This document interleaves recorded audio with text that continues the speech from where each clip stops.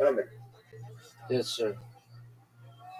do I need to be funny on streams or just I can be myself? Be Or, yourself. or, or I, Be yourself. Realism is what people want.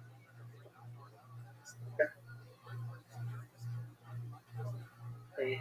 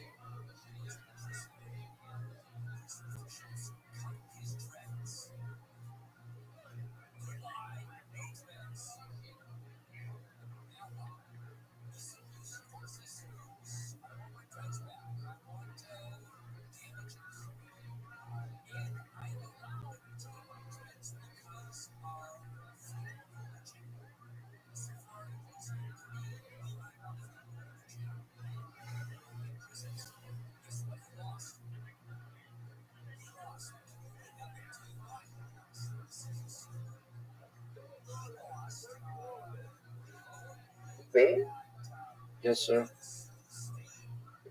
I think somebody is audible wrong. I'm stuck. I cannot. I'm like frozen.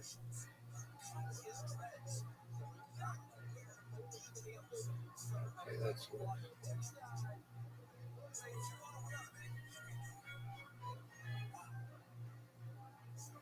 Can you please check? I'm checking right now. Yeah, your screen went black. Okay. Um, let's Awesome. see.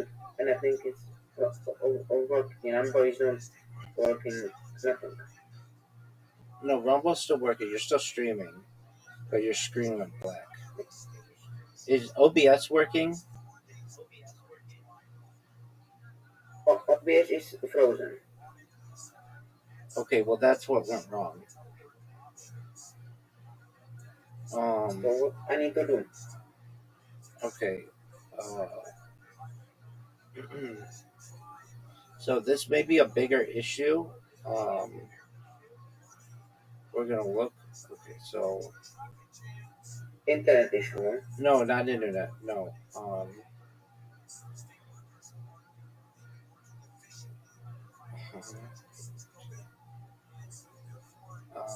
Let's see here. How many gigabytes of RAM do you have on your computer?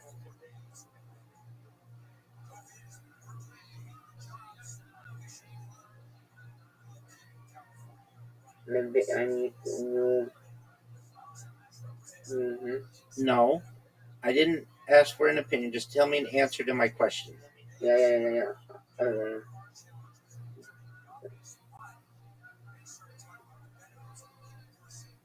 Okay. RAM, I have 8 Okay. gigabyte RAM. Yeah. So no, not kilobytes, gigabytes. Okay. So Yeah. So what you probably want to do is leave Discord, close Discord from that device. Use Discord only with your phone because that's kind of a not a lot of RAM, which means your Okay. computer's not going to be able to do that much stuff. So Mhm. shut down Discord and then come back in on your phone. Okay.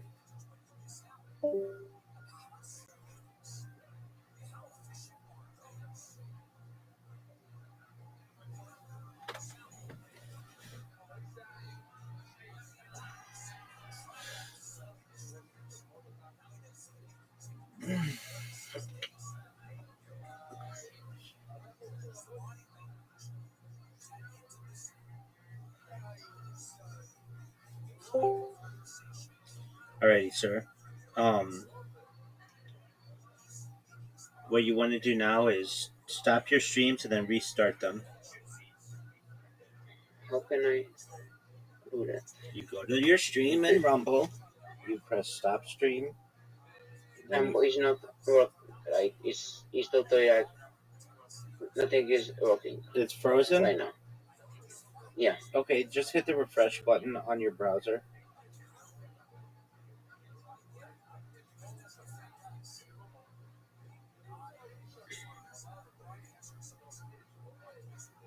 Still. I Alright. need to shut out. Okay. No, so then just Maybe something is happening. Control Alt Delete and then close. Are you using Chrome? Yeah. Yeah, Control Alt Delete on Chrome. Yeah, I need to. Okay. I will gonna have to look for Chrome.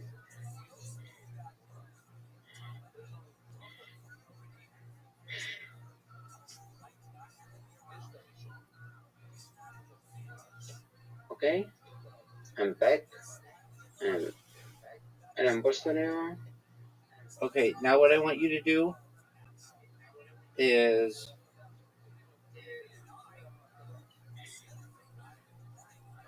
go to OBS, go to settings, go to advanced, go to process priority, and then put above normal or high. Okay.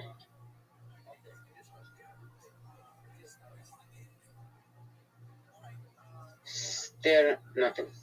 Well, no, it's okay. Now go back to Chrome. Yeah. And okay. Should I end my stream? Yes. I know. Yes. Okay. Okay, done. Okay, now restart it. No, this is still like the OBS is still stuck. Still. Okay, Control Alt Delete on OBS and then restart. I need to have new OBS. I need to Control Alt Delete, end task on OBS, yeah. And then restart it. Okay. New OBS. And then I want you to type. Let me know when you're ready to type into ChatGPT. Yeah, I am back. Okay, can you type into ChatGPT? Yeah, I can. Okay, type in disable Yeah, hardware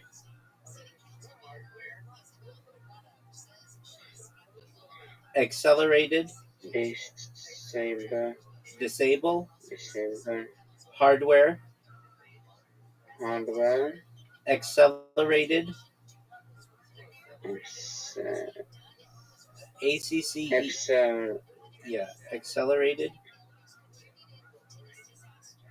mhm, GPU GPU, scheduling and then type is, and then type HAGS scheduling, it is zu, zu, ring, scheduling, and the last HAGS heads. HAGS yeah HAGS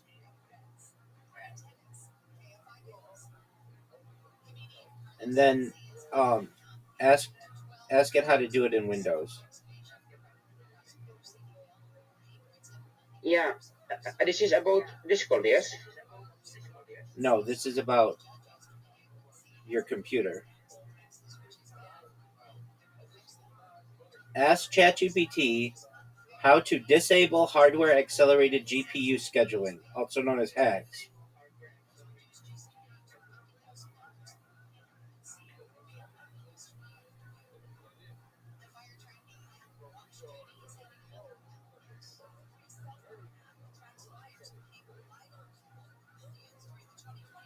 Did it tell you how to do it? Wait,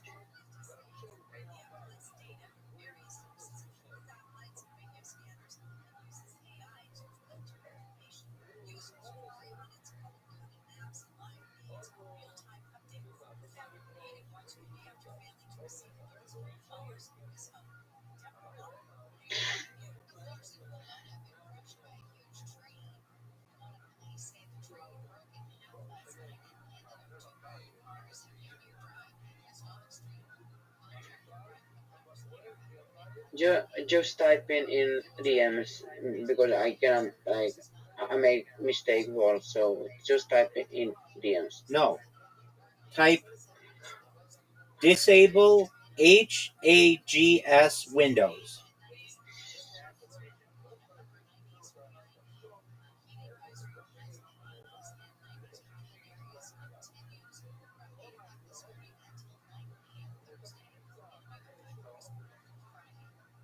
Disable what again? H as in hamburger. H. Yeah. A as in apple. G as in gorilla. G. S as in snake. And And then Windows. in.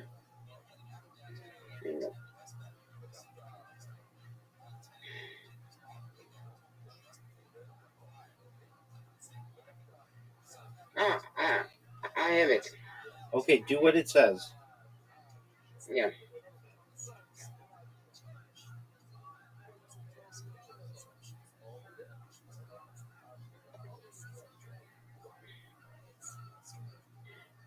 Let's go.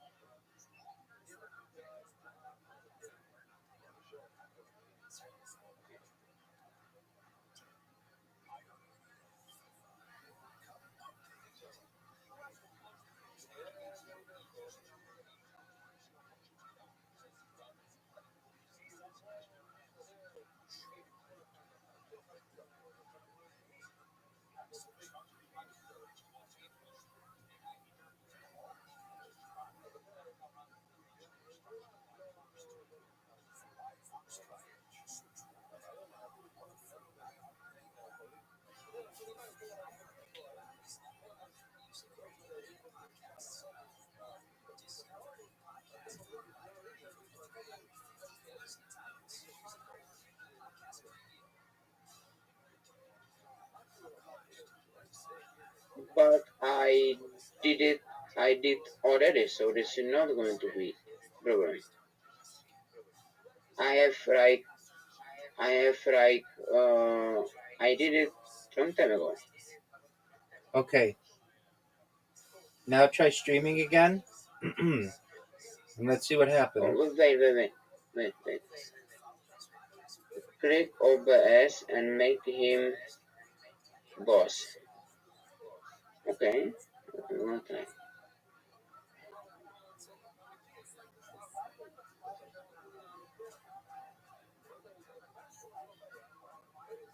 Okay. Let's go. Let's go make this. I will tell you something. I have on like in 2 days. I have I have first time ever in long time. I am going out with a girl, Oh, great. and the best point is she is my fan. Oh, no way. Yeah, When did this happen? she try to like she just follow me on Instagram, and I was like, why you follow me? And she's like, yeah, I like your stuff and this shit. Did this happen And yesterday? yeah, no, it was like 1 week ago, Well, good for you, my like man. two, When you going out with her? in 2 days. Okay, excellent. That's really good to hear. All right, are you ready? Are you going to go live again? Yeah, I will. Okay. Microphone, camera, but OBS.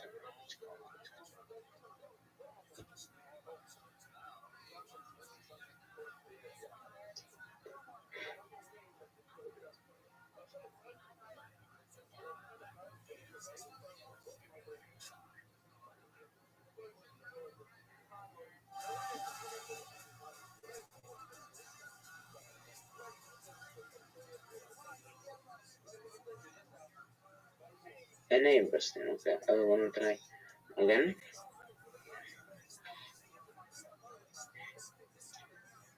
Do you think? Do you think I one day will be best podcast in Czech Republic, Perhaps. or like most viewed? Perhaps. Yeah, I think most viewed probably. Yeah. Yes. Everybody will know name.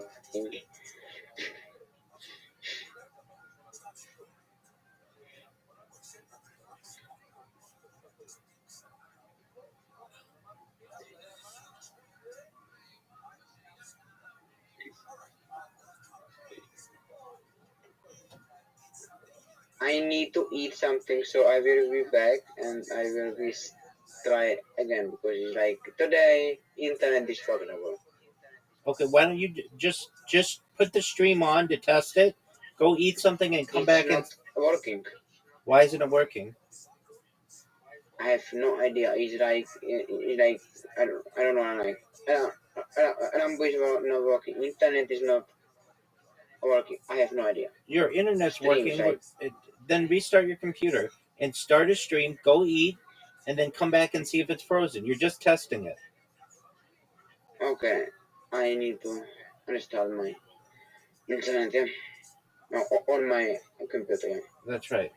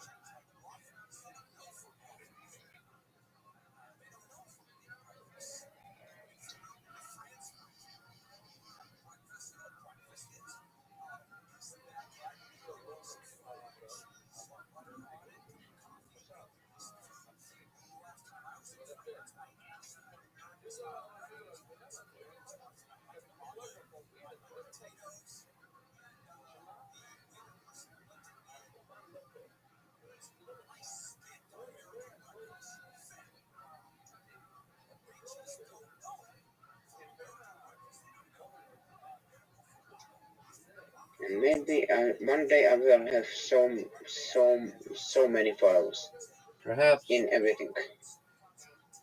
One day.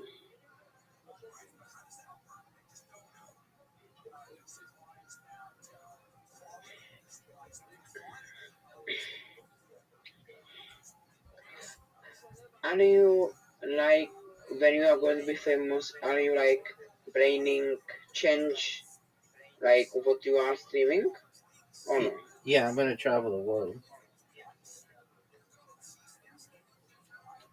I know, but money will never be like in 1 week or like in like 2 weeks or like because YouTube has some I don't know some things, no? Within 24 hours, all I have to do is put a, a Patreon link out, and it'll be huge. You are going to be most fastest millionaire in the history. Yeah, perhaps.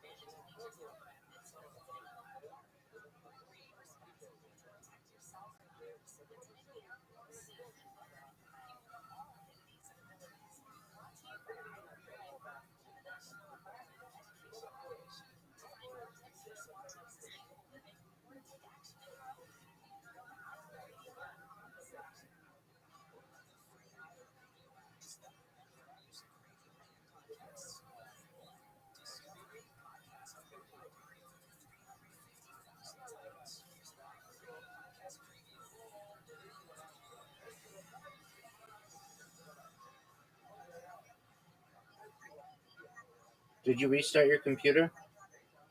Yes, I am almost done. Okay.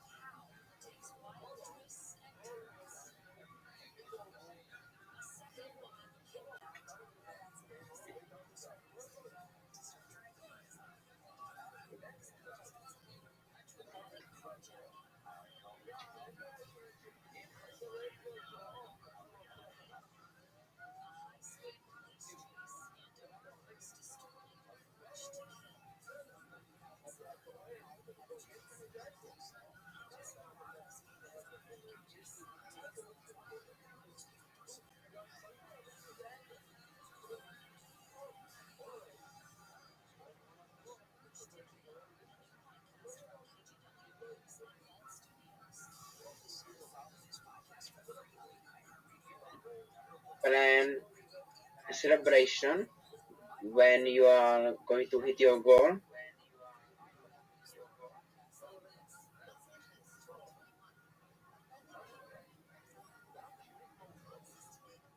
I cannot hear you. What are you saying? Do you have a plan for celebration? Yeah, the whole thing is going to be a big celebration. So I'm not. Yeah. You can't count your chickens before they roost. Oh, that was good. That was good. Like really good.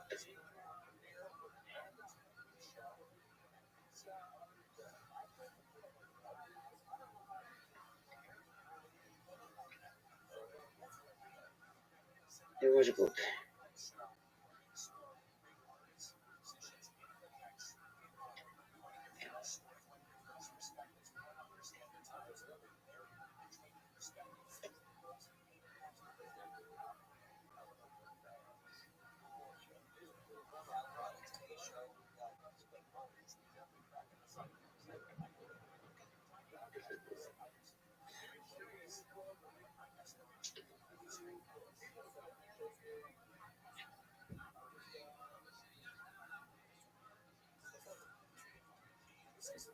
If I am little bit of more looking good, like it's so much easier with girls, with everything, with streaming, with 100%. everything. Yeah, it helps your self confidence. Yeah. You are thinking you are very like beautiful man. When I was younger, yeah, I got tons of chicks. What change? Oh, I've been live streaming my life 24/7, so I don't go to the gym. I don't like I used to be a long distance runner, but I know it's still there and there's something that women have for older men too. That's like a daddy complex, and so I can utilize that as well. I don't. I know what I say is attractive to women, and so I'm not. I don't. I'm not in it for chicks. Um, I know that when I go viral, the fact that I have the opportunity to perhaps be the fact that I have the opportunity to perhaps be the most famous person on earth will get me as many chicks as I want. I could be the ugliest dude on earth, but the fact that you can make a woman famous means that you'll have women vying for you till the end of time. So like you are going to be have more woman than Akabe Chris, more than Easily. him. 100 times more. Hmm.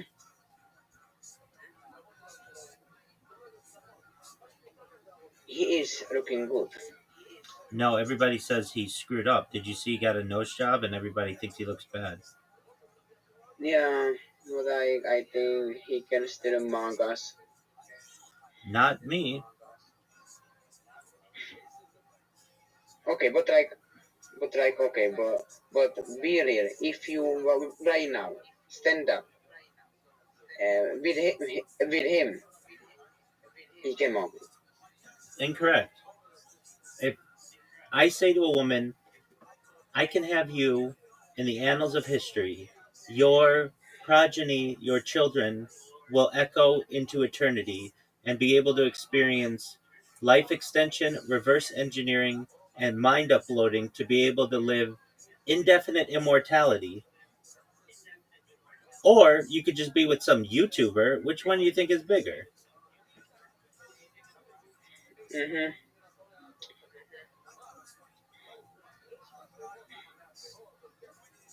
My question for you is this: are you live streaming yet on Twitch or on Rumble? No, because Rumble is not working. I don't know why.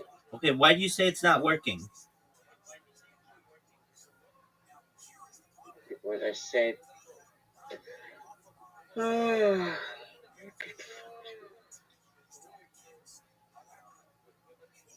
because I am in there, but like everything is black. I cannot see nothing. Is not letting me click anything. Okay, so it's frozen.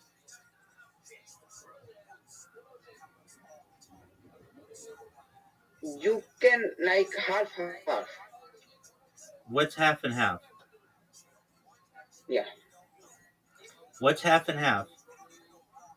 something like I can click like I I can click on contact the contact, but I can only click videos and nothing there.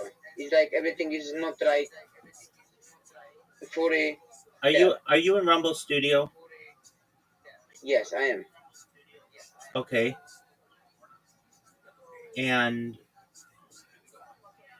you are you in your studio? Yes, and yes, I am. I'm in my studio. Are you in the section that says end stream? No, because it's not fully originated. Okay, can you press refresh? Yes, and nothing happened. What do you mean nothing happens? It's still the same.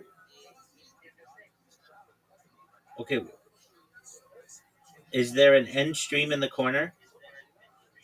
No, Okay, click on the Rumble logo in the upper left corner.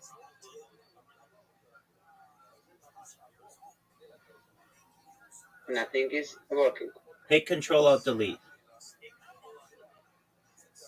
What? Press Control Alt Delete. And okay. And end task on Chrome.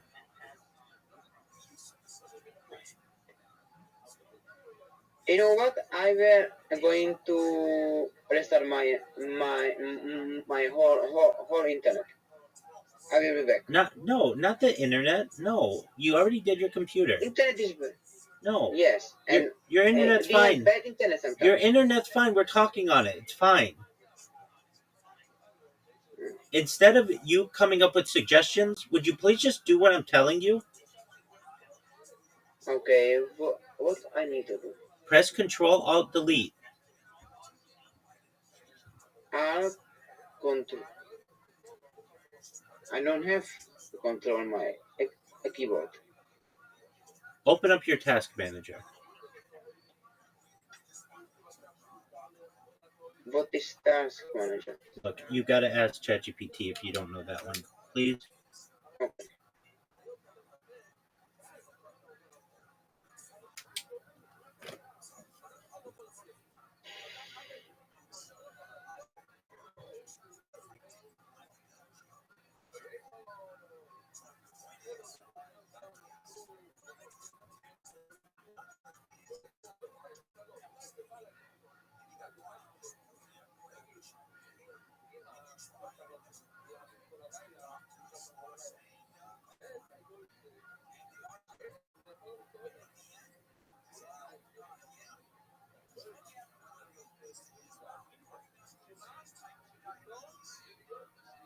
be right back.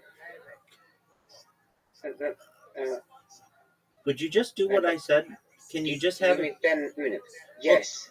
okay, Ah, it's working. Let's go. okay. It's working. So are you live streaming now? I'm not saying.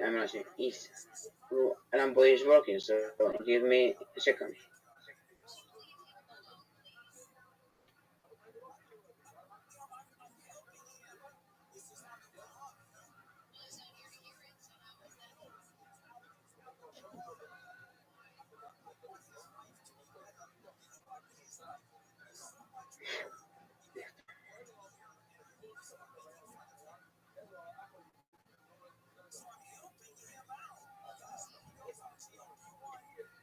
Mm, Let's take the time.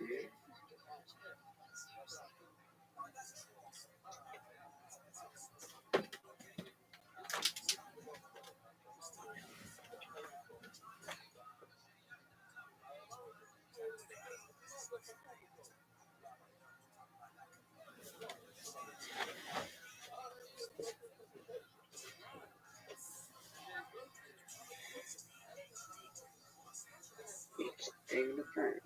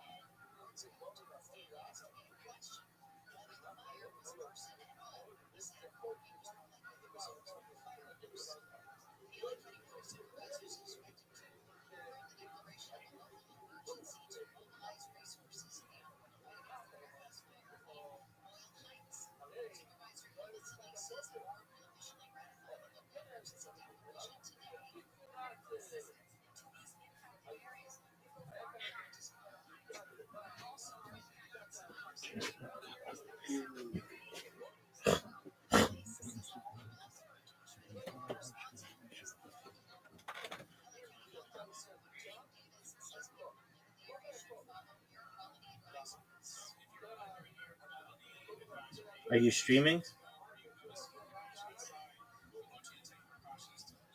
If I'm streaming, I will tell you. I'm streaming. Okay.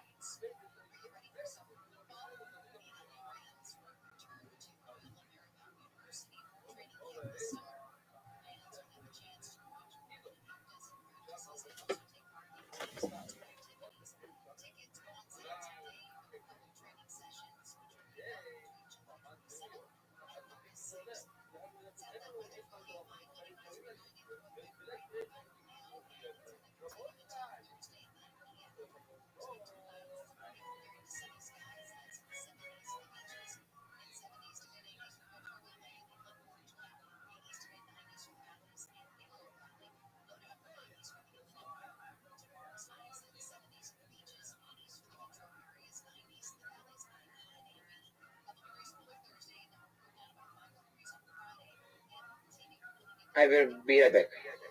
Okay, go, big dog.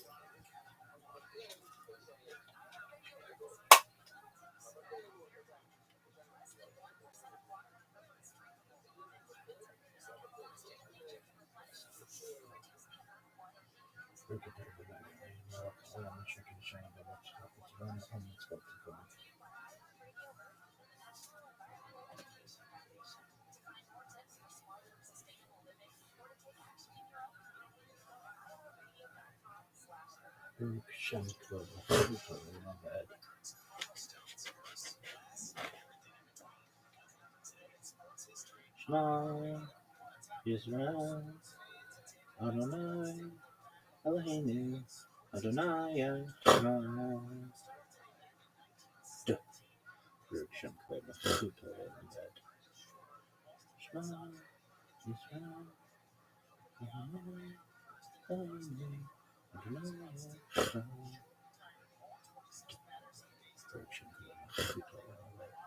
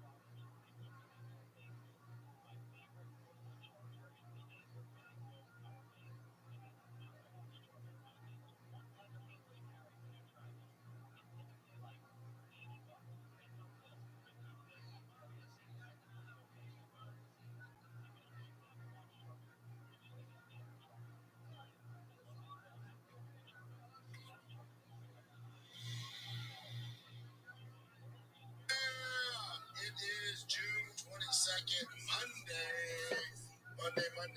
Now, typically, we do the Big Round breakdown live on Mondays and Thursdays, and we do the live chat on Tuesdays and Fridays. And usually, Fridays, live chat's always at 11 a.m. Central Time. Monday's Big Round will typically be at 9 a.m. Central Time, so we do it super early for you guys. But Brian Callen is missing the second week in a row, finding kids, so that freaks me out. He's coming a little later. It comes in a little later. So that's what we're doing. Happy Father's Day, belated Father's Day for all you dads out there.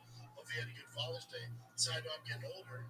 For Father's Day, I got my wife got my grill cleaned.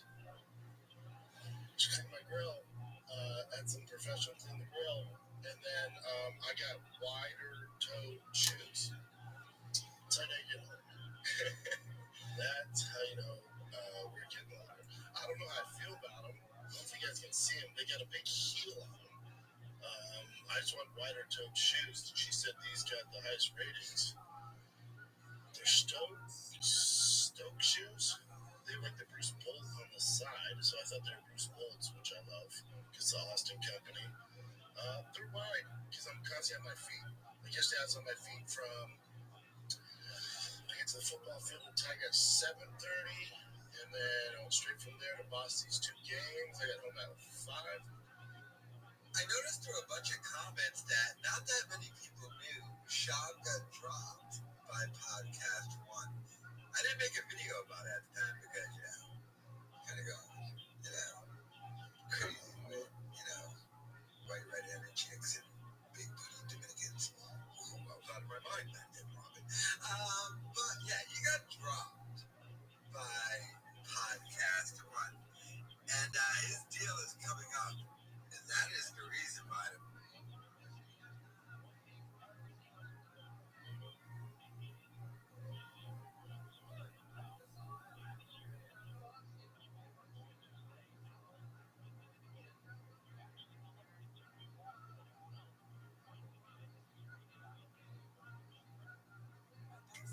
He's quitting all of his podcasts. So this says Brendan Schaub's exclusive distribution and advertising deal with Podcast One, which covers his flagship shows like The Fighter, The Kid, and The Golden Hour, is expected to conclude in August 2026. This stems from an exclusive 3-year partnership originally signed in August 2023 and later extended/renewed in early 2025 when Podcast One announced in January of this year their re-signings. Schaub wasn't part of that. Adam Carolla was, not Schaub. This explains why Schaub just recently completely quit the Golden Hour podcast and why he's been talking about quitting The Fighter and The Kid. He's going to quit both. See, what had happened here is Schaub signed that deal. Remember, Theo hated that deal. This is a big part of the reason why Theo Vaughn left. Jim Cornette sued that Colin Thompson guy, but Schaub and others like Carolla and Council and Podcast One. It finally dawned on Podcast One that Schaub's career is completely over. But they initially just paid out Schaub because him and Theo were owed money, but Schaub just took a settlement thing.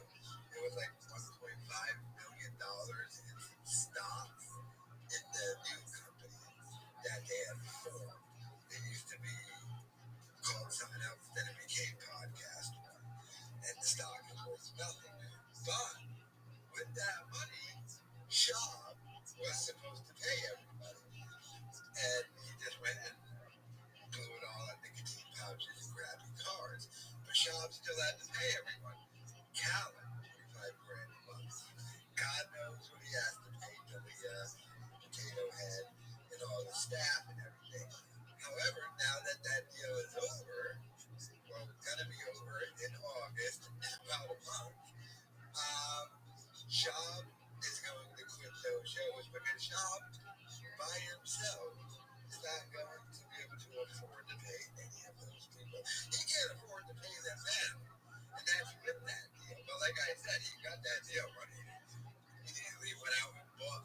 magical beans with it or something. I don't know what he did with that money, but it was blowing on stupid shit. That's why Shaw complained about making payroll and paying bills, and why he had to downgrade his entire lifestyle.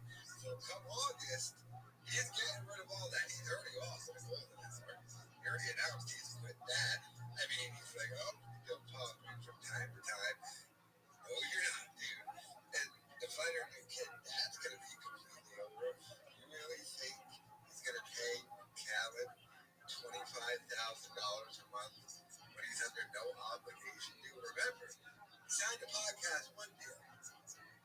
Shaw has spent the last year during all of his patriarch Q&As talking about how he doesn't want to do that podcast anymore, that it's dead. The only reason why he's continuing to do it because he's contractually obligated to do it. I've always maintained the fact the reason why he just didn't fire Khaled like a year ago is because I don't think he can per his deal with Podcast One. Like they're probably will allow Shaw to do whatever he wants. However, Shaw just fired Khaled. I'm pretty sure some of that podcast will be like, did you just fire half of the show? You're not allowed to do that. Well, come August, Khaled's done. You think Shaw's going to put up with this? And that was from yesterday's Big Brown breakdown his show. Where he's like, Khaled missed another. They're not doing a Fighter and the Kid episode today. Khaled missed another day. Khaled's put in no effort this whole time. Shaw has been testing Khaled to see if he really put in the effort to keep the podcast going once this podcast one deal is over. So the Fighter and the Kid's going to end too, but the Golden Hour, because I was wondering, why did he quit the Golden Hour? He quit it 3 weeks ago, but why now? Then, oh yeah, that deal is up in August. Do you really think he's going to maintain whatever studio space they use? And like I said, he pays talent $25,000, right? God knows what he has to pay D'Elia. You would assume more. I don't know if D'Elia would know to ask for more, probably though. And none of these podcasts make any money. I think Shaw has figured out the only way I can make money is just do live stream. And he's still not really going to make money if he's going to keep renting out that storage.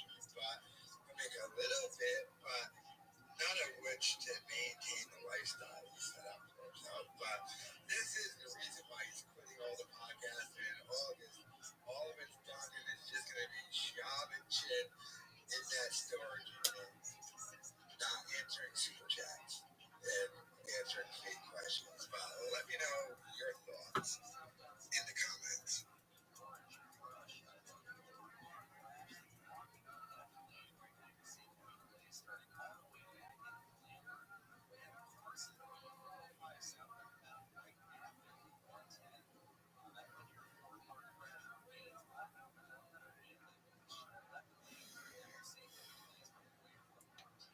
What's up, Sluts? No one really knows for sure. What's up, Sluts? No one really knows for sure. Elevate, King. Chai. So this is from Zoe to live by. 3761, Creation of the Road. With Vitamin E. Chaya. 3631, 137, Son Adam was born. 3526, 235, Enosh, son of Seth was born. 3436, 325, Kenan, son of Enosh was born. 3366, 395, Mahalo, son of Kenan was born. 3301, 460, Yared, son of Mahalo was born. 3139, 622, Chanak, son of Yared was born. 3074, 687, Methuselah, son of Chanak was born. 2887, 874, Lamech 2, son of Methuselah was born. 2831, 930, Adam died.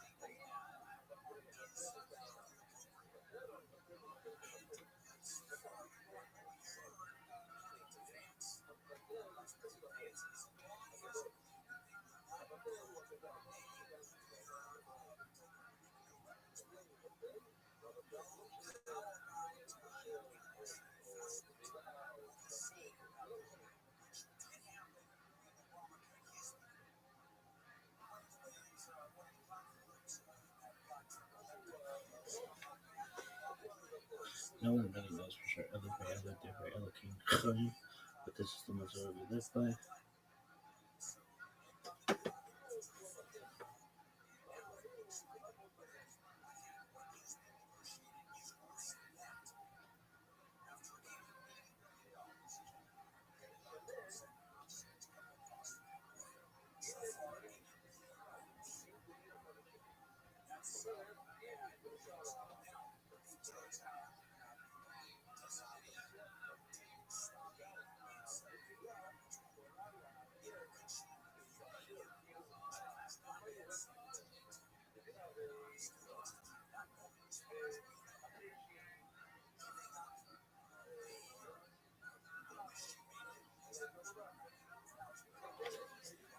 I just heard one of these bitches.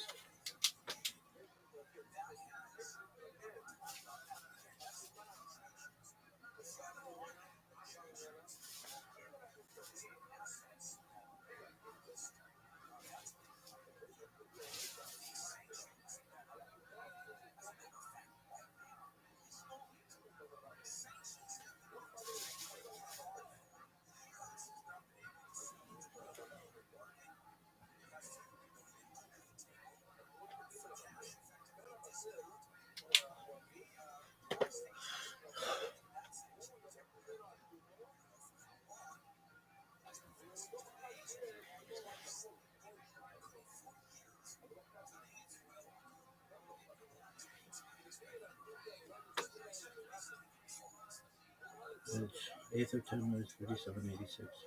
Tuesday, June 23rd. We've been doing this bitch for 179 days.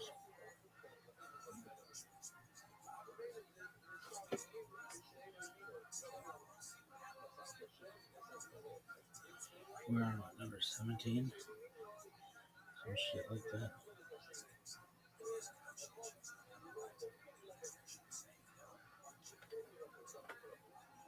I've had a, let's call it, complicated relationship through the ages. At times, an open conflict.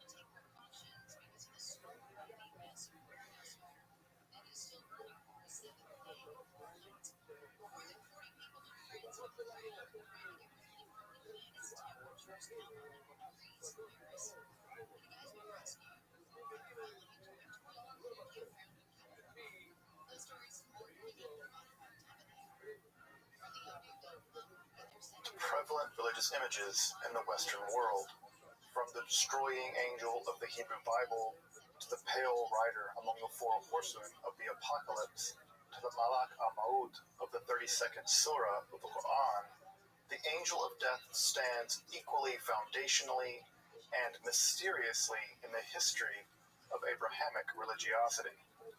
In this episode, we're going to study the early history of the angel of death, from the Bronze Age Levant to the rise of Islam.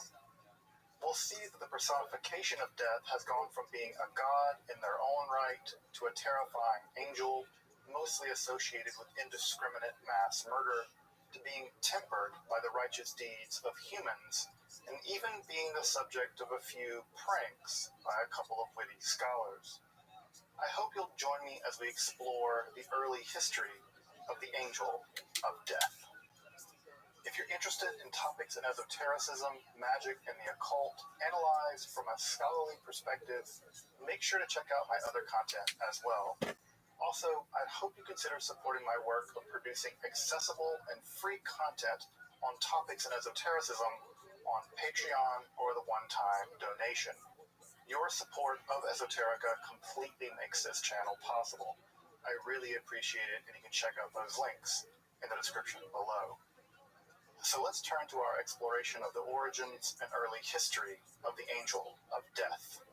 I'm Dr. Justin Sledge, and welcome to Esoterica, where we explore the arcane in history, philosophy, and religion.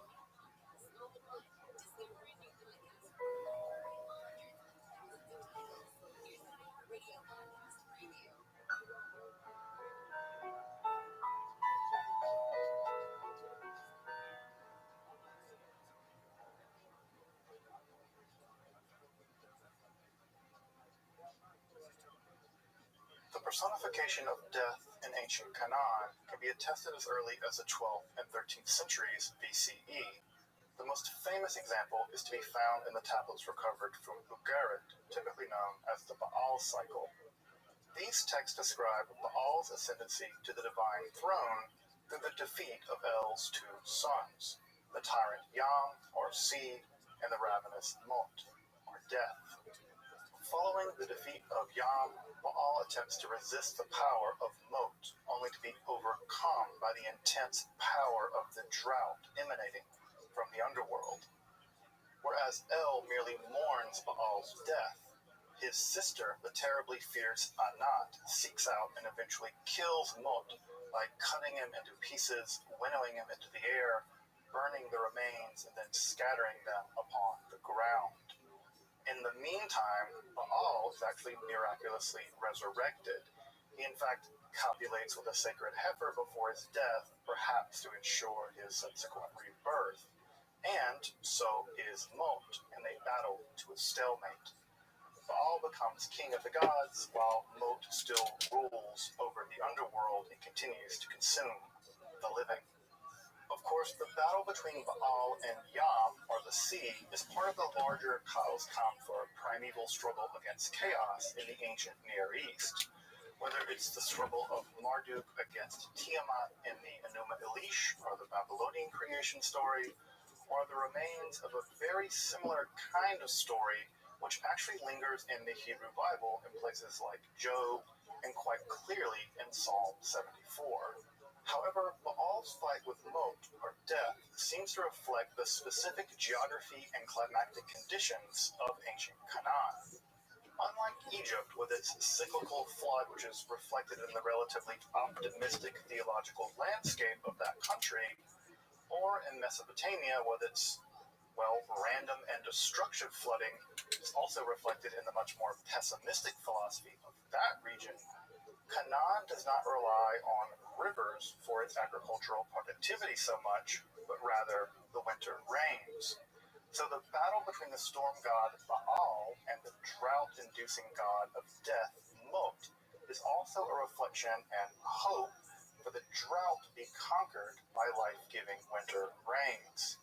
Even Mot's death at the hands of the ferocious Anat reflects his body being cut up into pieces to seed the earth.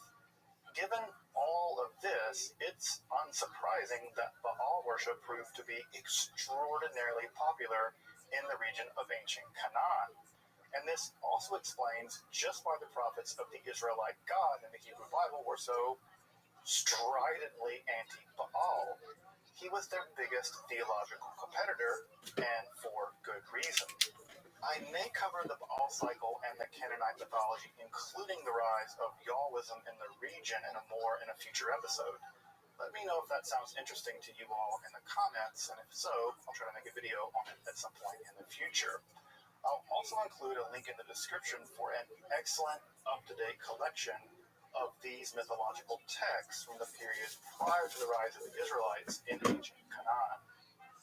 Unsurprisingly, with the succession of the Israelite god in the region, previous mythological elements were actually rolled up into Israelite mythology, including the struggle with the sea, or Yam.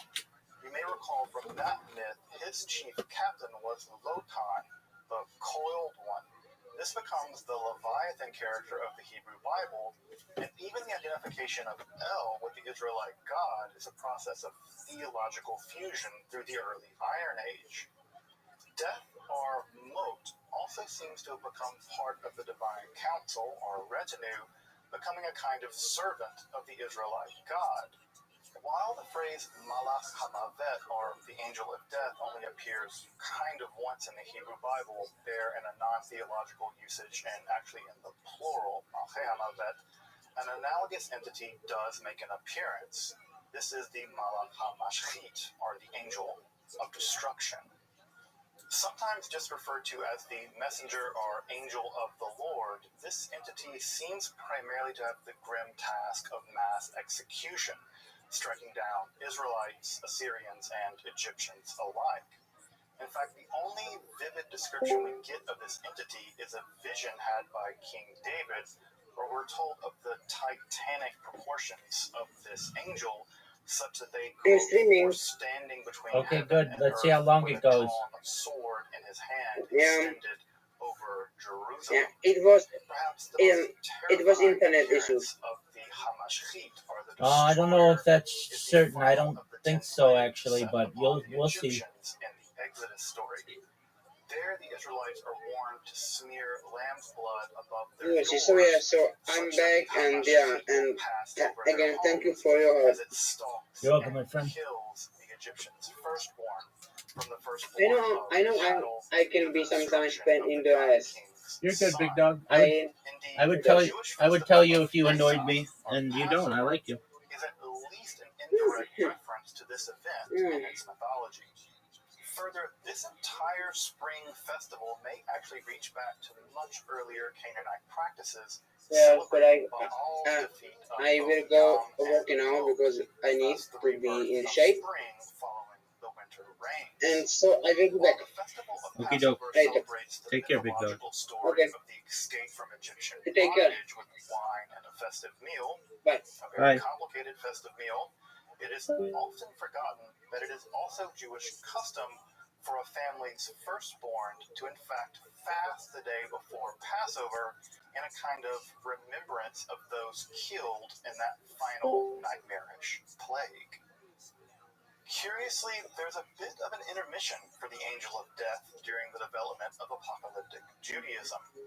This One is more mostly thing. because in What's this up, big period, dog? the character of the devil, or When Satan, I am gets like, most of the attention, when as I'm not Judaism going is to be likely here, under should some I central Zoroastrian should I play influence at some this episodes time. on live podcast? Apocalyptic Judaism I think it's a good includes idea. texts like the books of Enoch or Yeah. the War Scroll found at Qumran, along with much of the mythological landscape of early Christianity, are primarily dominated by the good versus evil battle between God and the forces of Satan and his cadre of demons.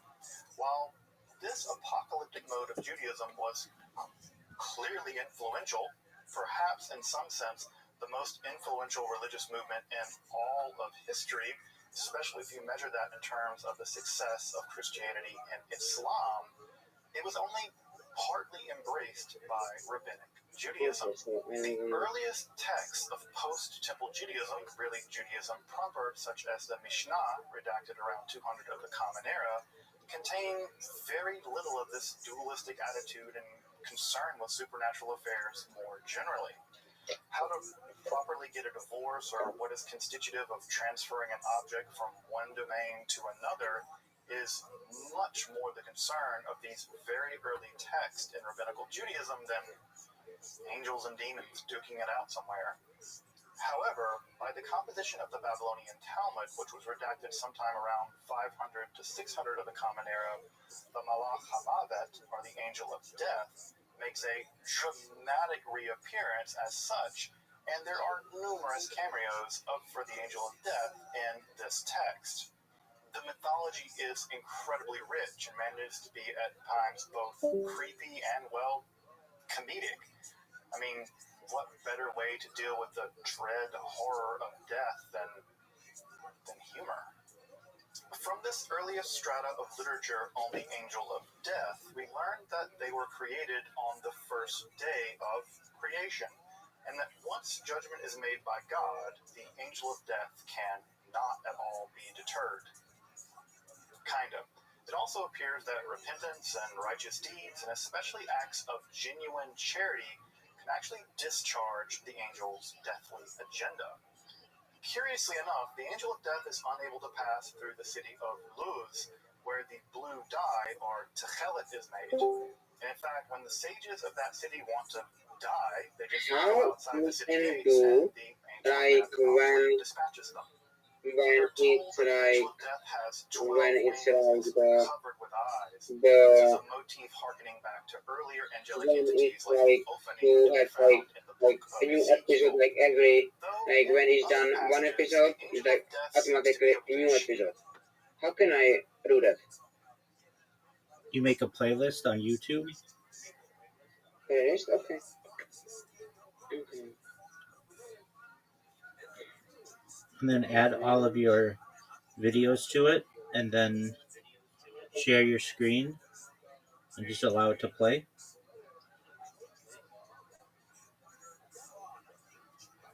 Okay.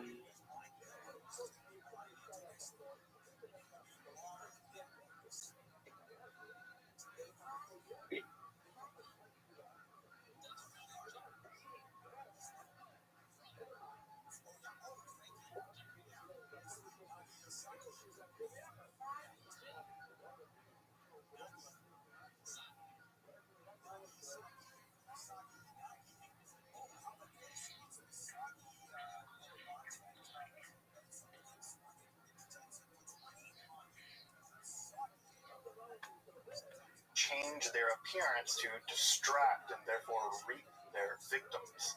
We are told that if dogs wail for no reason at all, that means that the Malach HaMavet is nearby, like in every scary movie ever. But if those dogs are especially playful, it's because the prophet Elijah has come to the city in question.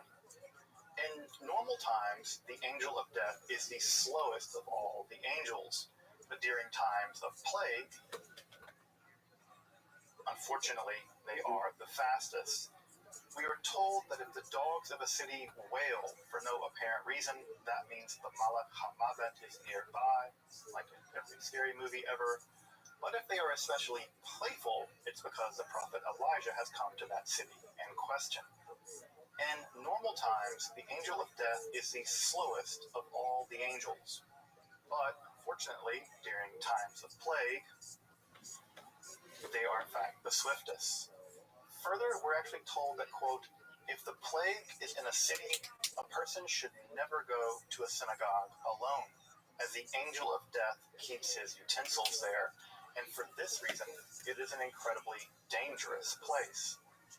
But if there are children learning or a quorum or minion there praying, it's in fact not a dangerous place. I guess the angel of death can't store their things there in those circumstances. This idea that while praying or studying, the Malach HaMavet has no ability to interrupt also appears in various tales where the angel basically pulls pranks to interrupt people from studying, well, to reap their souls.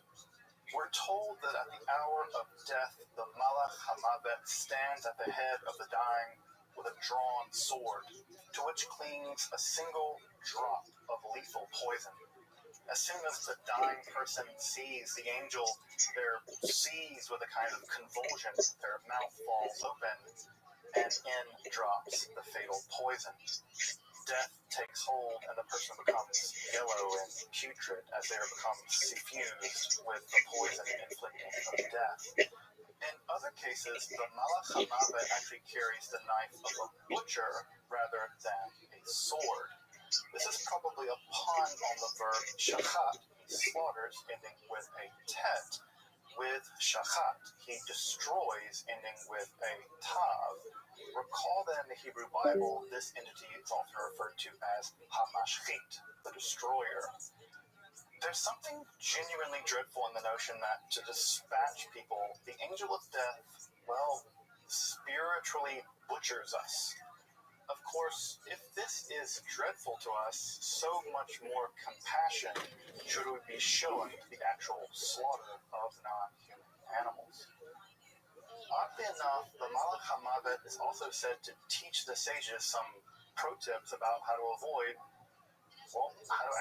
the angel of death. For instance, we read Rabbi Yehoshua ben Levi said, "The angel of death told me 3 things. Do not take your cloak in the morning from the hand of your servant and wear it. Do not ritually wash your hands from one who has not ritually washed their own hands. And do not stand before the women when they return from the burial of the deceased, because I, the Malach HaMavet, dance and come before them, and my sword is in my hand, and I have license to destroy." Again, that word destroy and butcher play hand in hand. One sometimes gets the sense that the angel of death goes about their grim task with something like reluctance. It's necessary, but there's no glee in the reaping of souls. Though the Malach HaMavet isn't grim entirely and even betrays some humor, even if it is, gallows humor.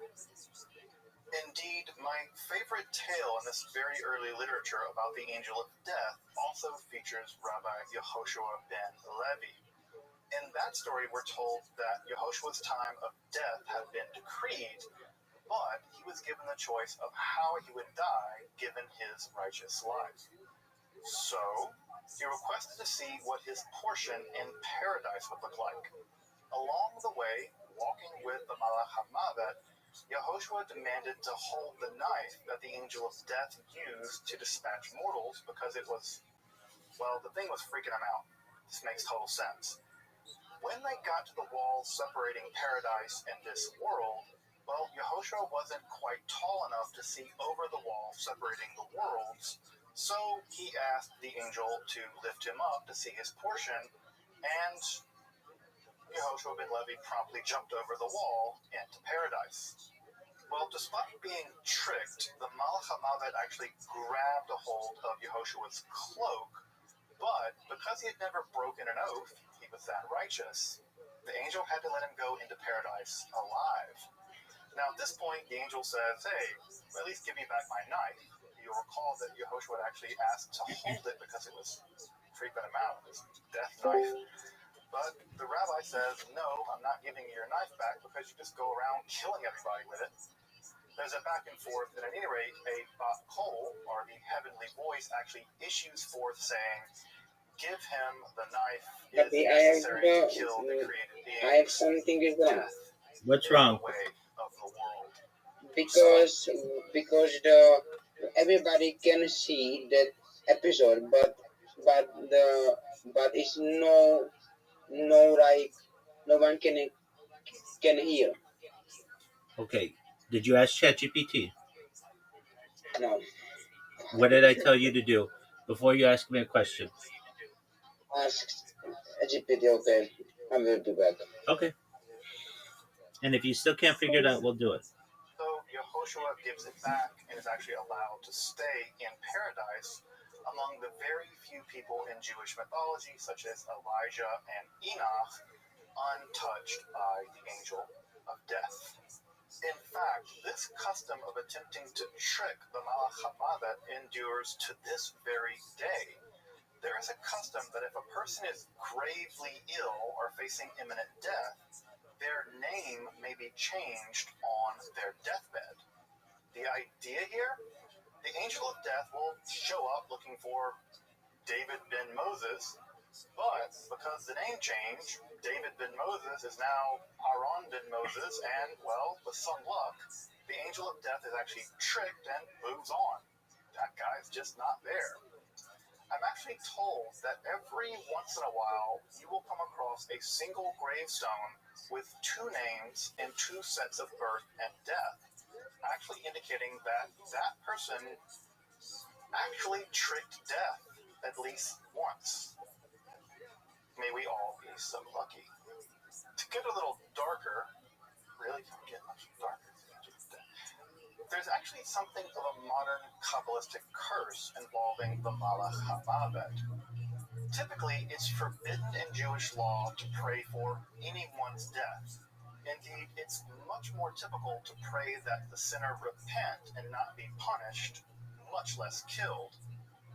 However, there's a very controversial custom whereby one can pray that God will audit the sins of a specific person, and if those sins actually merit divine punishment via early death or karet, the Malach HaMavet will be subsequently dispatched to do the deed. This curse, for lack of a better word, indirectly summons the angel of death. The mode by which the angel of death executes that person also gives the curse its name, pulsa denora, or the fiery lashes in Aramaic. The use of these fiery lashes to punish everyone from the angels Metatron and Gabriel to many different ancient rabbis to a dozen or so contemporary Israeli politicians shows that the angel of death still commands a sense of fear and dread, at least for the people attempting to invoke him. In some slightly later early medieval legends, we are told that the demoness Lilith, this is the rebellious wife of Adam, typically responsible for killing babies, has actually become the nagging wife of the Malach HaMavet, with us getting a kind of laugh at his being tortured by her nagging just as he nags us to death. Har har, misogyny. Of course, death would go on to be personified in Christianity as the pale rider among the four horsemen of the apocalypse, though would not really go on to remain an angel proper. According to Christian mythology, Christ defeated death on the cross, which will be properly annihilated in the final judgment. In fact, we read in the epistle to the Hebrews found in the New Testament, quote, "Since, therefore, the children share in flesh and blood, he himself, Jesus, partook of the same things, that through death he might destroy the one who has the power of death," that is, of course, the devil, "and deliver all of those through fear of death were subject to lifelong slavery." This idea that Christ defeats the devil, who is in some sense in charge of death itself. With there being no specific angel of death, the images of the Grim Reaper in Christianity took a much greater hold, although these typically lean on imagery taken from Greco-Roman paganism, such as the scythe and hourglass, which are typically linked with Saturn Kronos. However, the angel of death, or the Malach al-Maut, plays a major role in Islamic mythology, and is actually one of the four archangels in that tradition. There, the angel of death, you'll notice that it's actually cognate with the Hebrew Malach HaMavet, Malach al-Maut, is actually mentioned in the Quran at Surah 32:11, and is in fact sometimes linked with a Jewish angel/demon, it's hard to say exactly, named Azrael, or God's helper. You'll notice that in Jewish mythology, the angel of death is very ever rarely given a proper name, though they are sometimes linked with Samael, or the quote, poison of God, who also appears in Gnostic mythology. There is an enormous and contested array of traditions associated with the angel of death in Islam. For instance, the painful extraction of the soul from the sinner, and the pleasant extraction from the soul of the righteous, the post-mortem angelic examination before the day of judgment, and even that it's in fact the angel of death that has to deliver the bad news to those who cry out in agony in hell that they ain't getting out of here.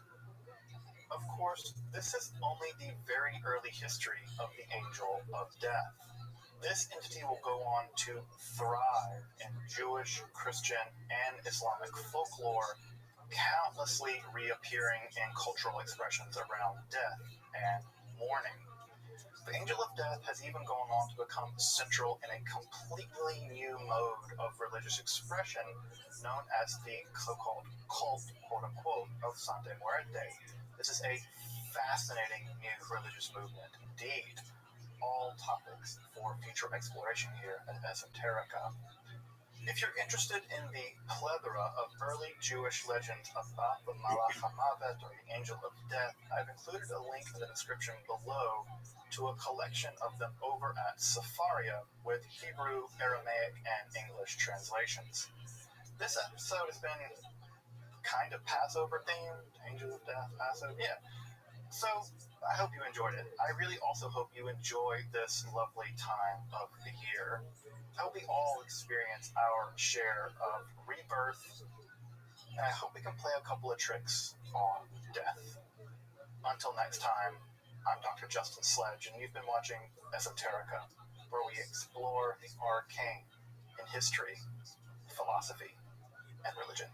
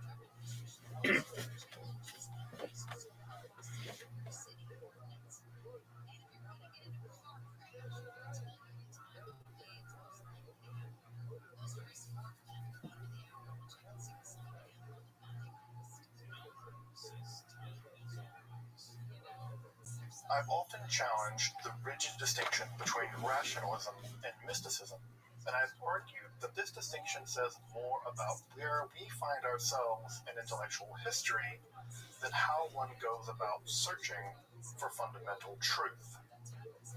Perhaps no philosopher has been caught in this tug of war between rationalism and mysticism than Baruch Spinoza, derided as a heretic whose ideas were tantamount to atheistic rationalism and praised as a man nothing short of intoxicated with God. Spinoza's philosophy cannot be so easily captured by simplistic and blunt analysis. In this episode, I want to explore the history of this tug-of-war between the rational Spinoza with his geometric logical method and a more hermetic, mystical Spinoza as a philosopher of eminent divine joy. This episode is also special because it's part of a collaboration with my friend and colleague Zevi over at Seekers of Unity. Of the people I've met over the years exploring mysticism, Zevi is among the most impressive. He manages to strike a balance between intellectual rigor and deep sensitivity on a topic that is as important for grasping the human experience as it is deeply difficult to study. Make sure to check out his project over at Seekers of Unity. You can check it out at the card above for a wide range of explorations of mysticism, including this series on pantheism, where we're working together to dive a bit deeper into the philosophy of Spinoza. And if you're interested in Hermetic philosophy, mysticism, or magic, make sure to subscribe and check out my other content as well. And if you want to support my work of making scholarly, accessible, and free content on topics of esotericism here on YouTube, you may want to consider supporting my work on Patreon or with a one-time donation. Your support of Esoterica really does make this channel possible. I really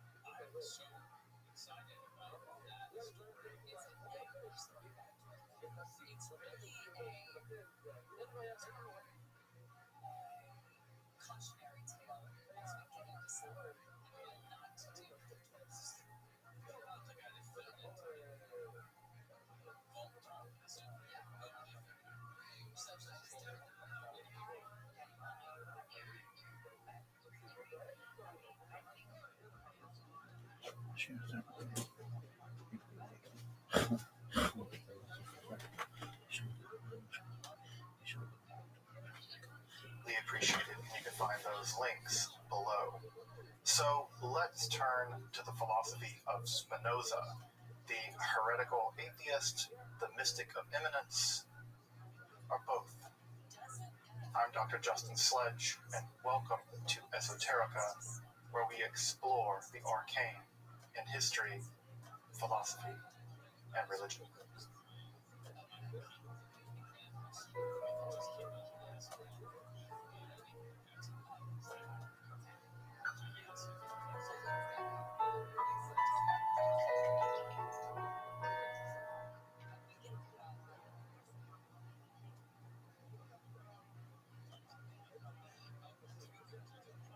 Baruch Spinoza was born on the 24th of November 1632 to a mercantile family who had spent generations as refugees following the Alhambra decree, which in 1492 expelled hundreds of thousands of Jews from Spain. From what we can tell, he was raised in a relatively orthodox background, receiving a traditional Jewish education along with learning his family business. Though it appears that in his late teens or early 20s, he began to frequent the association of certain radical Protestant followers of the philosopher Descartes. You know, I think, therefore I am Descartes. While the reasons aren't exactly clear, Spinoza was subject to the cherem, or the excommunication from the Jewish community, on the 27th of July, 1656, at the age of 23. It seems that the excommunication was probably for several reasons, some of which included his emergent critical approach to the Hebrew Bible, his likely embrace of at least some aspects of the Cartesian philosophy, which at that time was considered kind of like an atheism, though Descartes does give at least three different proofs for the existence of God throughout the Meditations and all of his other works, so whatever atheism means when it comes to Cartesianism. Aside from theological and philosophical heterodoxy, Baruch was also in a dispute with his sister about the family business following their father's death, and temporary excommunication was sometimes used in the Amsterdam Jewish community as a means of enforcing social compliance. The excommunication decree was actually reconsidered in December of 2015 by the Amsterdam Jewish community. It was actually upheld. He's still excommunicated. Their argument? Why should the community change the decree when Spinoza himself expressed no interest in it being lifted? Spinoza wished to be in exile, and thus it was and should be. We may very well never know the reasons, but the writ of excommunication, while somewhat formulaic, is dreadful actually to read. What's fascinating is that while expelled from the Jewish community, Spinoza never converted to another religion, much to the confusion and chagrin of the times. In some sense, this makes Spinoza among the first figures to live outside of the system of organized religion at all. It may, in fact, make him something like the first secular person in Europe. I've always seen this as a testament to the strength of his character and the integrity of his beliefs. I mean, can you imagine the courage it must have taken to live as both ethnically Jewish, with all of the anti-Semitism that came along with that at that time, but also excommunicated from even the comforts of being a second-class citizen?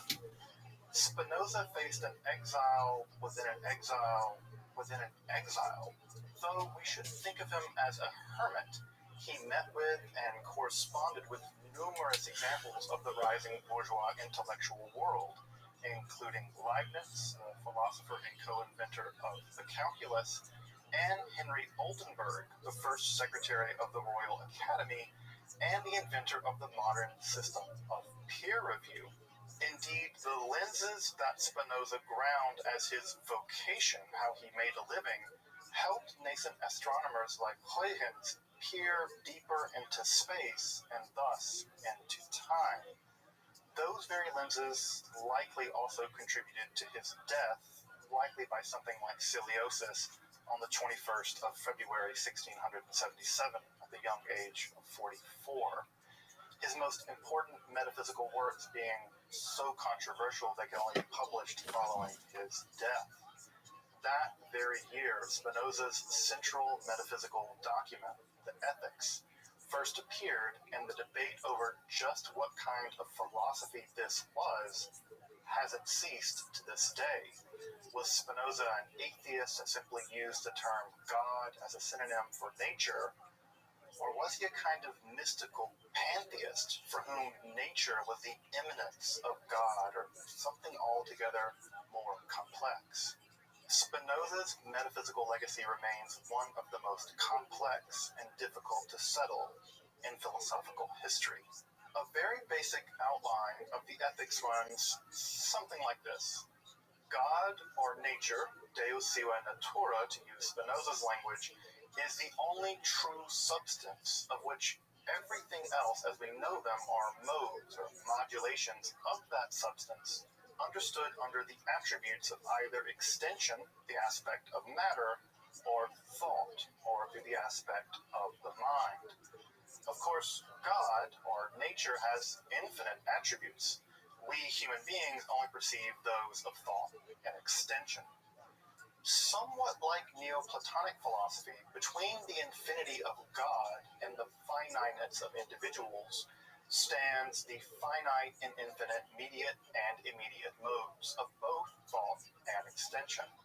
These comprise the total system of motion and rest. One could even use the word energy of matter, along with the spatial system of those bodies as the mediate and immediate modes of extension, which Spinoza refers to rather mysteriously as the, quote, face of the entire universe. Similarly, the totality of all information being processed in reality is the, quote, absolutely infinite understanding, comprising the immediate, infinite, eternal mode of thought. The immediate, infinite, and eternal mode of thought remains rather unclear in Spinoza's system, though one could perhaps deduce that it must be something like the totality of all minds, mine, yours, every mind, such they, quote, constitute at the same time the eternal and infinite intellect of God, as Spinoza puts it, though exactly what this is remains, like I said, a bit mysterious. That mode of substance, or God or nature, that is the human being, us, like all beings, strives to persist in being by an internal ontological force that Spinoza calls conatus. However, unlike many other beings, human conatus operates under and perceives the attribute of mind as much as its physical extension.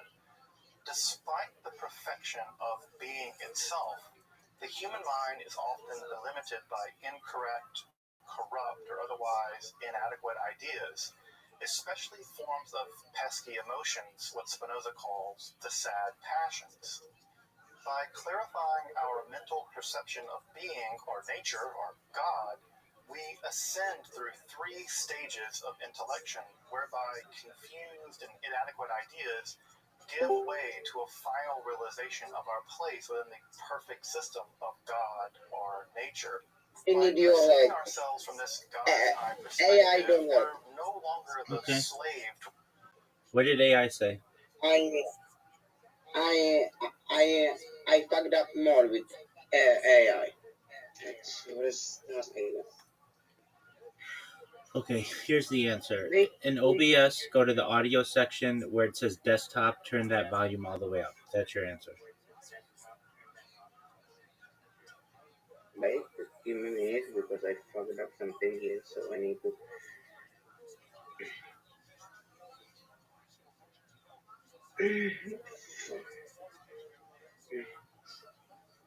Yeah, I fucked up.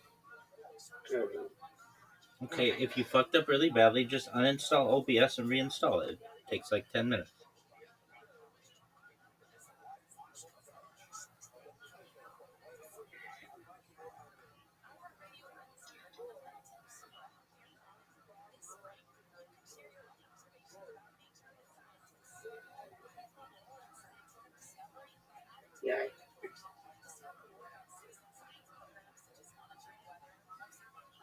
Yeah, yeah.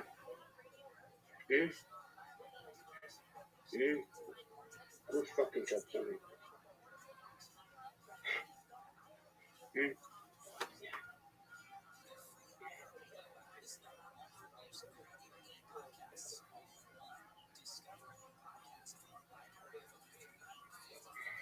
So I will end the stream.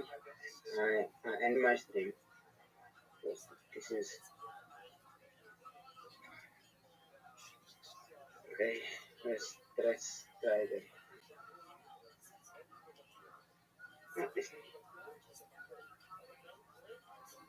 Now it's working. Okay, let's try again. Let's try again. Start stream.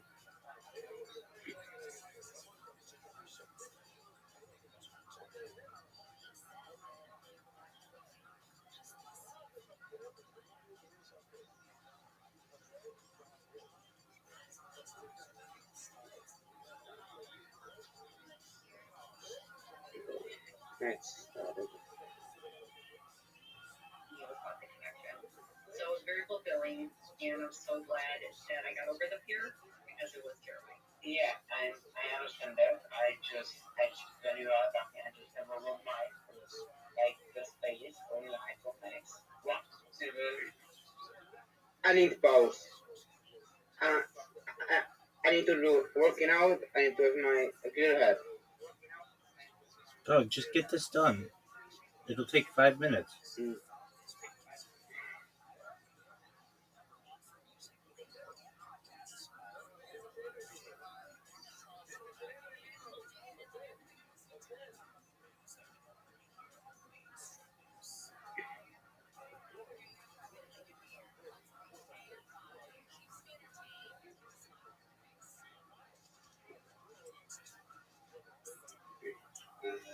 What the what the what the fuck is that? Like what the fuck was that,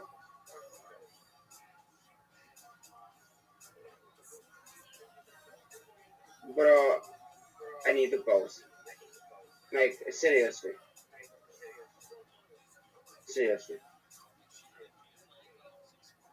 Yeah, I will gonna work out and I will call you after Do whatever makes you happy. because right, I'm so fucking.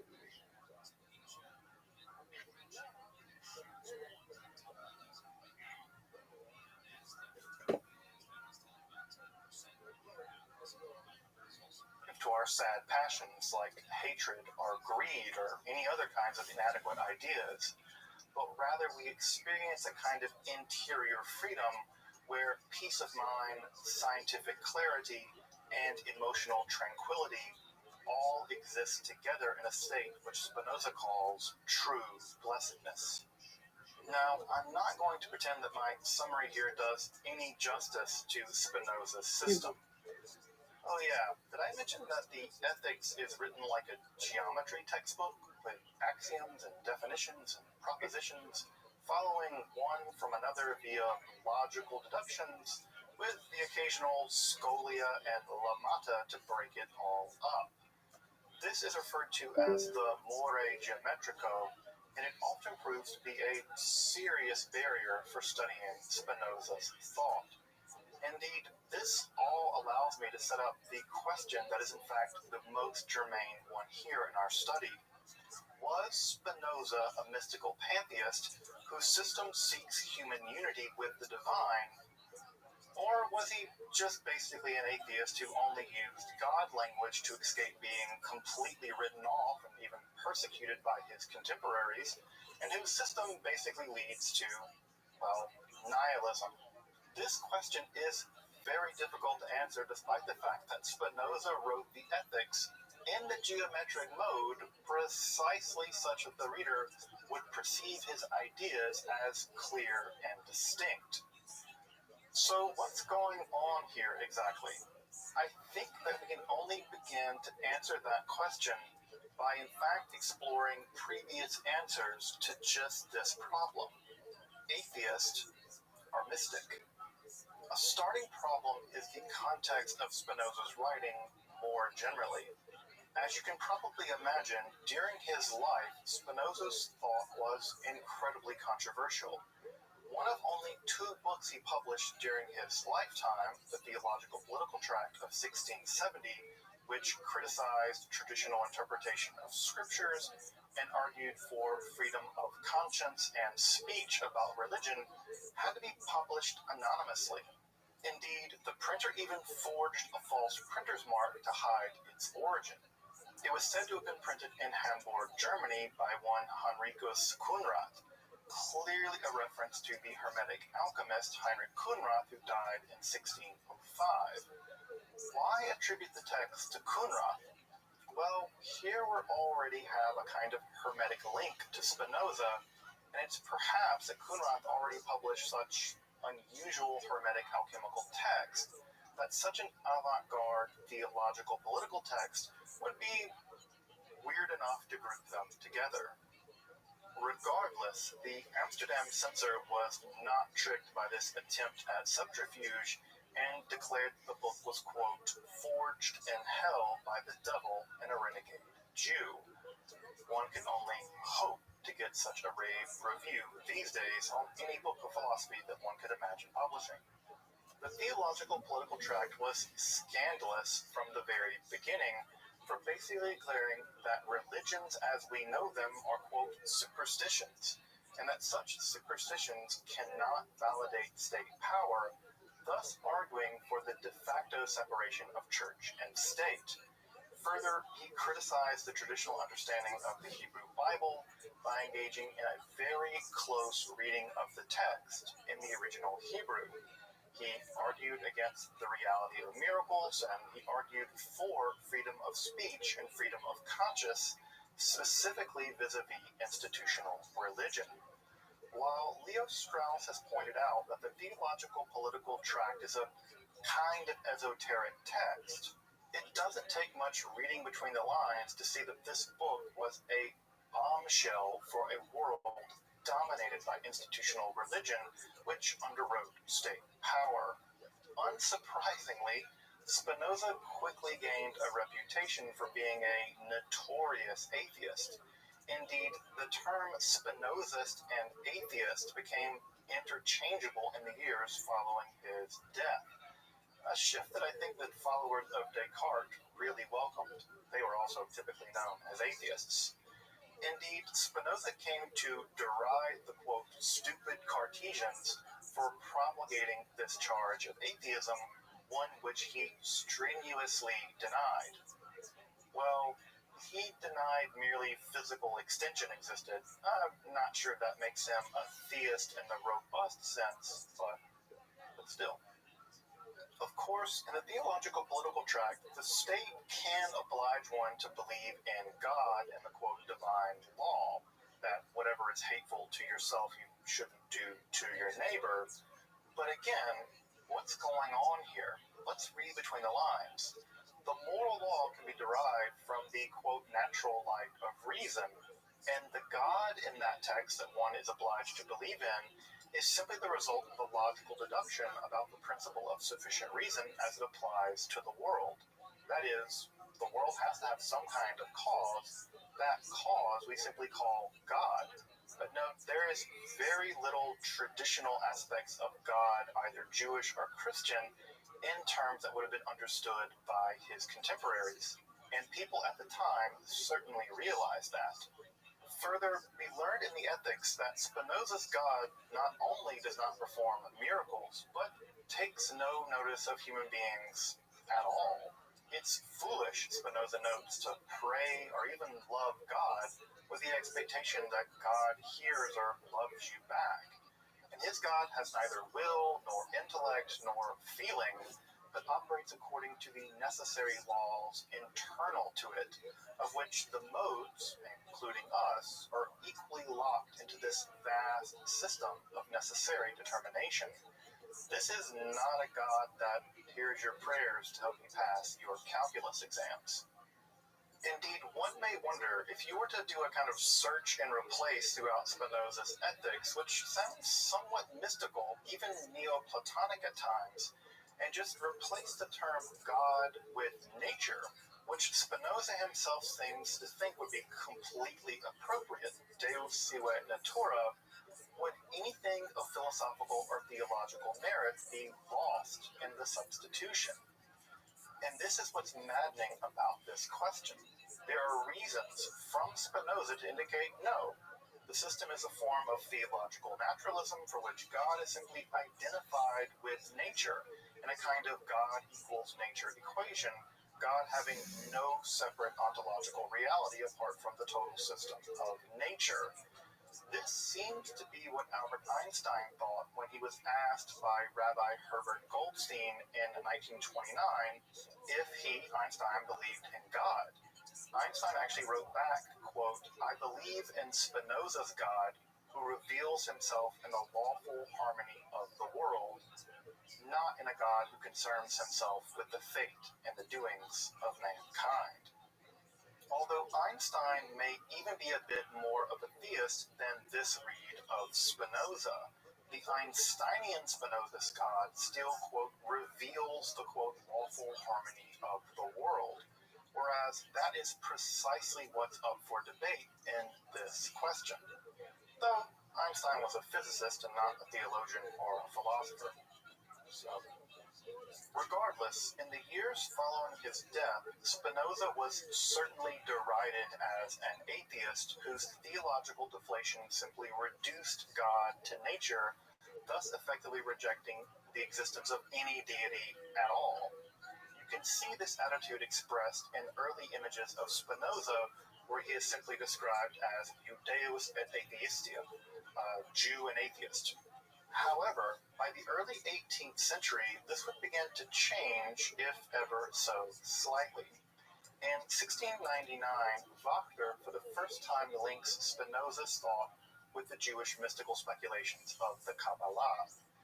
Ever since then, numerous scholars have attempted to find a clear and distinct link between Kabbalistic writings on the one hand and Spinoza's system on the other, though I think to little avail ultimately.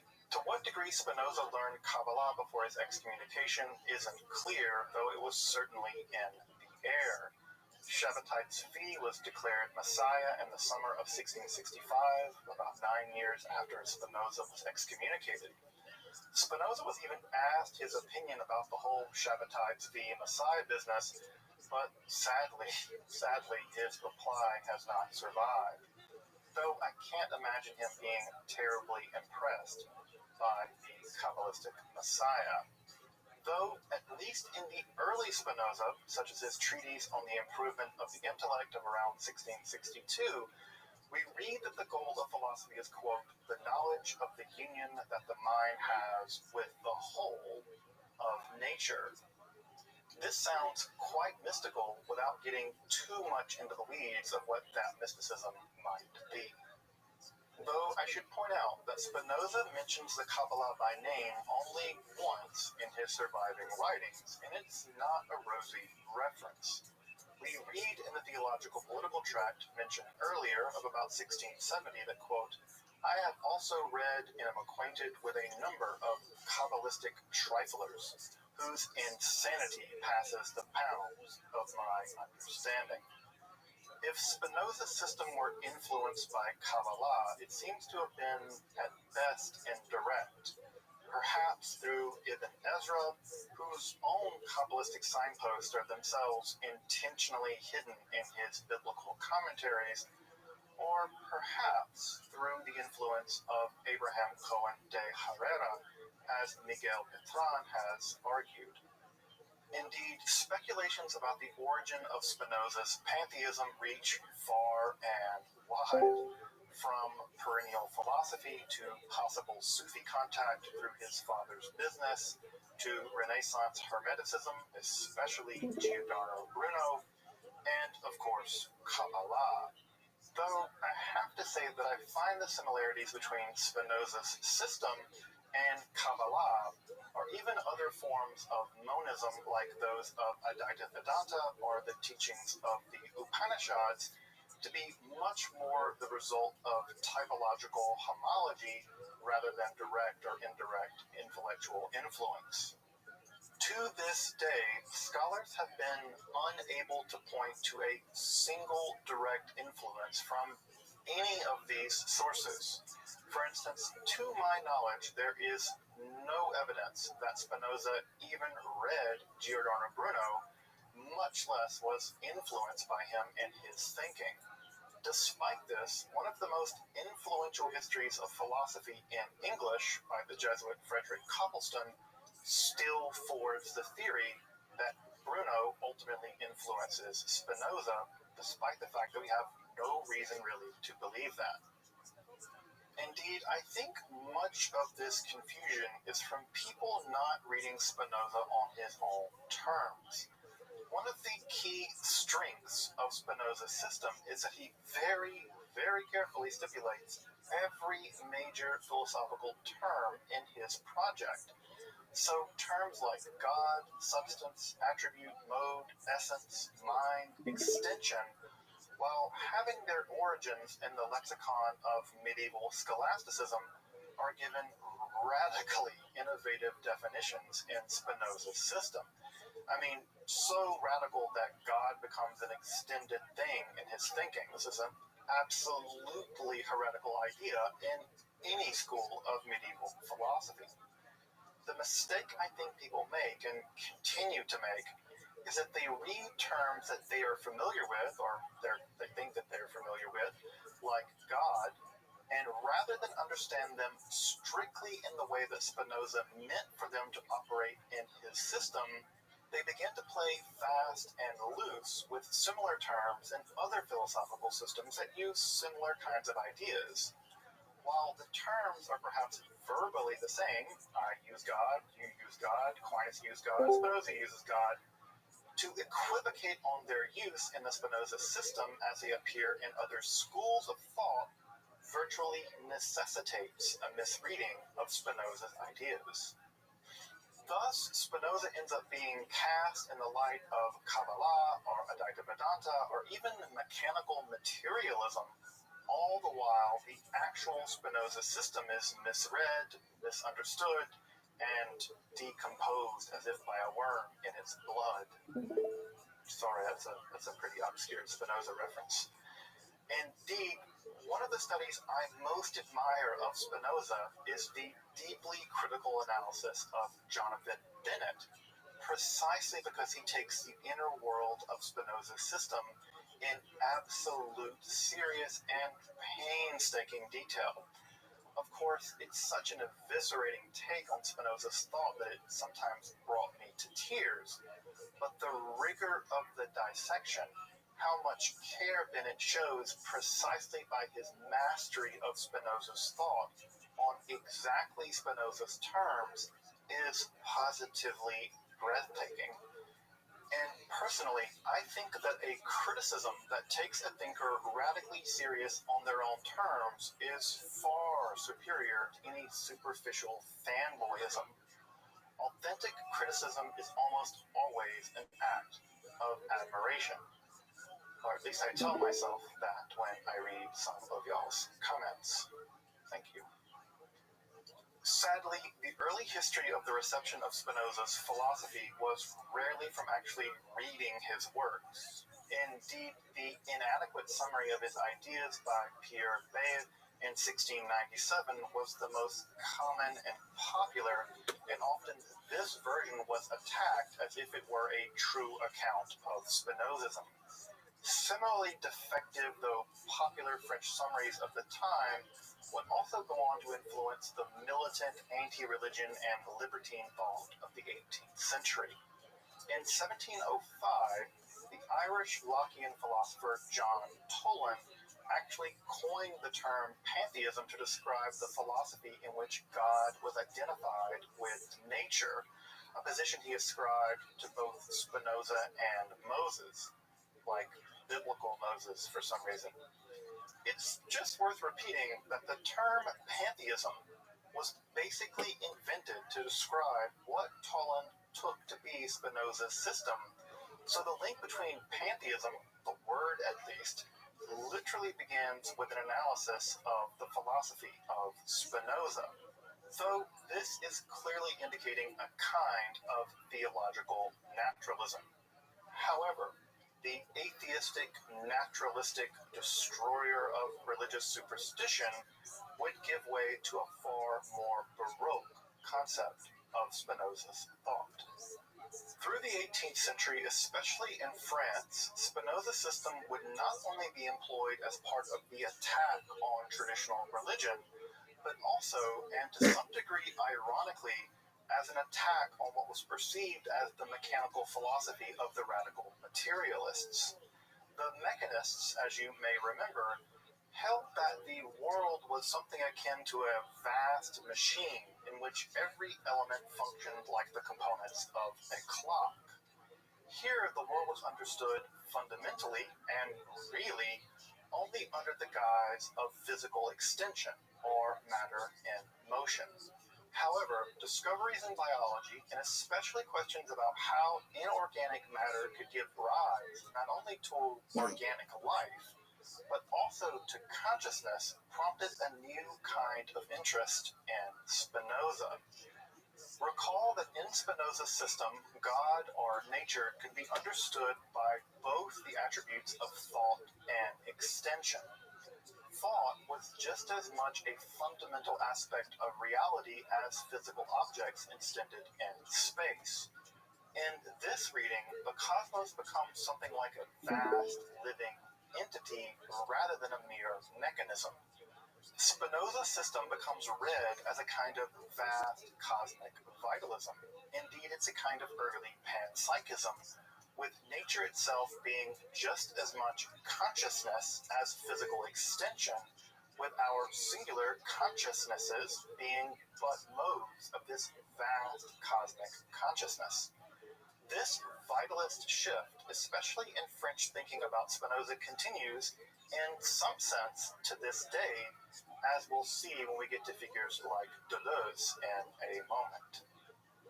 Of course, at the same time that Spinoza is being biologized in France, his thought becomes the center of an intellectual firestorm in Germany and the Enlightenment. Not to get too much into the weeds of the so-called Pantheismus-Rate, or the pantheism controversy, the central question of the controversy was this: does the Enlightenment, with its focus on the supremacy of reason, ultimately lead to pantheism and, by logical extension, to atheism? Of course, this is a major concern because many Enlightenment thinkers held that some kind of détente could be achieved between faith and reason. You can think of something like Immanuel Kant's famous 1793 book, Religion Within the Bounds of Reason Alone. However, Friedrich Heinrich Jacobi argued that lurking behind the Enlightenment was a vast gulf of not just atheism, but full-blown nihilism, a term actually forged by Jacobi in some sense to describe the destructive power of the Enlightenment, or Spinozism. Now, to be clear, Jacobi wasn't just being a religious stooge or anything like that. Something very much like this position was even held by the Scottish skeptic David Hume, who regarded Spinoza's system as, quote, true atheism backed by what he called the hideous hypothesis of his metaphysics.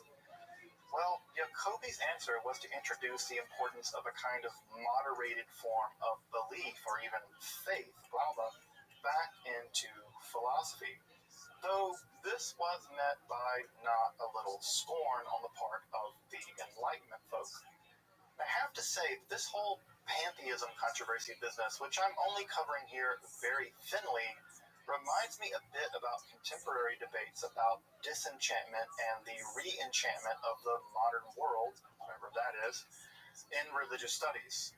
That is, the idea that the Enlightenment scientific modernity stripped the world of religious and spiritual qualities, and that the new religious movements are, in various ways, attempting to re-inject spirituality and religion into contemporary life. I'll leave aside the question as to whether or not the world was ever really disenchanted, if it wasn't. But the pantheism controversy really seems to be live now in a way that seems interesting to me now. But the key question was whether Spinoza's system led via pantheism to atheism and thus to nihilism, the destruction of all values. Oddly, the very prompt for the whole debate also became its solution in a sense. The rationalist Spinoza would soon become transformed into the romantic Spinoza. That Spinoza system would come to represent atheistic nihilism in one conversation, and a way of understanding the universe as an entity alive and teeming with consciousness in another, reveals just how tortured the conversation had become through the 18th and 19th centuries. The two would oddly come together in the German Romantics. As the dust settled following the Pantheismus-Rate, which my spell checker wants to make into Pantheism Street for whatever reason. So they're on Sesame Street. The Romantics were increasingly interested in a religious philosophy in which divinity was radically immanent to the vast beauty and wonder of nature rather than some transcendent sky dad. God combined with nature? Deus sua natura, you say? Well, how about yet another Spinoza remix? German pantheism meets French vitalism to forge a truly romantic reading of Spinoza. It's here that we have the poet Novalis famously declaring that Spinoza is the man intoxicated with God, and Hegel arguing, quote, "The fact is that Spinoza is a made testing point in modern philosophy, so that it may be said, really, you are either a Spinozist or you're not a philosopher at all." Of course, Spinoza, for Hegel, is just the starting point for philosophy and not its culmination. The culmination will be Hegel. Of course, it will be Hegel. Nietzsche even declared in 1881, "I have a forerunner, and what a forerunner," referring to Spinoza's focus on pure joy, such that, quote, as Spinoza would write, "the free person thinks least of all of death, and his wisdom is a meditation not on death, but on life."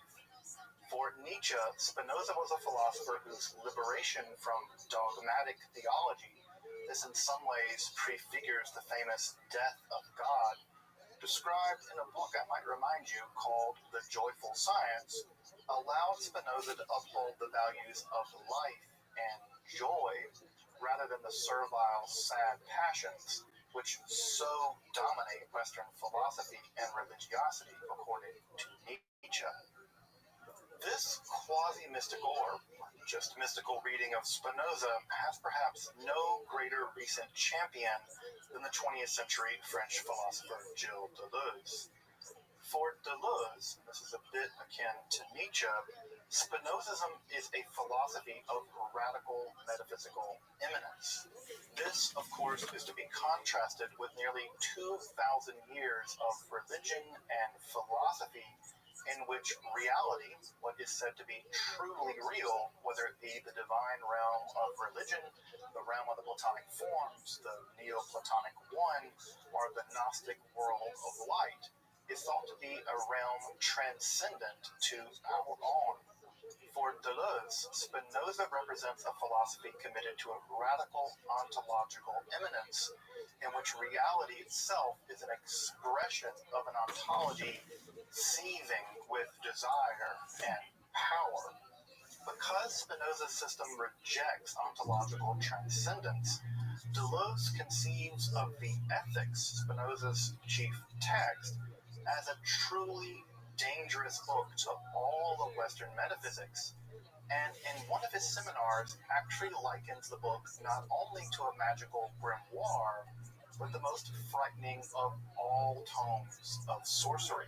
In one of his lectures on his infamously difficult book with Guattari, Anti-Oedipus, he declares that, quote, "the true name of the Ethics is the Necronomicon," a reference to that horrid volume in Lovecraftian lore. Yet, this most dangerous book of magic is said to be authored by a kind of savior, a philosophic messiah. In their final work together, What is Philosophy?, Deleuze and Guattari declare, quote, "Spinoza is the Christ of philosophers, and the greatest philosophers are hardly more than apostles who distance themselves or draw near to this mystery." We have in Spinoza almost too much to comprehend. From the arc rationalist employing the clarity and distinctness of the geometric method to exorcise all remnants of superstitions from the mind of modernity, to Spinoza the mystic and sorcerer, whose philosophy teems with joy and desire, conjuring away transcendence in favor of a radical metaphysics of immanence. According to his writ of excommunication, he was author of, quote, abominable heresies, and according to his most recent prophet, nothing less than the Christ of the philosophers. But we leave Spinoza in perhaps the most difficult place imaginable, somewhere between heretic and Christ. But as he leaves us at the end of the Ethics, he reminds us, all things excellent are as difficult as they are rare. All the more reason to study a bit of Spinoza's philosophy if you never have, and to give it another read, perhaps seeing it less as a text of philosophy, but perhaps as a grimoire with the power to threaten the very metaphysics of Western philosophy. Until next time, I'm Dr. Justin Sledge, and you've been watching Esoterica, where we explore the arcane in history, philosophy, and religion. We're on 19 tomorrow. That was really good. That's your boy? That's your boy? That's your boy? That is your boy. What is this? Oh, shit, dog.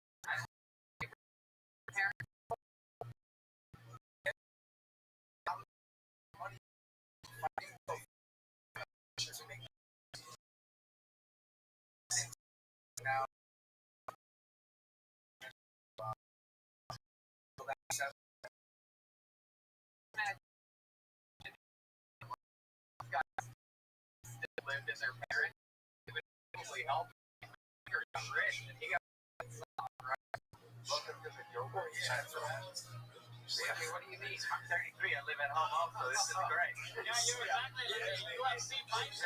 Yeah, I am. And that probably helps you focus on the fight more. You don't have to worry about other things. Because this is what I've been doing for years. You know, just looks like we have a new nerd in the house over here. All right. Wow, for sure though. I mean, my parents, we eat healthy here and everything, so it's definitely a big support system for sure. That's awesome, man. That is so cool. What do you do when you're not training or fighting and stuff? Man, sometimes I mess around with some music, and sometimes I do. I just like mixing up workouts at home right now. Ride one bike. What kind of music do you watching do? Kill Tony. Sometimes I write like rap and I'll sing a little bit and I'll mess around. I'll record. I got bad news for you, Brian. We definitely have to get a sample of something that you can rap or in any way. Yeah, even Snoop agrees. We gotta get him just even if it's just a couple of lines or something. But you can do whatever you want. I got you something right here. I'll do Tony style. Okay. Brian Boom Keller, live on Kill Tony. This is a guy that beats man's asses for a living. His bonus stands out above other fighters on a pay-per-view card. He's about to rap here on Kill Tony Quarantine number 4. So I'm gonna sing it a little singing. Sure. If you want to go full Drake and go soft on us, feel free. I live with my parents. Might as well go fucking soft. I wanna take you to my mother's upstairs. I want you. Yeah. But I hope they don't hear it. Damn. Brian, hit us with something. Go ahead. Alright. Kill Tony, the golden pony, and Brian Redden. They got the best man. Yeah. Joe Bird on the drums. Undefeated #1. Jeremiah on the saxophone. Everybody watching back at home. Get up on that jet ski. Get up on that jet ski. Just say. Damn, that was beautiful. He's gonna get the performance of the night here too. Wow. Is his name BBK Let's or go, B2K? That was beautiful. 50 G's, baby. I love that. Is that the bonus you guys get for fight of the night? Yeah, 50 G's for the bonus. So it's nice. That's it. New favorite UFC fighter. God, that is so fucking Hard cool. to believe you're a fighter with music that is your It's kind of crazy that I am a fighter. I feel like I'm softer on the inside than like most other fighters. I feel like come with like a tougher upbringing and everything. So for me, like looking back, I'm like, how did this happen? That is so fucking cool. This guy choked a man out so fucking hard that his arms were pinned underneath him and he had to tap with his foot. I will say it one more time. He tapped a man with his foot. Basically like, get him, look out of here. And you know what? Made him tap dance, baby. Why did he tap with his foot? Because his parents love him. That is absolutely right. On is right. Your parents love you. We love you, Brian. Thanks for performing. I loved your minute. You definitely home base. You talked about where you are and your setup, and that's part of the game. This is as good as the set gets on this quarantine edition. Can I ask a prediction? What do you got, Gaethje and Ferguson? Good question. You're going Ferguson. I got Ferguson, man. Mainly because Ferguson had a lot of time to prepare for Gaethje, and Gaethje's taking a fight short notice, so I lean towards Ferguson. Yeah, I absolutely am as well. Brian, awesome stuff, dude. Thank you so much. So fun to have you, and fresh off of a big win and a big win here tonight for you as well. Thank you so much, Brian Kelleher, everybody. He's on social media at Brian Boom 1315. Thank you, Brian. Thank you, guys. Appreciate it. What? Maybe good. I feel like between like 4 and 8 seconds a match every time. It could be 6 seconds. That'd be great. Crazy. How cool was that? What a fun way to start the show. Awesome. I would love to see him come on stage next time we're here. Yeah, absolutely. Definitely. Or at least be perhaps our head of security for the New York shows. That would be fun. That'd be our first head of security that could actually defend us in any way, shape, or form. So that's fun. What a fun way to get a kickstart with an unbelievable fighter, an actual professional. So, all right, let's keep moving along, shall we? Let's get straight into our next comedian. Who knows? We don't know where this is sent from. Could be from anywhere around the world. This is Larkayla Mosley, everyone. Yo, Larkayla Mosley. Here we go.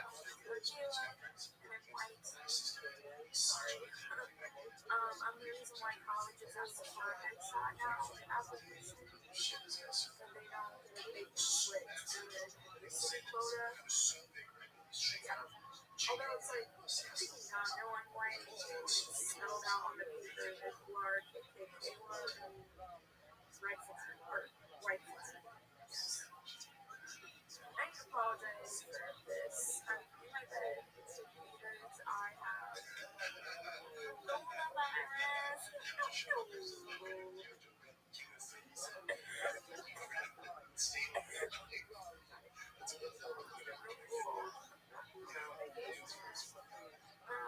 Gotta say though, this is not at all how I imagined that I killing people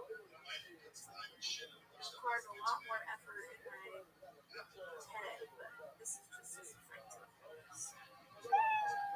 Oh my God. Wow.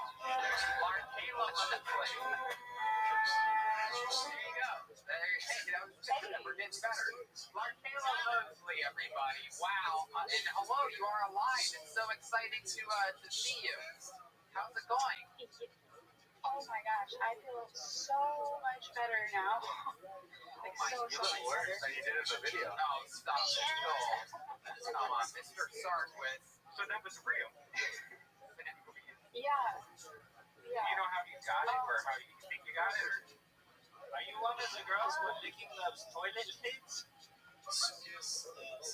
No, I'm so safe behind me. But yeah, let me tell you the story because it's unique. So I have a really vulnerable immune system, and I came in contact with someone that had it. So they like totally screwed me over. And this is before testing was readily available where I'm from. So Where are you from? Where are you? Oh God, I didn't want to tell you, but I'm from Fort Wayne, Indiana. Oh no, one of our favorite places of all time. Same, I can relate. So they didn't have testing available, and my doctor, we like Skyped, and she's like, stay calm. I would have it, no you. So she prescribed me to get minor cases, and I've been in quarantine for 4 weeks. Wow. Yeah, and I had to constantly update her on my symptoms just to make sure I wasn't dying. What did they So- give you? The hydroxychloroquine? Yeah, yep, And the Z-Pack? yeah, it worked. And it worked immediately, right? That seems to be what 100% of the people that have taken this have said. That's very interesting. And so that was, how long ago was that you had that you were given the medicine? 2 or 3 weeks ago. I mean, like I said, I'm not technically a recorded case of it, but I'm positive that whatever I had, death was a better option. It was rough. What made your system, immune system vulnerable? What was it? No, but I think my mom was heavy drugs when she was pregnant with me. And then the person that gave it to you, were you on a date or something like that, or? No. No, I wish. No, it was one of my stupid ass friends who doesn't acknowledge quarantine or travel ban. So yeah, we're real close now. sick or having any symptoms or? Honestly, no, and that's what's so scary about it. They never actually got super sick, even though they tested positive. Oh wow. My goodness. So you're in Fort Wayne, Indiana. Do you live with your parents too?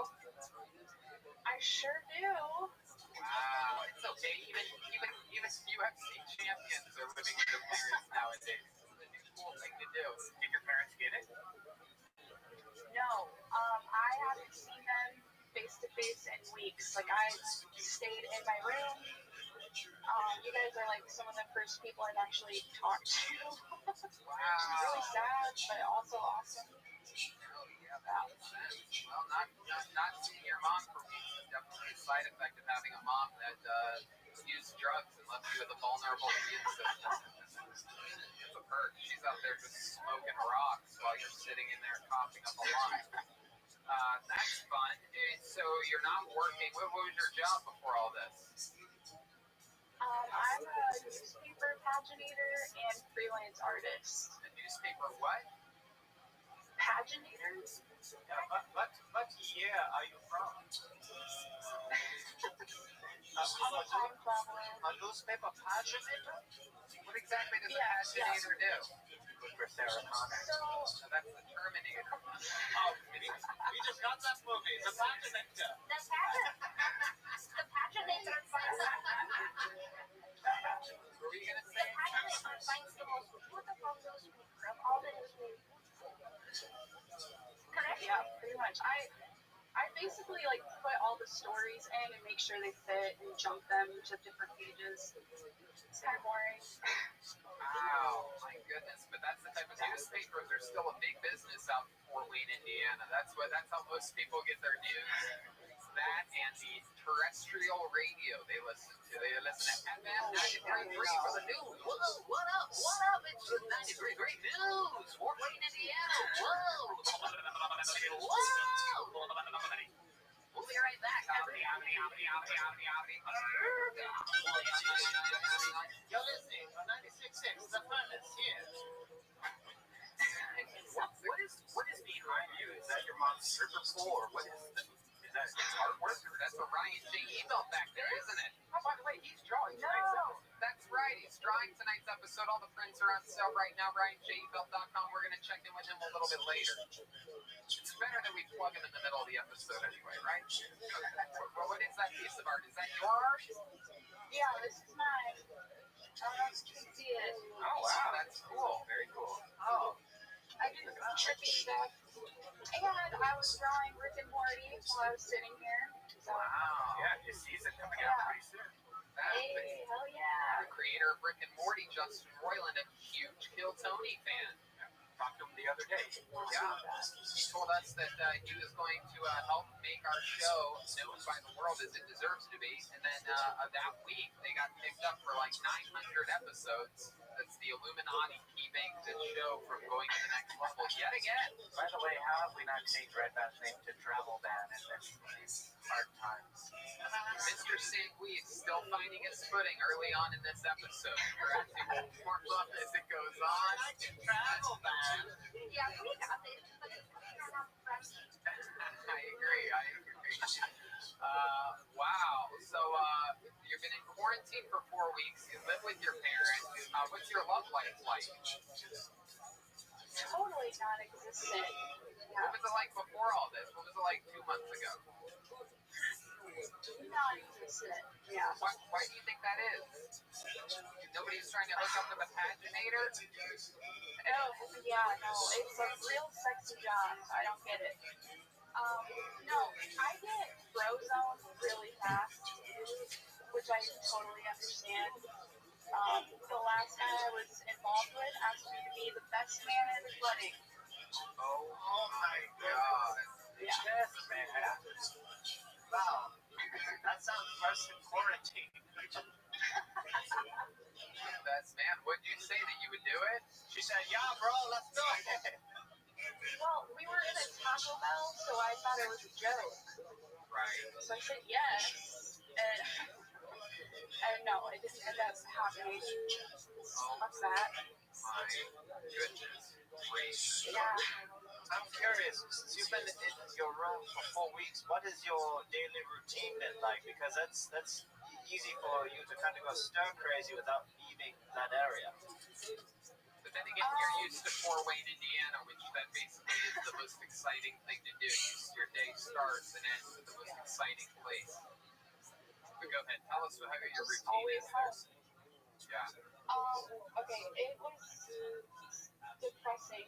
I would wake up and sometimes cry because my eyeballs felt like they were melting, like from the fever I was running. And then once I cooled off, I would just sit and binge watch Kill Tony, like no joke. So that's why I decided to finally do this. I'm like, I have nothing else to do. And I've been hanging out with them virtually every single day. That's beautiful. I love that. They say that Kill Tony it's been confirmed that it cures cancer, so it should be good for the coronavirus. Yet again, here you are, someone with the actual coronavirus. Watch Kill Tony, they binge the episodes, and now they are back in perfect health, everyone. So, I mean, this is another example of this show changing the world. I 100% believe this. This is not a joke. I know a lot of people think Tony might be doing a joke. No, I'm serious. This show clearly proves cures the coronavirus. We've heard of it curing cancer. We've had a lot of people with AIDS on the show. They've gotten better, including me. It's hosted by Amanda Dr. Drew is Davis. calling because of Tony. Kill Tony and Davis is a doctor. We all know it's the rich one that does that. Yes, the rich wall, titanium, alloy. So many different versions. The Ridge Wallet, adamantium, coming soon. What is the weirdest thing in your room that you use to masturbate? That's the red band question. No, the views of Red Band are not that of the Kill Tony podcast. Do I have to answer? Yeah, you do have to answer though. Like a thermometer? That mug? No, okay, so I guess this should be my interesting fact. I have vaginismus, which means basically my vagina is like Is a that the day Chinese Jesus finger was trap. born? Wait, what? Vaginismus? Fuck, this is my muscle state. So, what is vaginismus? Basically, you have like no control of the muscles in your pelvic area, so it's like constantly in battle mode. So anytime something tries to get inserted, it's like red flag, no, and yeah, exactly. It's like a vice, basically. It blocks things from going inside of it? Yeah. Oh, this is how you keep getting brozone, dude. But hold on, once you get through it, is it even like crazier? It's excruciatingly painful. Oh my god. So you're like in the butt, right? You're right now. Butt girl? Jesus. I mean, you have to go to the butt, right? She also has funnynosis. The same thing of the butt. I think a lot of girls have that.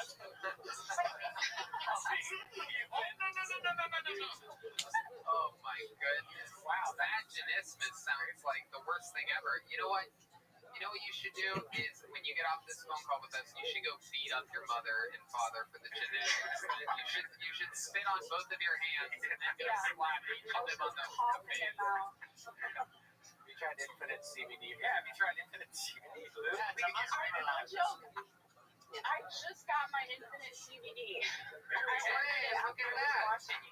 Did you really get the lube? No, not the lube, unfortunately. I mean, why even bother? Wow. So is that incurable? Is there any way around that? Is there exercise? Is there anything you can do for vaginismus? No, that's what's so sad about it. They say you can do like therapy or like hypnosis even. But Hypnosis. Oh my goodness. Can you imagine that? Can you imagine just a doctor dangling a a pocket watch in front of my right bag. in front of your vagina? Now, can you put like an inch in? Like, is it just like it can go far in? Like, can we just put the head in? And No, that's enough, Brian. You're how much wiggle room are we talking here? You're talking like a pinky? What's happening? Give me a lip wall. Brian, I have an honest question. Okay, go ahead, Mr. Sandbeach. By the way, my English has gotten better since I've been in America. But, I'm gonna does it happen when you're alone? Is it only when you're with a partner? Or when you're alone, does your body relax? Or like, does it happen when you're alone as well? Yeah, Host is all okay. the time. Okay, so it's just all the time. completely involuntary. Yeah, I mean it's really TMI, but like when I was a kid and like started puberty, like tampons could never be a thing. I just thought like, oh my god, I'm just really tight, and no. Wow. You definitely have to, next time you do jokes or stand up or anything, you definitely have to talk about this. Because that's incredible. Oh yeah, that's in there. I didn't even know vaginismus was a thing, or paginator, all this stuff. You educated us so much. But thank you so much for your minute. That was awesome and a great interview. So interesting. Follow her at Larkayla Mosley, LARKAYLAMOSLEY. There goes Larkayla Mosley. Bye-bye. See you later, paginator. Am I right? Poor girl, man. Her life. Yeah, just because of his fucking mom. That's it. She has an unopenable vagina. My goodness. Well, there you go. Speaking of vaginas that won't open, guys, we have a regular on this show, everyone. He is a lot of human beings' favorite human being. He's one of my favorite human beings in the world's history. And he's here again. Ladies and gentlemen, makes noise for the great Michael Lehrer, everybody. I guess don't make any noise. Play him up. There you go. Hold on, there's play some music. What's up? Hi, Michael. How's it going, buddy? I cannot go to the world last week for the good times around here because I've been flooded with orders. Yeah, that's what a lot of people are saying. The last 8 weeks, you've been doing live reads and cold reads and audition reads and impressions. Yeah. Oh, what, you've been getting a lot more auditions over there? Oh, yeah. I mean, all the Hollywood power pushes on right now.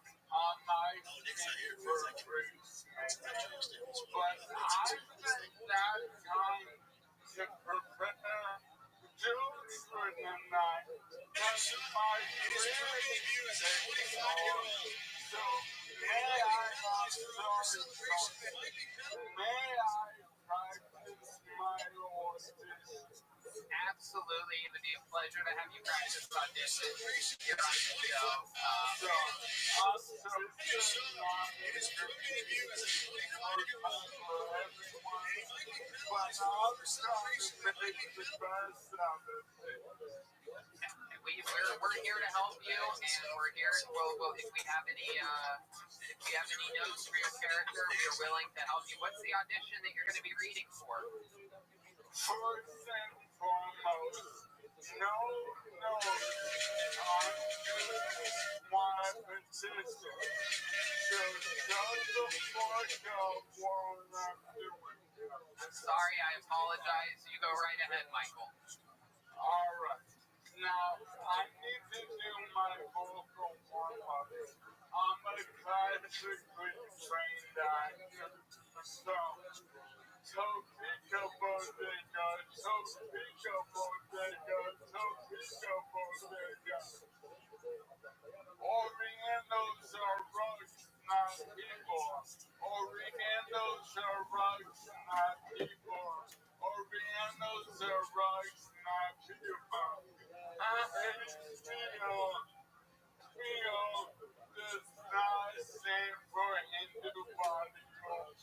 HBO does not stand for Hindu body. HBO does not stand for Hindu body. Alright, I'm warmed up. Alright. Those are some incredible warm-ups. Yeah. Thank you. I'm classically trained.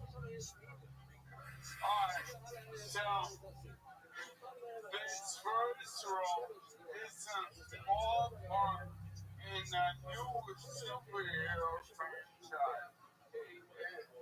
It's called The League of Extraordinary African American Presidents. Wow, I'm surprised you're doing an audition for this, but yeah, let's hear it. I play a wheelchair-bound neo-Nazi. Oh, okay. That makes sense. Yeah, no. Well, the show stars Sterling K. Brown, Wood Harris, Andre Mana, Don Cheadle, and Keith Roger W. Smith. And they all play themselves fighting crime and prejudice. So I'm the neo-Nazi wheelchair guy. Alright, let me do it. Man, really shouldn't judge people for how they were born. Thank you. Fucking good black actors. And see. Alright, that was the second one. Now, my second, I'm pretty much alike. Alright, so this second one, those are Highlander sci-fi movies. Yeah, like Highlanders live forever. They only die if you cut off their head, their scum, that type of shit. So they're revamping it as a sitcom called The Hunters. And I'm up for the lead guy from Hunter, okay? And, yeah, and I would, with my new book, I'm not sure if I can do accents, but this is supposed to be, Here we go, Bob Highlander. this is not an Independence Day version.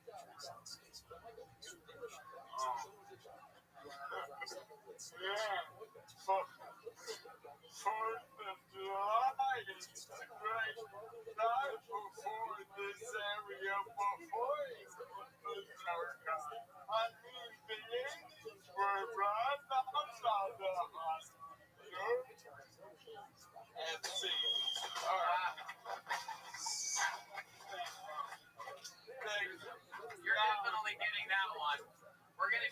you Bob Highlander for a long time.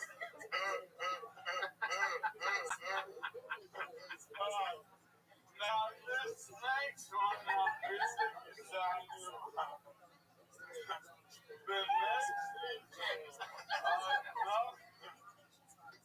The next season of Narcos.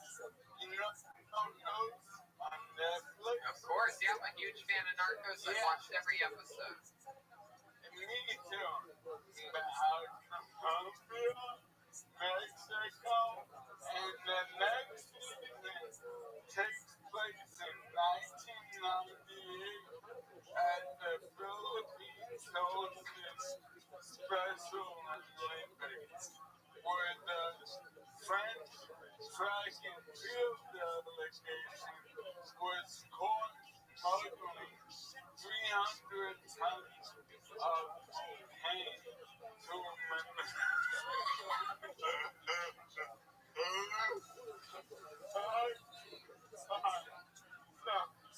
I think one of those Special Olympic athletes and now he needs Is this character also wheelchair bound? Oh yeah. Okay, good. I just want to make sure because I think you have a good chance of getting this as long as it's wheelchair bound. Yeah, I feel the same. And I love money, so I hope it happens. You getting all these auditions are incredible. Do you have an agent that's in a wheelchair? No, but fingers crossed. Absolutely. Okay, here he goes. You're playing a Filipino Special Olympics wheelchair bound athlete in this one, right? no, listen. Okay. The French track and field delegation. Okay. Javelin? Oh, you're a wheelchair bound javelin thrower. Oh, okay, I like this. I'm being interrogated by the French police. I'm not believing anything unless you give me a contact card. I will contact card.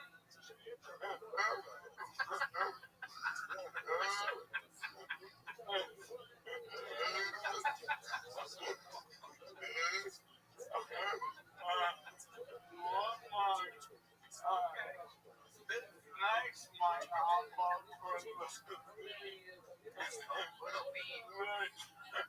yeah, the character is disabled and has amnesia.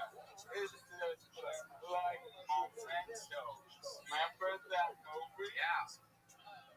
Don't believe her lies. Yeah, exactly.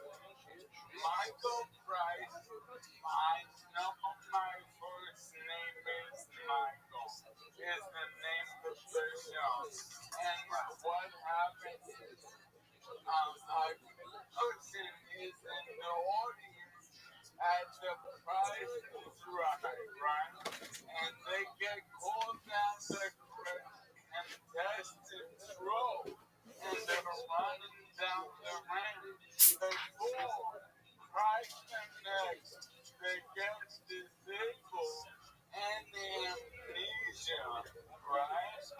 And then Price and Rice attorneys, they covered all up. They throw that person in a van on the beach, and they wake up and they don't know where they are, who they are, or how they got there. And I'm going to be doing a scene from that moment.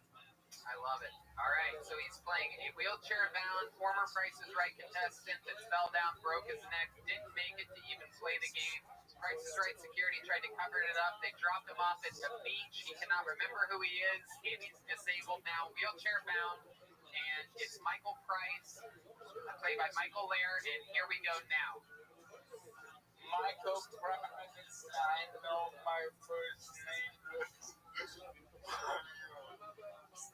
That's the subtitle. You did really good with the subtitle. Alright. Here he goes.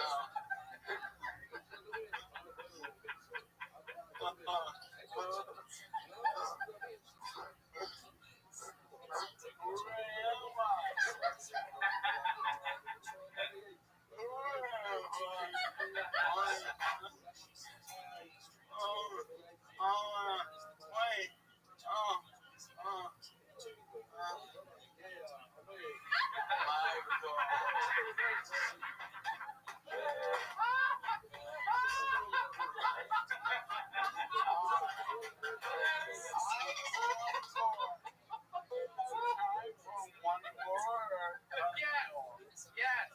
If you think you can follow that, go right ahead. I can follow anything ever. This is the only place in your entire life where we'll always have more time for you. Oh.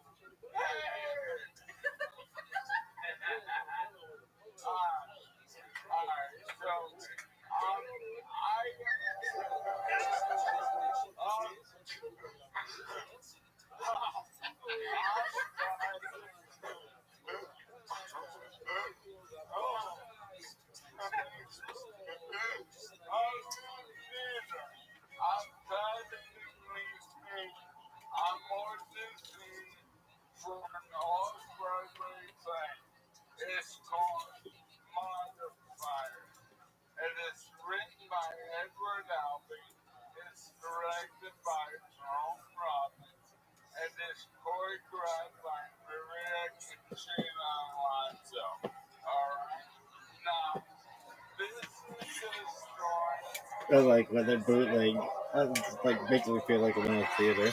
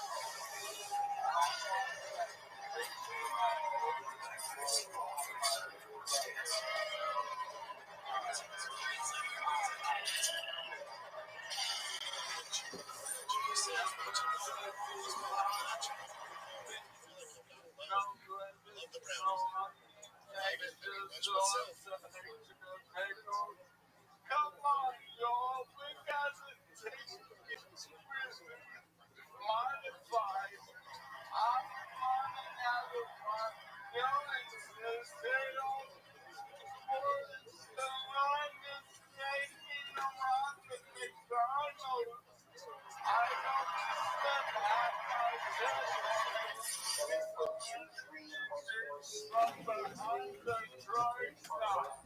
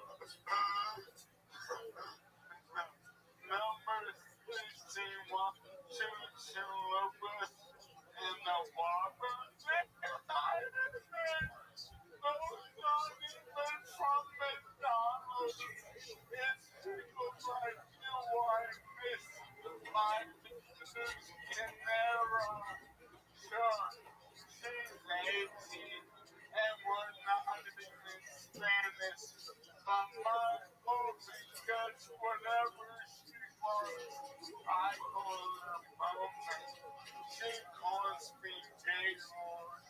I think it's fine. Sounds like a sortie figure. Nice hang me in the stomach. What do you think that the police are gonna believe? She goes, you're the king of all the gays.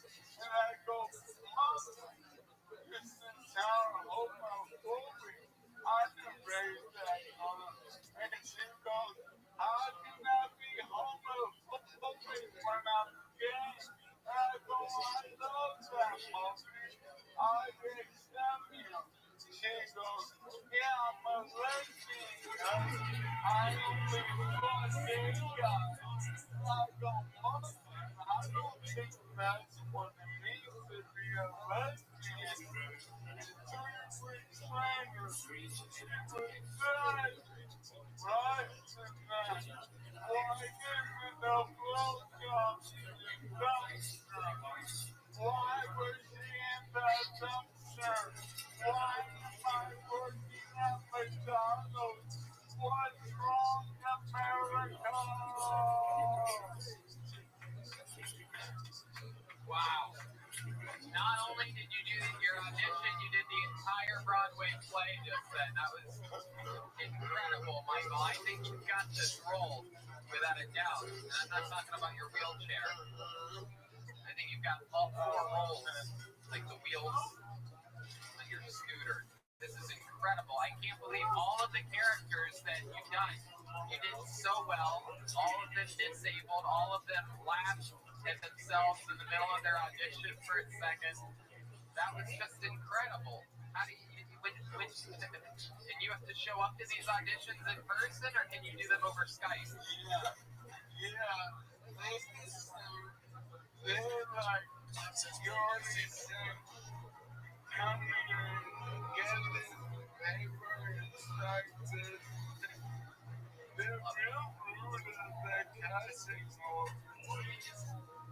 I love it, Michael. Well, an incredible performance. You did much more than you had to do, but I absolutely loved every single second of it. I fucking love you. Everybody loves you. Anything else you want to say before we keep moving? Thespians doing on stage. That's right. Absolutely. There you go. It's Michael Lair, everybody. We love you, Michael.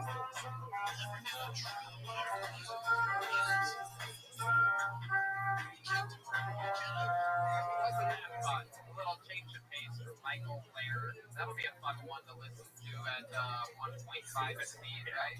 1.5. Yeah, you lost me on that last one. I really like the one before the price. Maybe if he did like I want to work down Wendy, just instead of McDonald's. Yeah, McDonald's. Hearing the word McDonald's. A little bit off in a bad mood. That's right. Let's get back to someone we've never seen before or know any idea about. Let's see what happens here. We get the comedic stylings of Nick Myers. Nick Myers.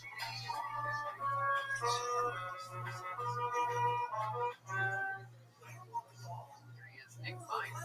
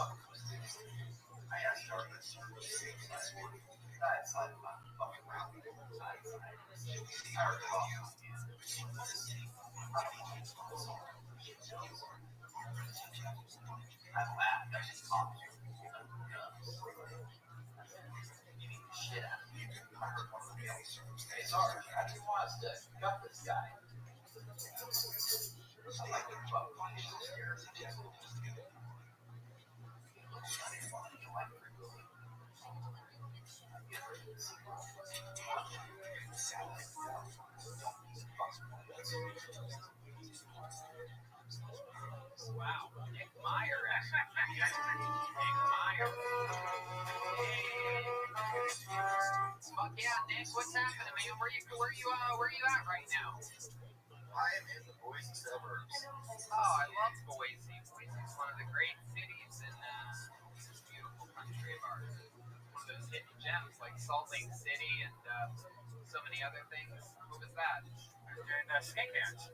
Oh, there you go. I thought that was some type of Boise reference there. No, I don't know. We have an unarmed white man. Oh, those of you just listening, Nick definitely has only about half of one arm. You got a little piece of the Skywalkers going on over there, huh? I gotta hand it to you, man. Yeah. Is it cool to finally be butt black zone? Yes. I get away with more. Wow. Has it been a trying time keeping that hand clean during this pandemic? Can you just put it in the dishwasher or something? There you go. You know, it's worth about $500,000. So if I put it in the dishwasher, I'd probably get killed. $500,000. You don't want to mess around with it. It doesn't really listen. So right now, if you can see that it's stuck going backwards, it's because it's not listening to me and it just froze up. So if that happens at the wrong time, you have a bad night.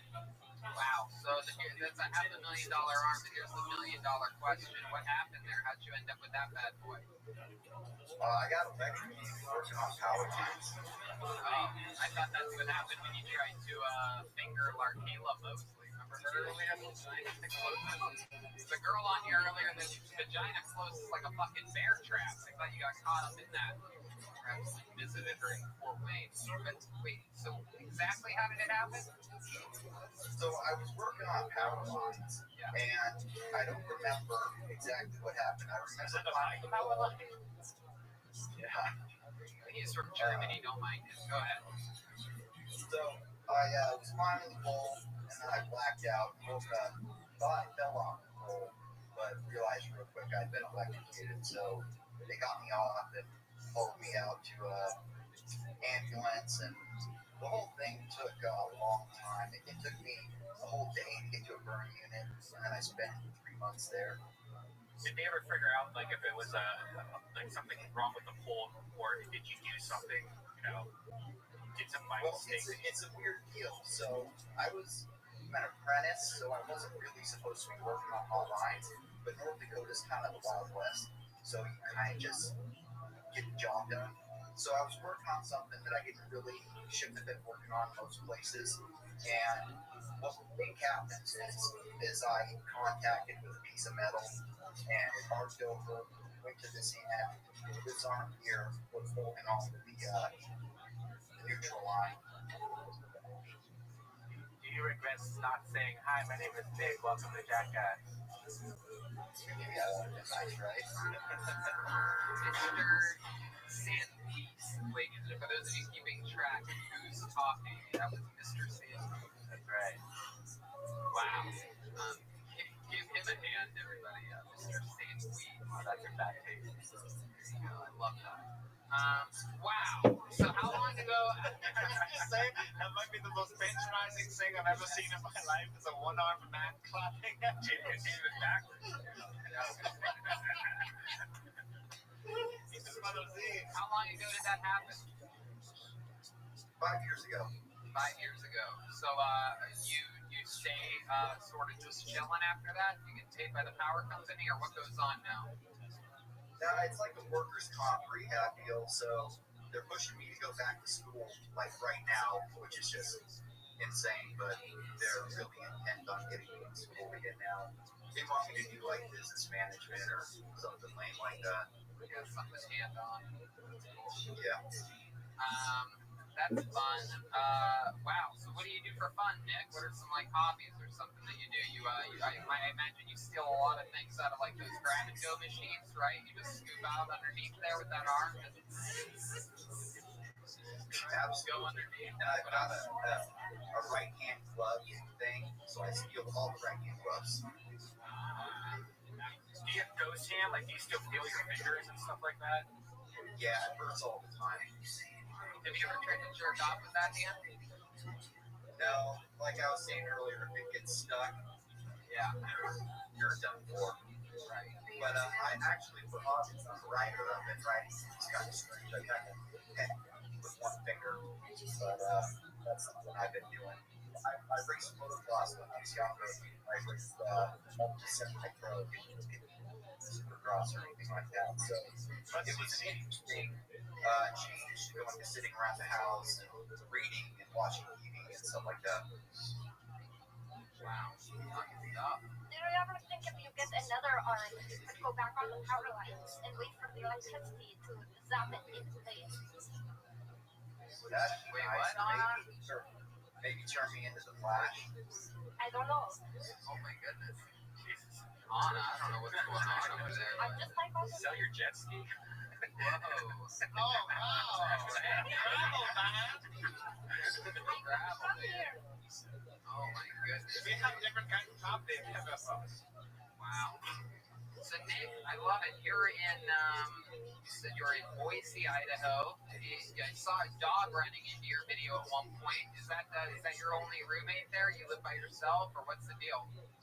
Yeah, he's actually sitting here on my lap. He just doesn't want to get his head up into the frame. Nice. Let him finish. So it's just you and him? Yeah, just me and him.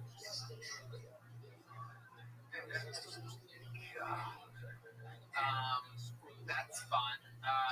So like, did you get a good amount of money from the accident when it happened? That's why you're able to live by yourself, or is it just Boise cost of living is pretty low? No, so I was a bartender before I got into line work. I made really work in San Francisco, and I decided to get into line work to get like more future. And then when I got hurt, I wasn't making much because it was an entry level job, and I couldn't go back to California where I'm from, so I went here, stayed here, kind of, because I was working in North Dakota, but moving back here on mom. It's a weird deal. So I don't make very much. It comes with workers' comp, and I'm just kind of hanging out. I love it, absolutely. Our friend from Germany, Gustav, has a question for you. Yes, Nick, have you seen the Disney Plus series, The Mandalorian? Yeah. Would you say it's better or worse than the Star Wars movies? That's not, when you say it's the best Star Wars thing that's ever happened, including the original 3 Star Wars movies. This is not a trick question in any way. Is it the best thing that Star Wars has ever made, including the original Star Wars movies? No. Correct, thank you. Because it would take a fucking retard moron to say something like that, wouldn't it, Nick? That would you say it's better than most of the Star Wars movies. That's a whole different thing. I don't know, anyone. That's what I meant the new ones, but I said that I meant the new Star. Oh no, I will never let you live it down. The best thing Star Wars, the best out of all the movies, the best thing Star Wars ever made, where it was the words that came out of Red Van's mouth. I almost cut his arm off at the elbow. But if it's pretty close, I think the Mandarin. There you go. Mandarin orange. Talking about your girlfriend again. That's it now. I want to talk about the Mandalorian. This is something we're playing right into. Playing into Jeremiah's weird. Stop. There you go. We're so empty now. Stop taking control for a moment, keeping an eye on everything. I love it, Nick. Well, what's Tijuana Robotics? That says your handle here. Is that? What is that? Yeah. So I wanted to go for something that kind of lined up with, the robot units. And I figured any robotics company in Tijuana would never be dumb enough to put it in their name. I didn't think that it was a real robotics company, but I did get calls from people tracking me down wanting to buy robot parts, so that's an added bonus. Beautiful. Absolutely. Well, Nick, fun times, man. We've been to Boise, right? Yeah, we did it. Were you make it to the Boise show last summer?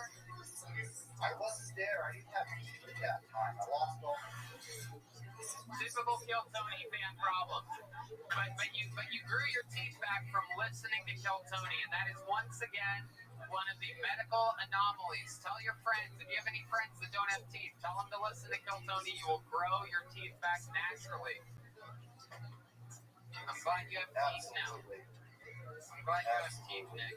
congratulations on a great performance here. It was nice to meet you and fun performance, and thanks for talking with us, Nick. Thanks, guys. Yeah, there he goes, Nick Meyer, everyone.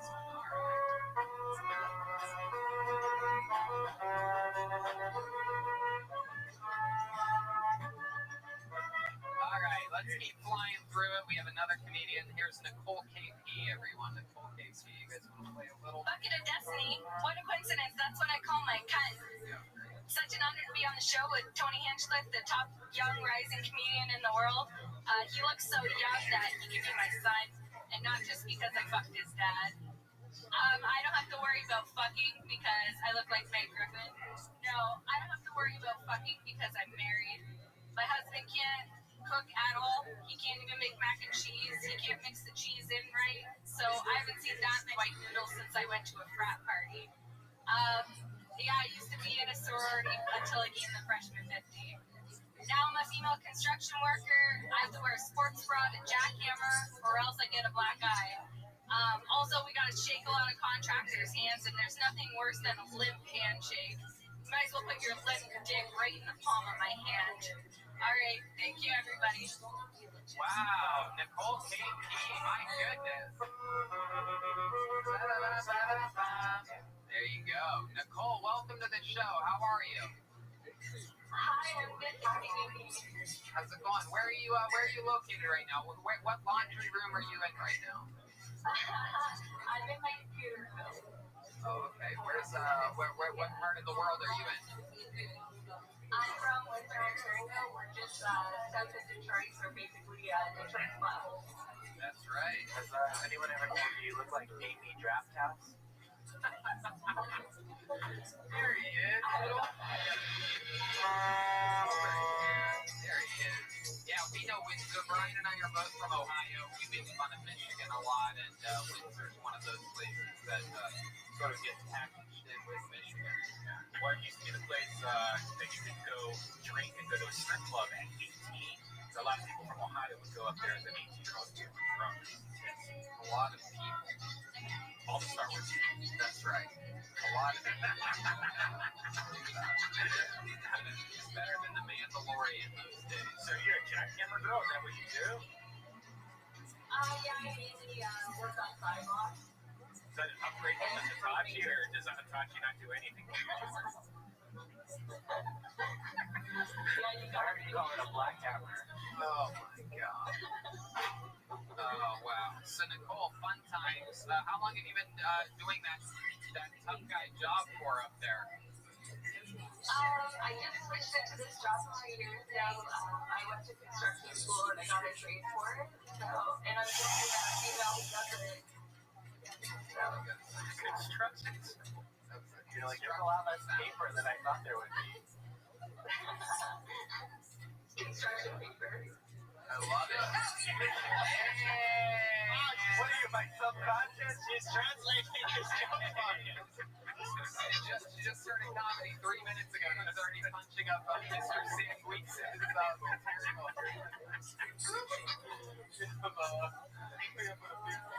Uncut Gems over here joining us. I'm uncut with Jen. Oh my god, Joel. You look like a Cuban Freddy Krueger this evening. I love it. Freddy Krueger. Hey. Wow. So Nicole, you did so many jokes in a minute. It was impressive. Not all of them had punchlines, but you did a lot of jokes, and there was a few little bangers in there. So that's fun. You have a boyfriend, Nicole, with your dirty mouth up there in Windsor, Canada? I am married for 4 years. Oh, that's right. You actually said that. You have any kids? Oh, interesting. That's fun. You just aren't interested in having them, or you're physically unable to bear children? Just kidding. You don't have scrambles.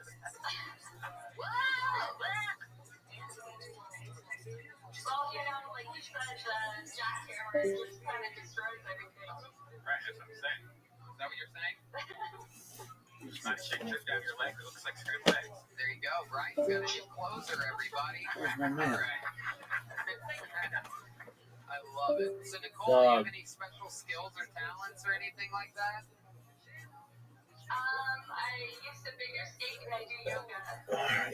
see. Oh my god. What'd you say? I said go figure. Why would you go big? Because it's figure skating. Okie dokie. I love it. The art in your computer room is weird. Is that a picture in a frame in that top right corner over there? Like Duck Hunt. Yeah, actually, that's a picture from Skyrim, the video game, and then that's an awesome poster from How I Met Your Mother. I got the Zelda shield up on his last game. Nerd. Wow, look at Wait, that. I'm a nerd. Do you like Ocarina of Time? I do like Ocarina of Time. Yeah, me too. I beat that game in 64. Yeah, me too. Yeah, Hell yeah. very good. That's fun. I love that. So you and your husband have been married 4 years. How do you keep things exciting in the bedroom? Any advice for our European friends here who sometimes have a lot of wild things that they get into sexually? Anything like that over on your end in Windsor, Canada? Just always let the ladies get theirs first. Wow. Okay. Yeah. Let him give you his hot link.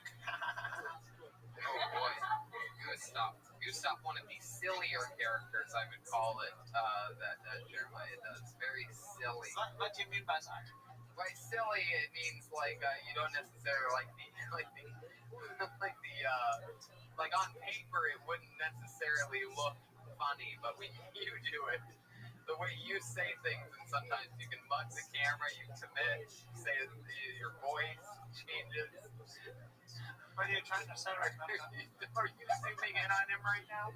What's going on right now? No, don't do it. Get out of there. What do you know? Don't do it. What are you saying? No, don't do that. Get out. Get out. Tony, I don't appreciate the way you're treating me, and I think I may have to go now. Oh no, Gustav's leaving. This is great. No, Gustav, don't. Obviously, No. it's that what you're saying is not funny, but how you're saying it is. No, Gustav. No, don't. Oh, you're walking straight towards the camera. Oh. I can hear the wooden shoes walking.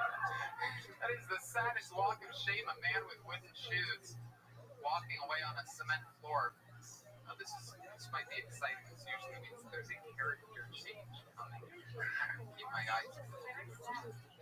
I heard that. Yeah, it is. Gustav, will you take a piss for me? Is that a deep storage refrigerator in your computer room? Yeah, it is. There's just nowhere else to put it. What do you keep in there? Your husband of 4 years? Yeah, I'm like Carol Baskin. I just kill his husband left and right. Heck yeah, you're kitty. What do you keep in that fridge? Do you have anything good in it? You stocked up for the pandemic? Yeah, we got a lot of meat. That's about it. Give you a lot of meat, girl. Oh my god. Alright. Well, Nicole, you did a ton of jokes. No, I'm just That trying was to find these Was pictures. that fun for you to write that stuff? What was your process like for that? So basically, like I said, I work construction, so I'm just used to like chirping people all the time. So Really? that was kind of where I was going with it, and I would write things down here and there. Awesome. And I thought I had more than a minute, and that was it. Beautiful. That's how it happens when there's no audience and no breaks at all. Yeah, if you ever actually go on stage and do this again, the best advice would be just to calm down, slow down a little. Like you're really fast, you didn't give any like time in between jokes. Just look at your pacing, but you did great, and I think you should try it on stage. Oh, thank you very much. There you go. Absolutely. Thank you so much, Nicole. Thank you. Nicole KP, everyone. We're going to keep moving along here. Let's go. Hey.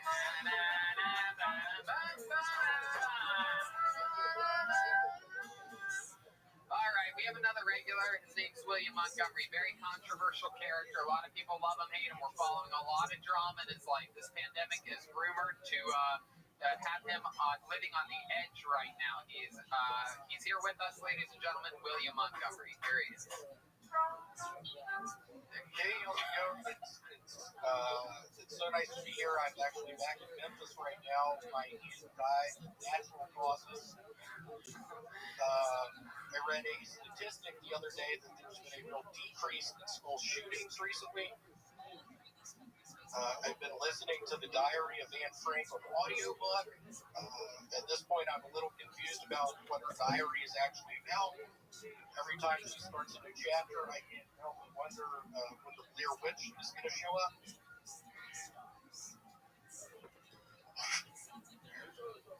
I watched Blues Brothers 2000 last night. I'm sure I missed a lot because I never saw Blues Brothers 1999.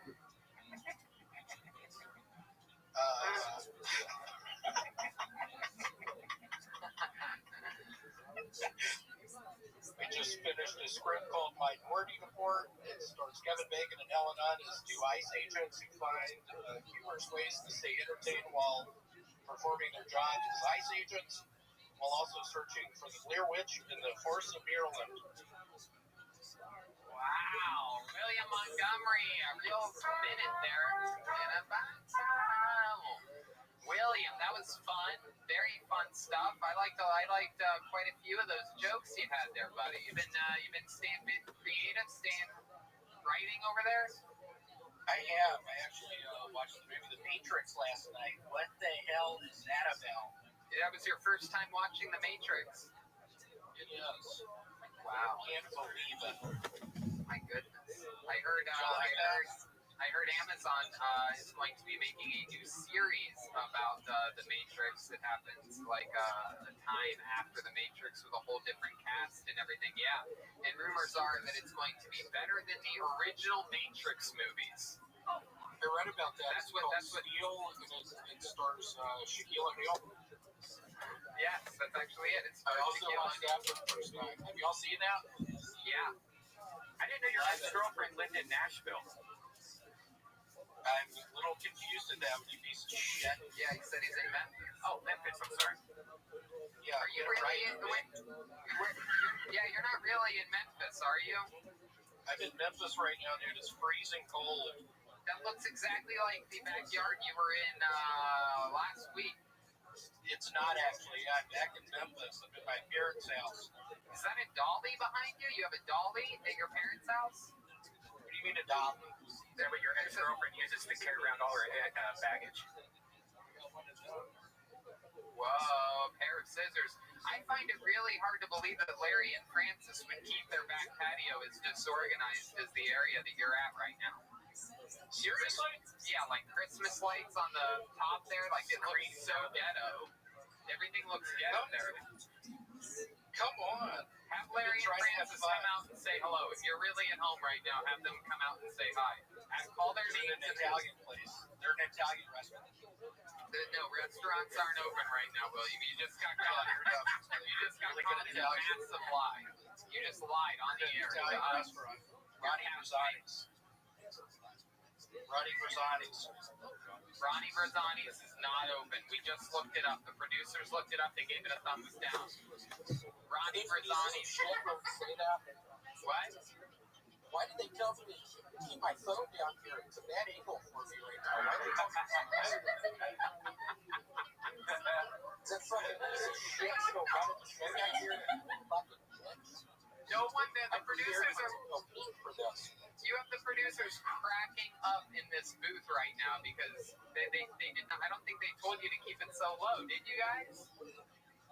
Yep, they told me. They said keep it low, keep it high and tight. Wow. Oh, William, don't do that. No. Ooh, I just practice on after I watch Steel. Practice on. After you watch what? Steel O'Neal. I can't believe he died yesterday. Yeah, no, that's crazy. That's absolutely insane that Shaquille O'Neal passed away. Was that the coronavirus that killed him? How did he die? Coronavirus. Yeah, absolutely. How have your symptoms been lately? You've complained about being sick for weeks on the show. You look fantastic this week. That ankle, for some reason, really, maybe that's why they told you to hold it there, because this is your best ankle that I've ever seen. Is it really? Oh, thanks for the kids' noise. Fuck. fucking piece of shit. What's up with big boys, bitch? I didn't do that. Uh-oh, we're getting a little more. He's camouflaged in here. Borrowed his brother in cursive's shirt from David Lucas there. Looks like my book bag. You have camouflage book bag? Yeah. Okay. How have all these guys missed you? It's been a while. Yeah, it's good, man. It's much better without you here in studio. Things feel cleaner. It feels more sanitary in here. Things are all looking up, you know? Smells better. Smells better? What's it smell like? That's a good question. What does it smell like, Red Band? Is it Jeremiah's feet. There you go. There you go. There you go. He has a fungus problem. Oh, there you go. A lot of information. That's a callback. That's true.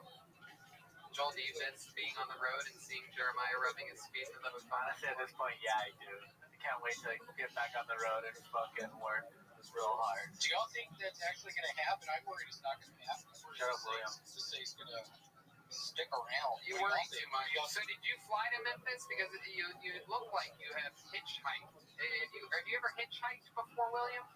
We took a boat, actually. We went through the Erie Canal. Through the Erie Canal? No, yeah, I took a car. That's good. You drove? Yep. All by yourself? Yep. How long did that I've take been on you? it's like in a week. Oh, it took a week. Whole week. Yeah, a week. Whole All right. week. Okay. But a whole week. Yeah. I think his beard's crooked. Look at it. It's like on the left. Maybe it's pregnant. William, this might be crazy, but we went live a few weeks ago. You sang a song from the Toadies. I was wondering if you'd like to sing a piece of that song for us tonight. Yeah, can you sing a little bit Make for us? up your mind. Decide to walk with me beside the lake tonight. Beside the lake tonight. By my side. That was great. All right, William. Well, we love seeing you. Is there anything else you want to say or any questions for us before we let you go? I just wanted to give a moment of silence for Nick and Peter Charbones of the Charbones Brother and Supercuts. They are currently not with us. They died of this whole corona bullshit. I also want to give a moment of silence for Kathy, the owl lady from Martin and Bailey's. She not only looks like an owl, but she flies like one as well. Hey, one last question for you, William. What was that Italian restaurant you said your parents were at earlier? Ronnie Grizzani's. Ronnie Grizzani. Look up the Yelp. Okay, I will. Ronnie Grizzani's in Memphis, Tennessee. There you go. You spell that R-O-N-N-Y? Yeah, why or I? Just keep trying until it pops up. Yeah, the Grizzani's with an I. There he goes, William Montgomery, ladies and gentlemen. We're gonna keep it moving. William Montgomery. Hey! Wait a second. Wait, there's smoke happening over here. Are you guys picking any of this up? Oh my goodness, what is this? There's a smoke machine clearly hanging in. Whoa! Wow! We've seen this guy on the show before. Oh my goodness. It is Hulk Hogan, ladies and gentlemen. Fresh off of a big weekend at WrestleMania. There's a lot of smoke in the room for that entrance. There's literally so much smoke for that entrance. I am not surprised. Hollywood, Hulk Hogan from the NWO, from the WCW days, in the WWE, WWE Hall of Famer, then taken out of the Hall of Fame. People say he's going to get back into it, though. He said the N-word before. His daughter had sex with a black man, and he said the N-word on a recording. Ladies and gentlemen, here he is, a legend of wrestling, fresh off of the biggest weekend in wrestling, WrestleMania weekend, Hollywood Hulk Hogan. How are you, Hollywood? How are you doing, brother? Oh, I'm doing fantastic, sir. Man, they say don't Everybody get your stop what you're heroes, doing. But, seeing you the Zoot, you sober up yet? Dude, it's been 24 hours. Okay, well, I'm just asking. Sometimes people have hardcore trips, baby. What's up? Are you ready to lose? Should I get Riser in here? Yeah, you should. You absolutely should. Shout out to Zoot for getting Riser in here.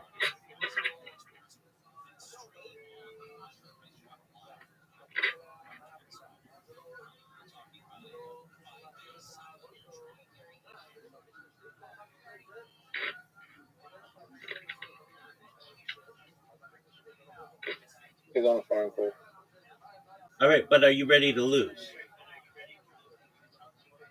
Right away.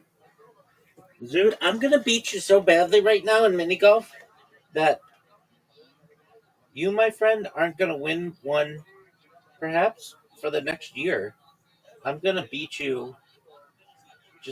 I'm so good right now.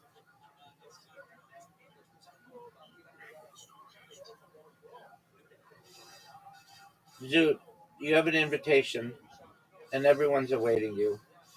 And you just had one of the worst shots I've ever seen. It's terrible. I can already tell this is a bad shot. One of the worst shots we've ever seen. It's awful. It's awful. Zoot went in the black shit. Zoot, are you going to go? He left it short. He left it short. Folks, Zoot left it short. Now I'm going to get his shitty ass ball out of my way. Get the fuck out of here, son. Look at that move. One of the sexiest shots in the That was a history. good shot, lady. Did you like that shot? Because you can't get my ball I now. won't take that. You can't get my ball now, son. You can't. Oh, thank you, dog. Zoot, did you know you just helped me? Yes. Did you recognize that I'm on fire in this game? And I don't think I'll ever lose again, frankly. That's just garbage. Absolute garbage. I could even just bounce it off this wall. Miss it on purpose. Why did you do that? You could have got the first free shot ever. It wouldn't have been the first 3 shot ever. I played this hole like 20 minutes ago and I got it in fewer than 3. Look at this. Zoot. It'd be funny if you don't get it in. Yeah. You know I'm getting it in, dog.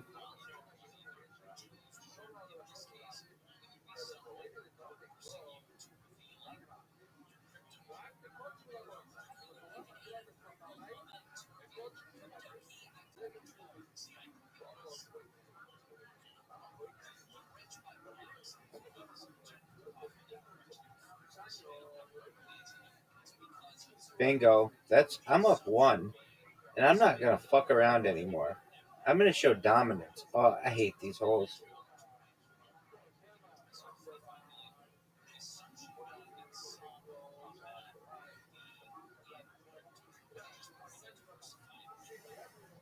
Dude, I just hit one of the greatest shots in the history of the game.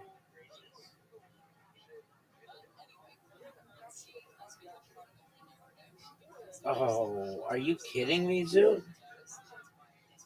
Really? Are you kidding me?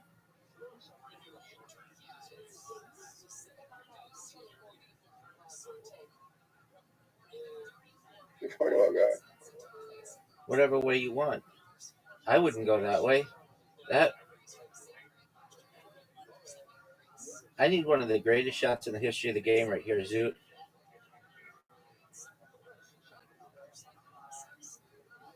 You need one of the greatest shots in the history of the game. He left it short, folks. He left it short. Oh, almost. Zoot, I've got a take no prisoners attitude. This game is over, son. Look how good a shot this is, Zoot. Zoot, are you watching this? Zoot, are you watching this? Zoot!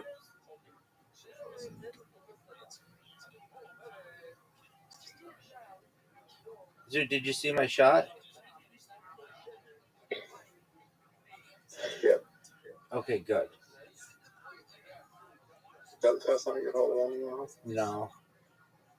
I'm amazing. I get a hold of one of that all the time because I'm sick. Look at this shot, Zoot. Zoot! I told you, dog, I'm on fire today.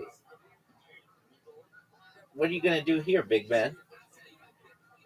That's a devastating shot. It's Brazil's fault for not coming in.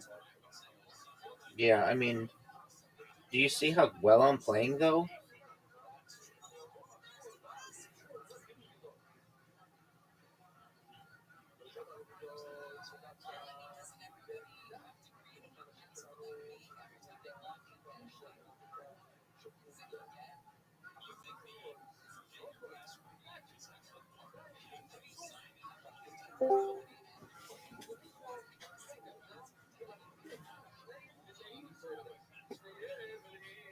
Who's that? I think Brandon. Look at Zoot. You could make this shot, and it would be one of the greatest shots I've ever seen on this hole. Who just joined? Brandon, I think. Who? Brandon. Look at this. Are you serious? Zoot.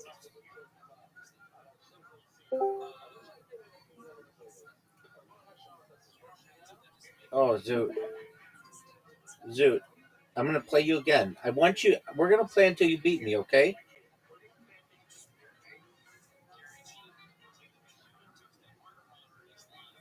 Zoot, I'm on fire. You're not touching me. I'm talking shit like it's going out of style, big man. That's a terrible shot. You know that's a terrible shot. You're not even trying. That's a garbage shot. There you go. That's how you try, dog.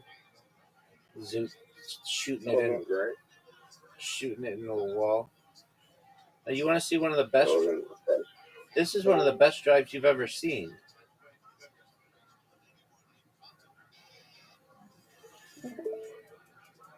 You gonna water bump me? Are you proud of that shot? I'll give it a 9. I'm gonna put my ball right in between your ball and the hole. Look at this. I'm calling my shot, dog. I'm calling my shot. Oh, I effed you. I effed you hard. You're done, dude. You're done. I can't even water bump you. I know. I had one of the greatest shots in the history of the game. You're done. You're done. Bounce it off the right wall and back up into the hole. Right wall, all the way. Full speed. Full speed. Or you could just try. Water bump. That was garbage. Dude, I've already taken the lead.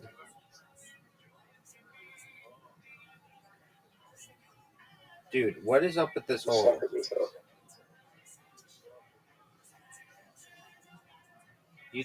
Zoot. Wrong way to go. Zoot, this hole and everything for which it stands is terrible, and nobody likes it. I don't like it. You don't like it. That was not a good shot, Zoot. Can you stop waving and coming back?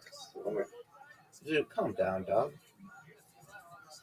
You do that all the time. Yeah, I know. Hilarious, Zoot. But not when we play mini golf. Okay. Yeah, you do. You leave for all kinds of reasons, dog.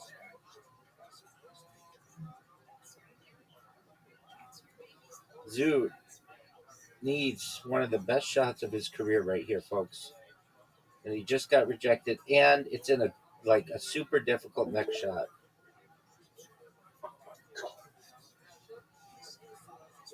Look at this shot. Zoot needs the greatest shot of his career right now.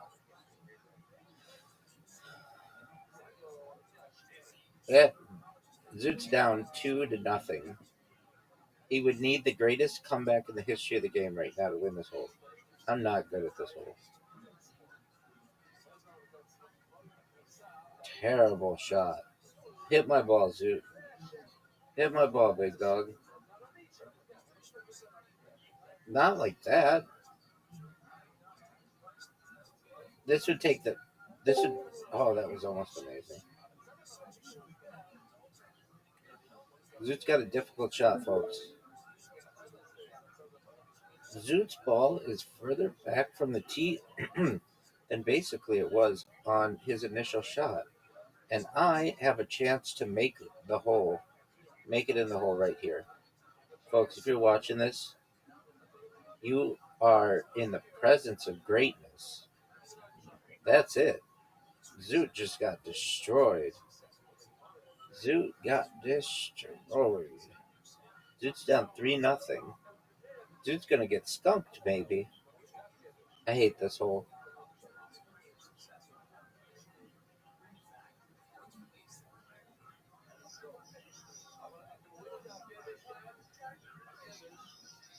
Does Zoot go long, or is he gonna go to try to make it through the spot?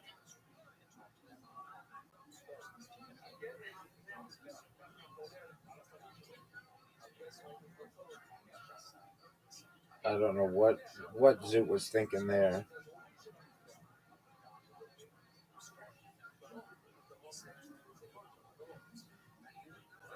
That was bad, Zoot. I just had a bad shot and gave you an opportunity to score.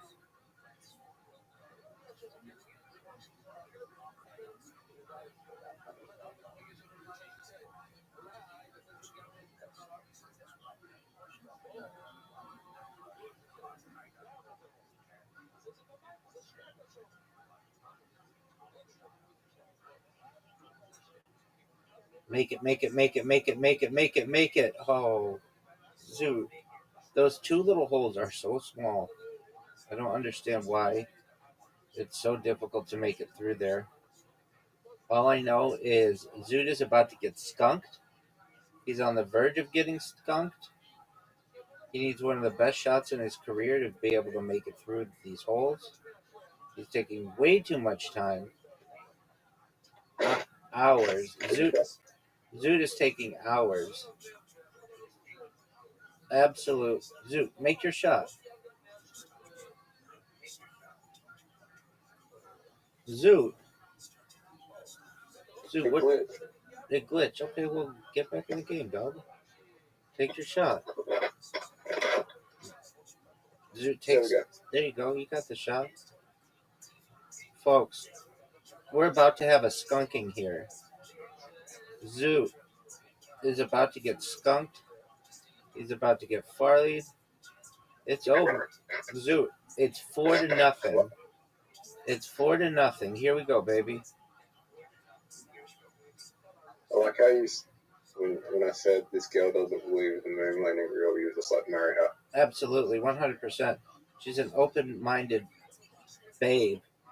She's one of the hottest chicks of all time, just based on her brain. Notice I didn't ask you 0 to 10 that bitch. That bitch is a 10, Zoot. I'm telling you right now.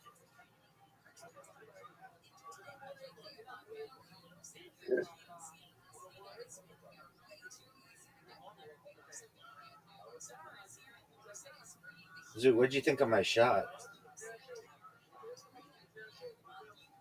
That's short. Devastating.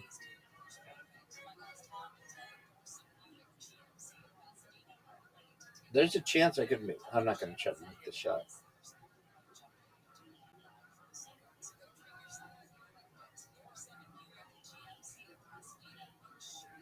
You need one of the greatest shots in the history of the game right now. Not what you needed. I'm going to hit this for the championship. Zoot, you got skunked. 5-0. Perfect game. Perfect game, Zoot. That was close. It was not even close. Zoot, I'm going to play you till I beat you. That's 2 till you beat me. You just have to tie me. You don't even have to beat me. That's 2 in a row. I'm telling you, I'm so on fire in this game. It's redonkulous.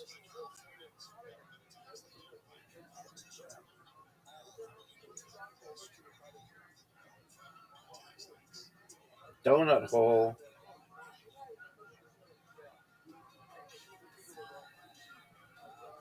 Are you serious?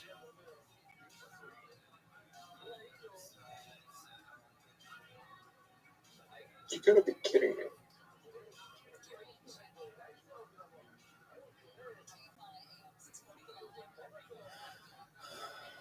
Down 1-0. How do you fuck up that shots like that? I don't know. I hit something and it went backwards or something. Zoot hits an Perfect shot. Zoot, are you proud of that shot? It's not the most perfect shot.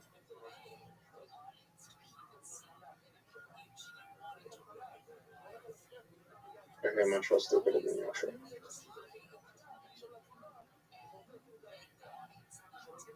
Yes. Yes. Perfect. Perfect. But you know I could make this shot, Zoot.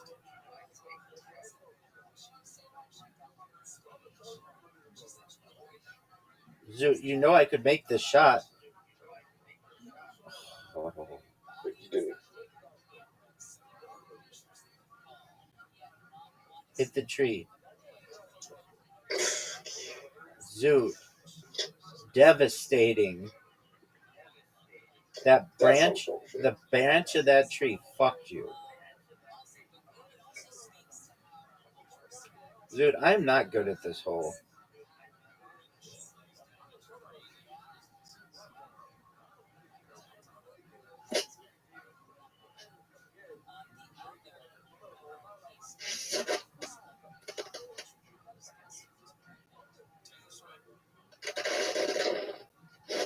Robot, Yo, pimp.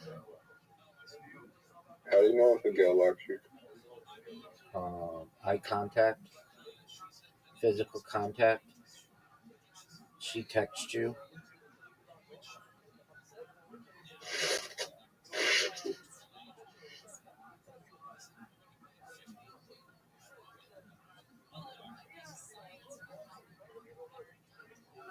Look at this shot, Zoot.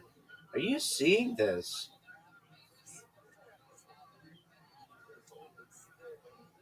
Zoot can't even get past the first part. That's another rejection. Straight up rejection. And I have a shot at the hole. I have one of the best shots at the hole in the history of the game. Are you serious? Zoot, are you serious that ball didn't go in? It was rigged, son.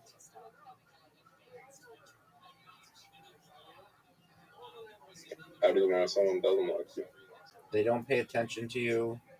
They introduce you to their boyfriend. Or even just guy friends.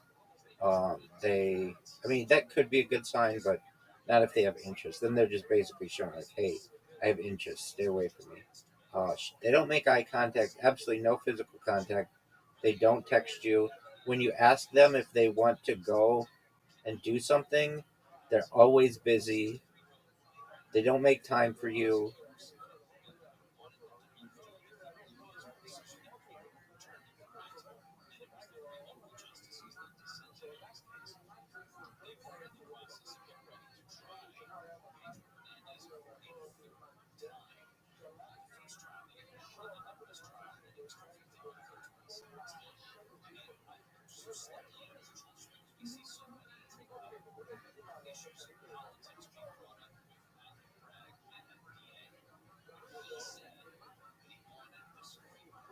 Oh,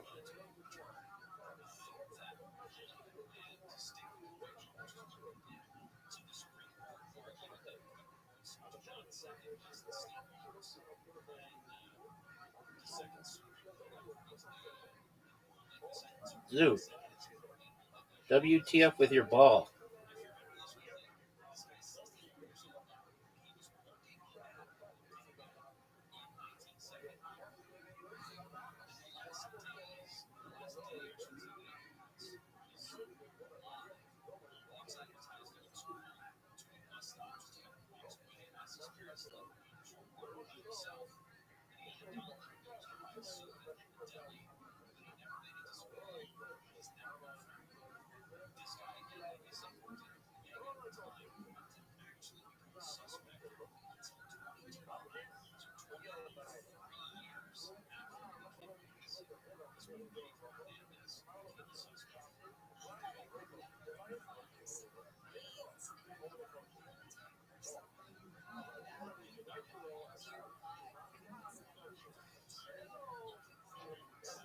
Hit my ball. Zoot. My man. This game is out of touch for you. It's out of reach. That's 3 straight wins. 3 straight wins, son. Oh no, you could time me on this. I want you to. I'm sick of beating you so badly. Get it. Hit the thing.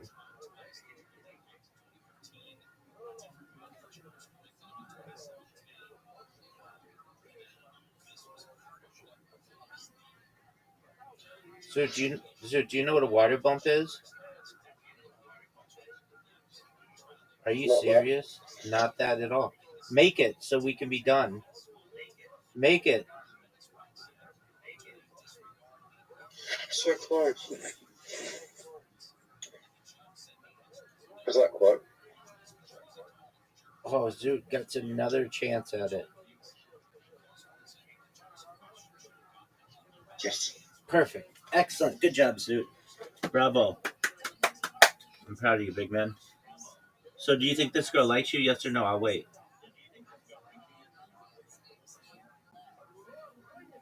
5% chance. 100% chance? 5%. 5%? Okay, cool. Do you know that I discussed... She said she said that she'd watch my favorite movie, and then she told me to watch her favorite movie.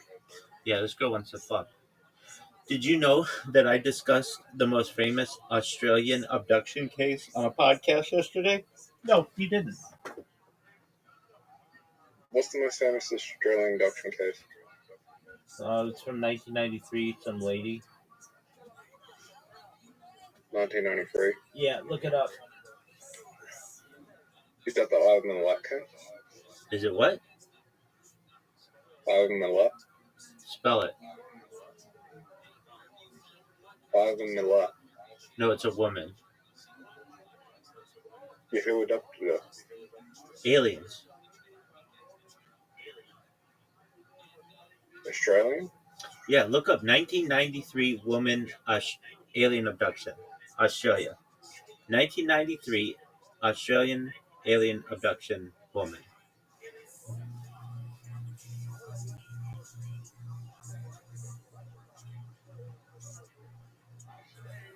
What part of Australia did you get abducted from? Doug, aren't you looking it up? Victoria. Are you looking it up? Kelly Carley. That lady. Kelly Carhill. Yeah, that lady. So what are your thoughts on it? Read it to me. Let's hear what Zoot has to say. On the night of August 8, 1993, she and her husband encountered massive global UFO and experienced terrifying missing time. Then in Anago Ranges near Melbourne.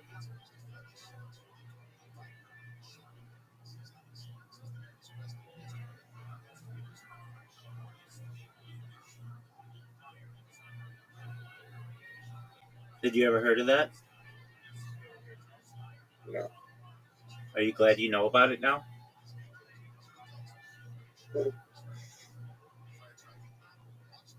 Are you glad that you know about it now? I'll wait. Oh, look who the fuck shows up. Look who the fuck shows up. Riser. Yeah. Riser. It's Riser. No. How you living, pimp? I hardly know any details about it yet. All right, well, it's a fascinating story. Read it to Riser. Riser wants to hear about it. Don't you, Riser? No. That's fake news. Everybody knows Riser wants to hear about it. Why haven't there been any UFO sightings since the 1993 incident in Australia? There have been a lot of UFO sightings. There are UFO sightings every single day.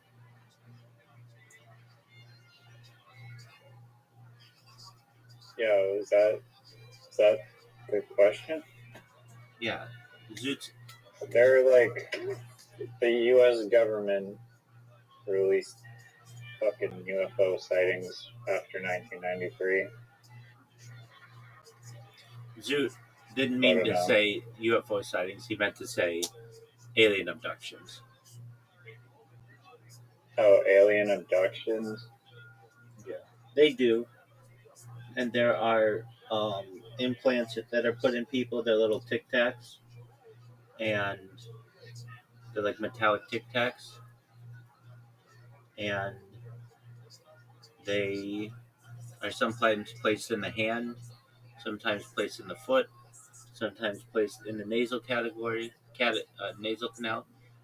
Do you all know that I was on a podcast yesterday for 2 hours, kicking ass, taking names? I'm on another one tonight, and God willing, and I don't know if this is going to come true or not, but I've got an inquiry from one person.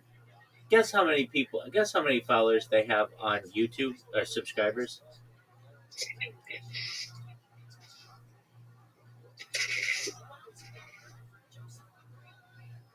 When I say guess, I expect you to guess.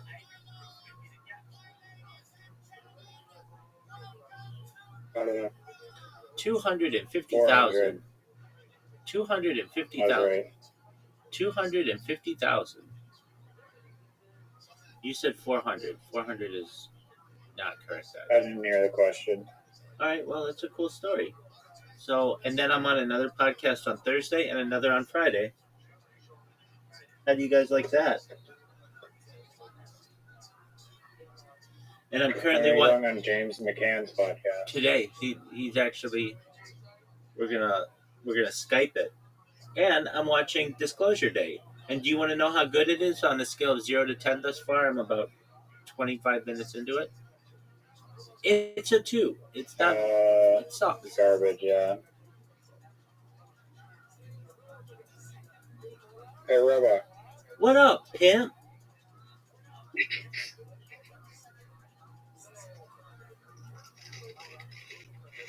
Right. It sounds like Zoot is ready to play the game when he's the narrator.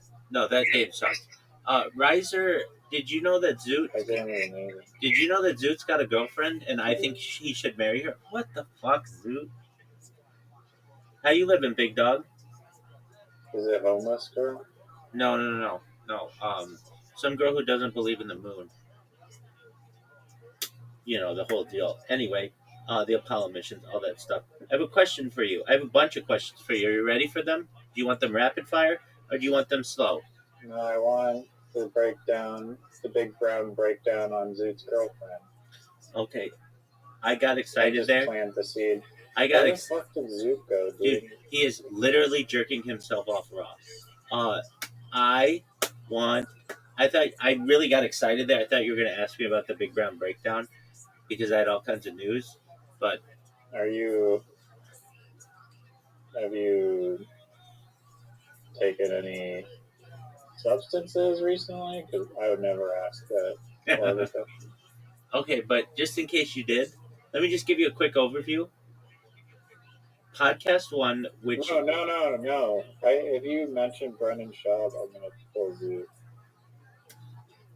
Okay, are you ready for me to ask you questions? Okay. Where do we stand on parrotcarrot.com?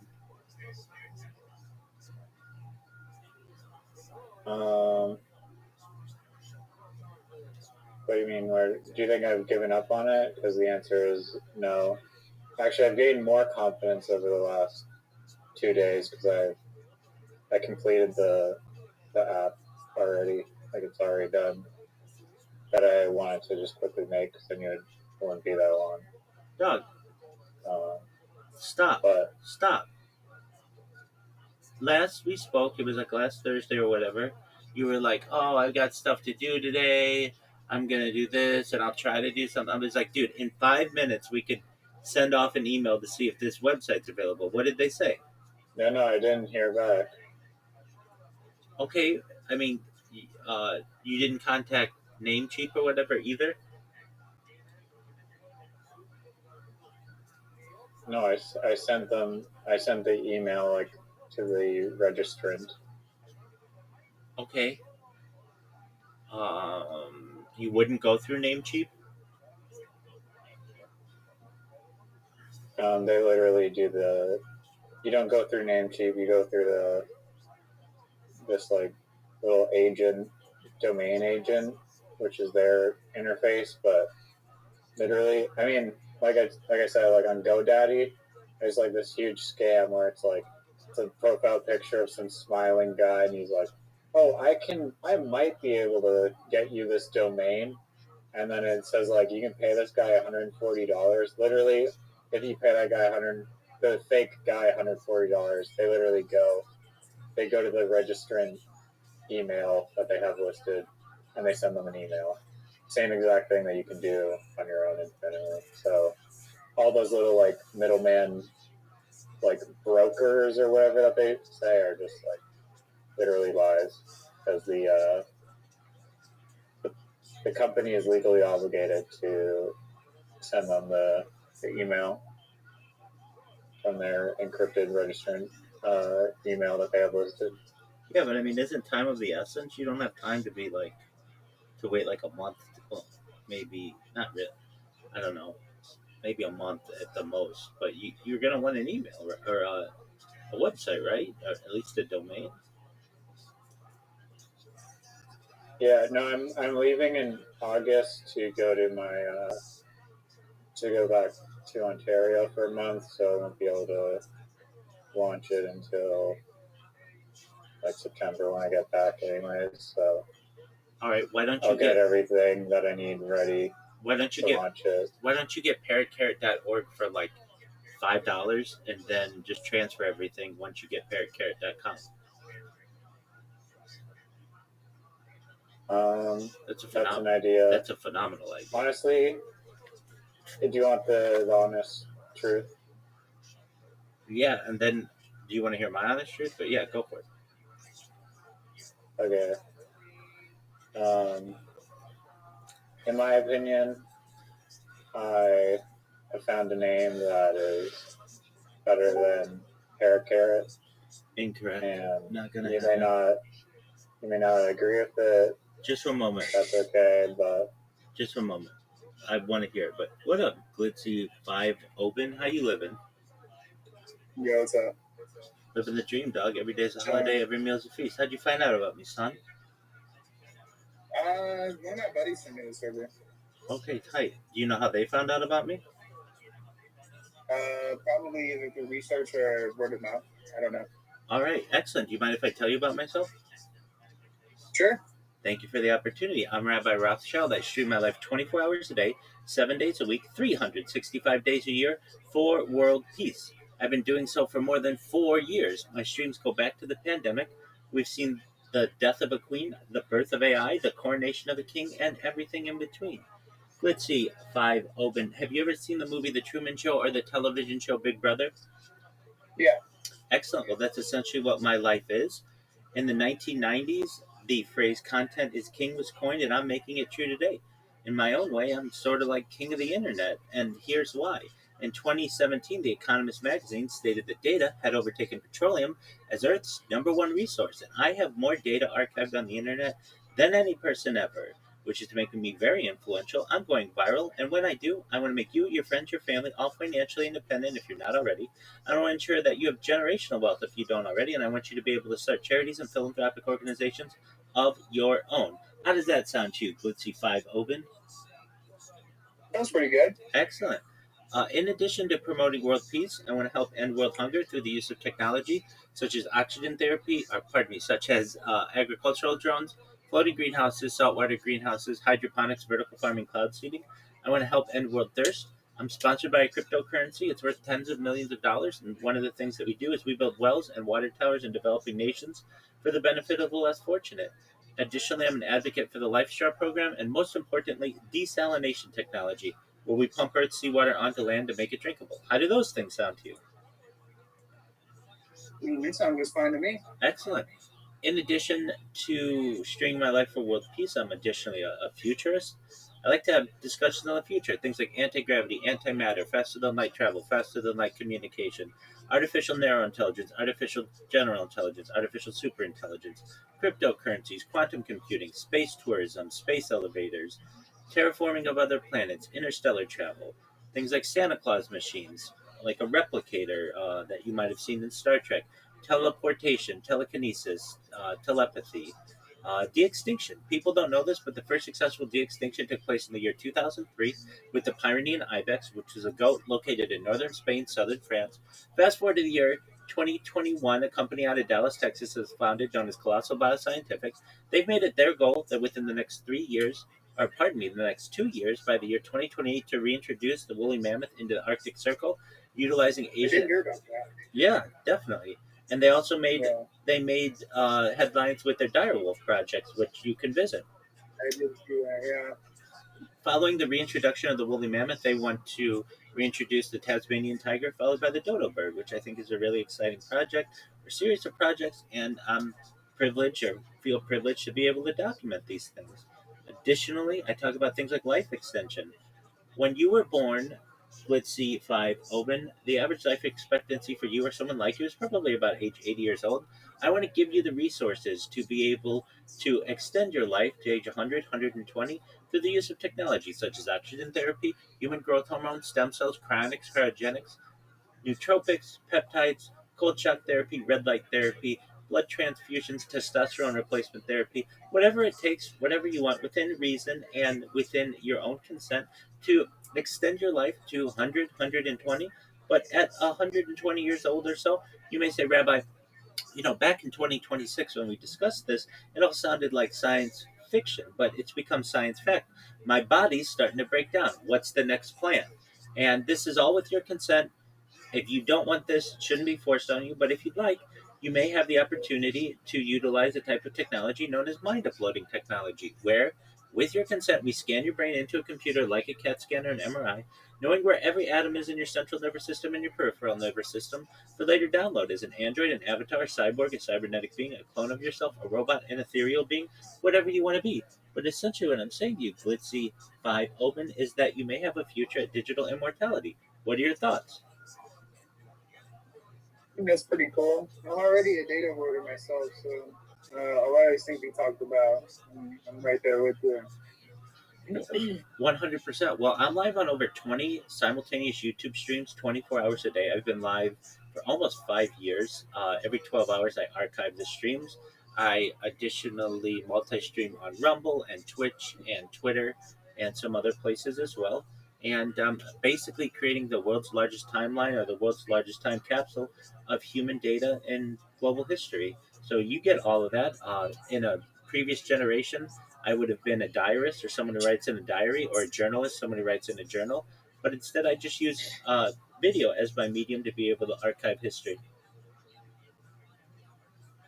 That's something I can totally get behind because, like I said, I'm a data hoarder. So if you think, like if there's somebody saying you can't store it, that they take that as a challenge. So, like, I'm right there on the same page with you. Excellent, with my friend. Archival stuff.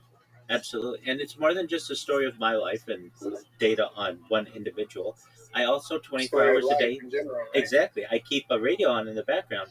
So you can literally go back to any moment of any day of the last 5 years, essentially, and know not only what was going on in my life, but what was going on in world history. Have you ever played the game Grand Theft Auto? Sure. Excellent. Well, if you're familiar, the radio plays a key role in the game to give you an idea of what's going on in the character's life and what's going on in the city. And in the same way, the radio plays the role of basically creating timestamps so that you know what's going on in world events whenever anybody's watching one of my streams. It's a very similar concept. Pretty good. Excellent. I've been on a lot of podcasts recently. I was on one yesterday. I'm scheduled to be on one tomorrow. I have one on Thursday, one on Friday. Some of these, and then I'm in discussions with some other podcasts to be on, some with as many as 250,000 subscribers, some more perhaps. So one of these days we're going to blow up, and all of the data that we've archived over the course of this time will have the opportunity to be seen, and you're part of the live stream now. So what do you want to say to the people of the future? Stay safe. Stay warm. You're gonna be hungry. There you go, That's folks. pretty much all I had to say. Absolutely. Well, I'd like you to thank your friend for introducing me to you. I sincerely appreciate that. So tell them, shout out to your friend, and please, on my behalf, thank them for me. Sure. Tell me about yourself. Aside from data hoarding, what do you like to do? Me personally, I'm a programmer.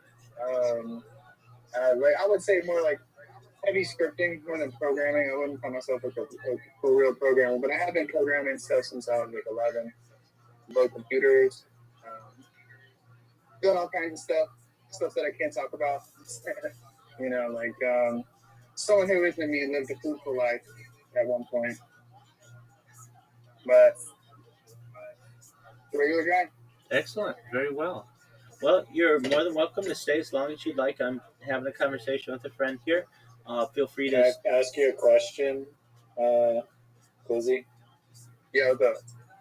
Yeah, are you integrating with AI in your scripting and programming stuff? Yeah, so I'm integrating how like the stuff that I'm writing is like from it. Like, are you saying like, are you asking if I'm using like AI to help me program, or are you saying, am I programming stuff that integrates AI into what I'm doing?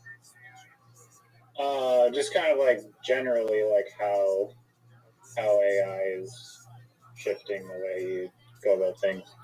So for me personally,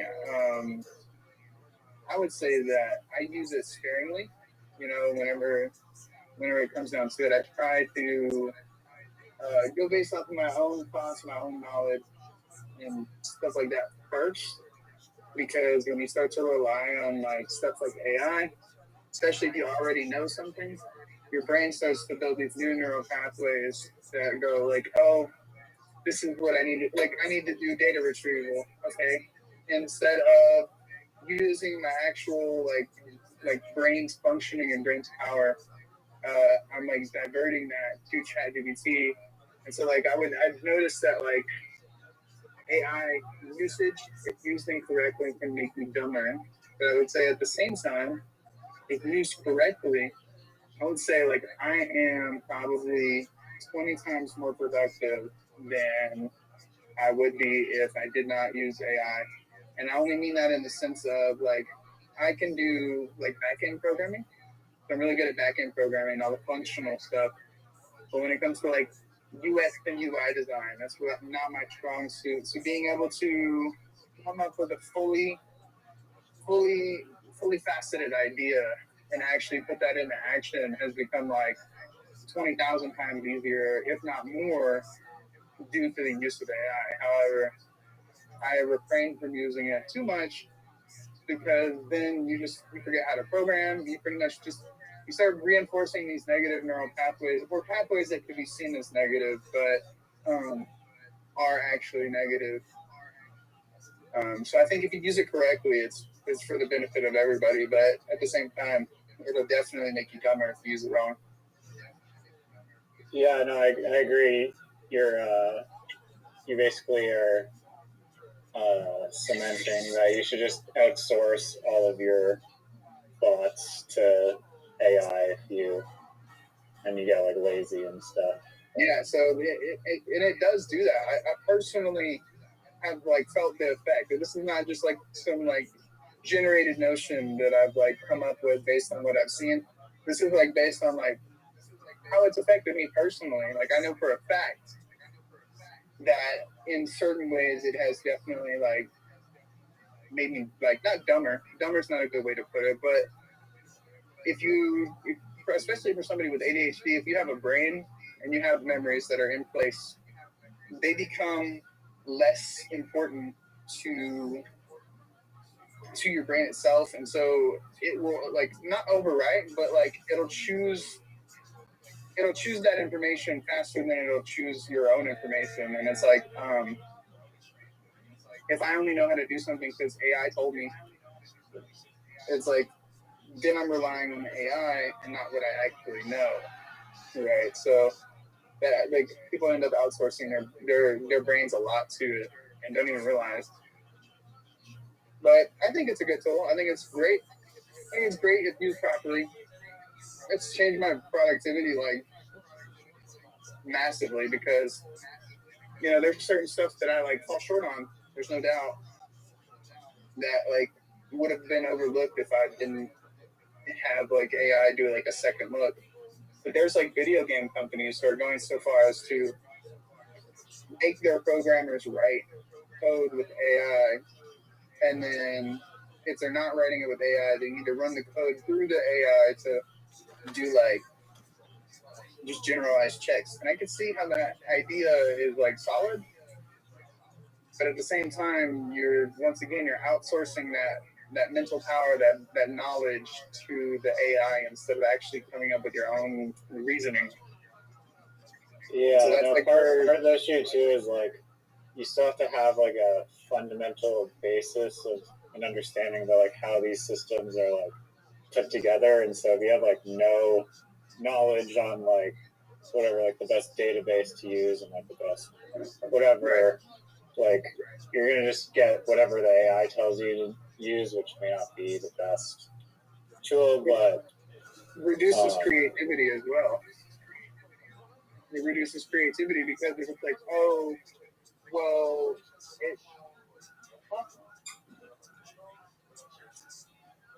it generates like this. It generates this scenario where it limits your creativity because oh well, did you do it the way the AI would? Well, that's not how painters painted their art.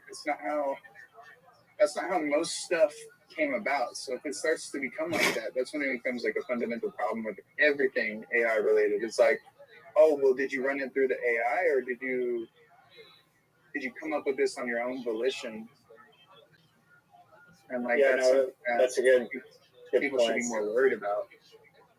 Like the AI like slop economy, it's like you still, even if you're using AI to program every single thing, usually if you just type in like ChatGPT, like what business should I start, that generates me $100,000.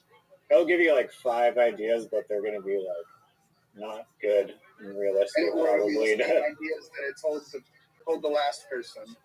Yeah, exactly. It's like the actual what you're building needs to be like a good basis of idea, and it's like AI can generate some of those too, but for like a real banger of an idea, it's hard to, at least with like a random generalized AI model, come up with another like a good idea. Another problem with using AI too much is getting to the point where you have this entire fully featured code base with 10,000 lines of code that you have no idea what any of it do.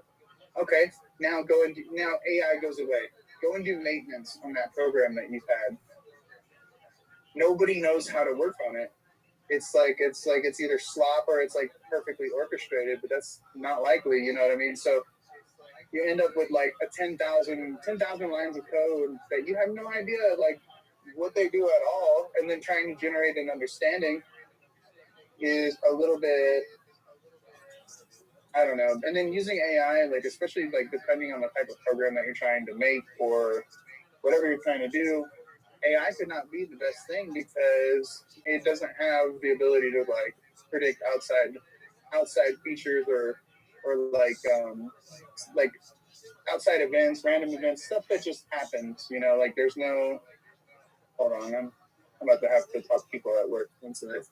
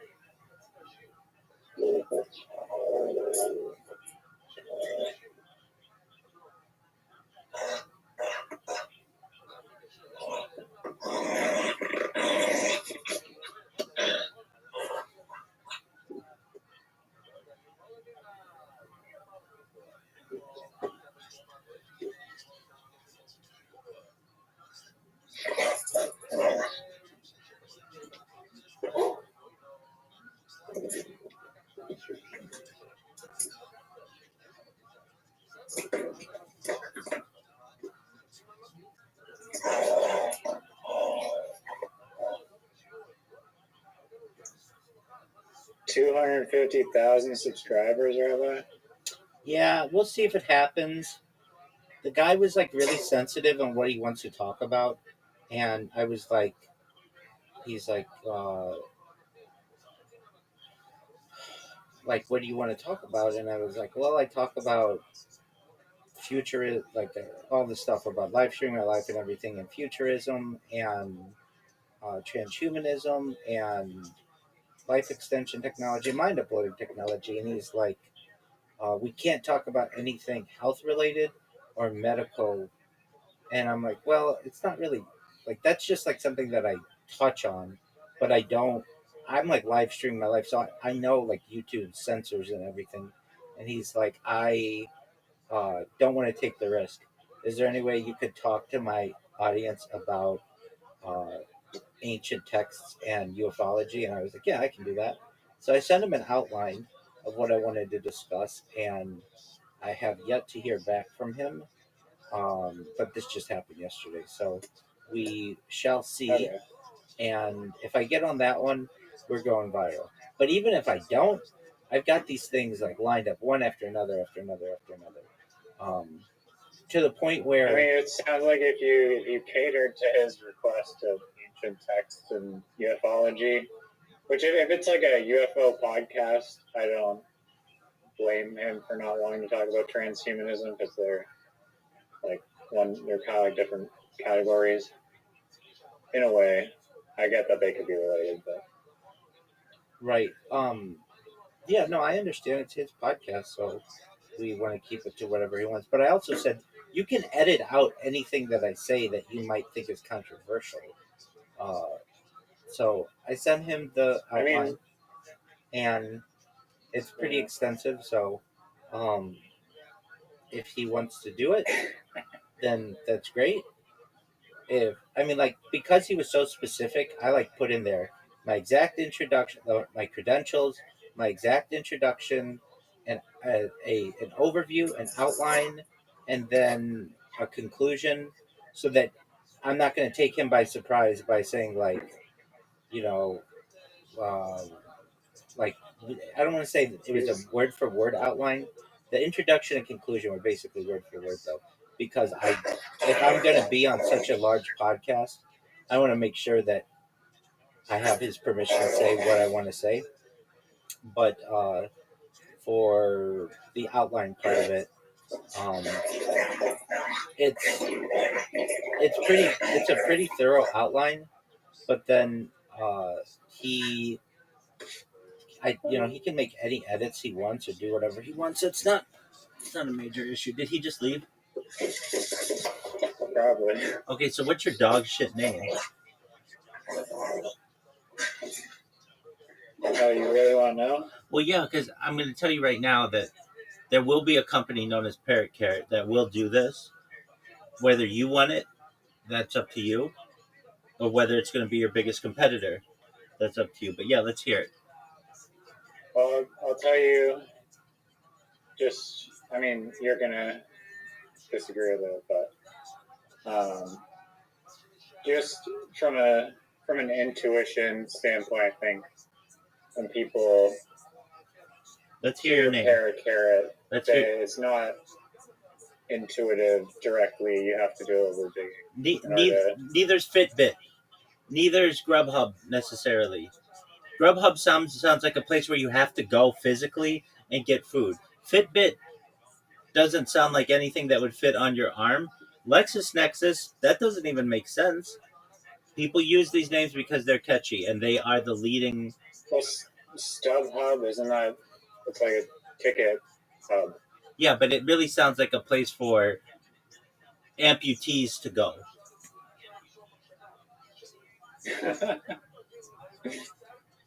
I mean, even tickets today don't have stubs, so it's an outdated name. I mean, Netflix. It's flicks as in like movie flicks on the net. It's in the title. Yeah, I know what Netflix is. So it's just more intuitive, and I completely understand that not every company whatsoever. What's your name? What's your name? Targeted. What's your name? The name that I think is a strong contender is Hype Herd, HYPEHERD. Hype because the companies are buying hype from their product, and herd is a subtle nod to the crowd element. I get that. I don't like the term herd because it makes people sound like cattle. Like herd mentality is a negative. That's like the first thing that comes to my mind. And you're going with alliteration as opposed to rhyme, which is not as strong in branding. You're going with DoorDash when you could have Grubhub. Now, you may say, well, DoorDash is bigger than Grubhub. Yeah, that's because of the money behind the thing. But from a purely naming convention, rhyme is superior. Let's see here. Hype herd.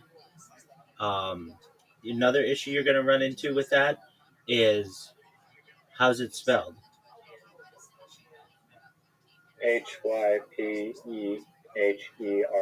Right, but when someone hears it, there's a 50-50 shot that they're going to type it HEARD, which is another challenge you're going to have to overcome.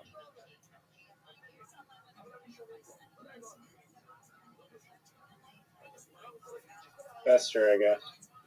It's not a bad name. But I mean, well, once they see it once, like written in like a social media post, that's like my entry on Hype Herd, then they know how it's spelled. I get that. You know what doesn't need that? Parrot carrot. You know what rhymes? Parrot carrot.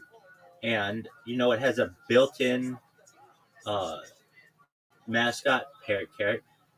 What's the llama? Oh, I hate it. Why a llama?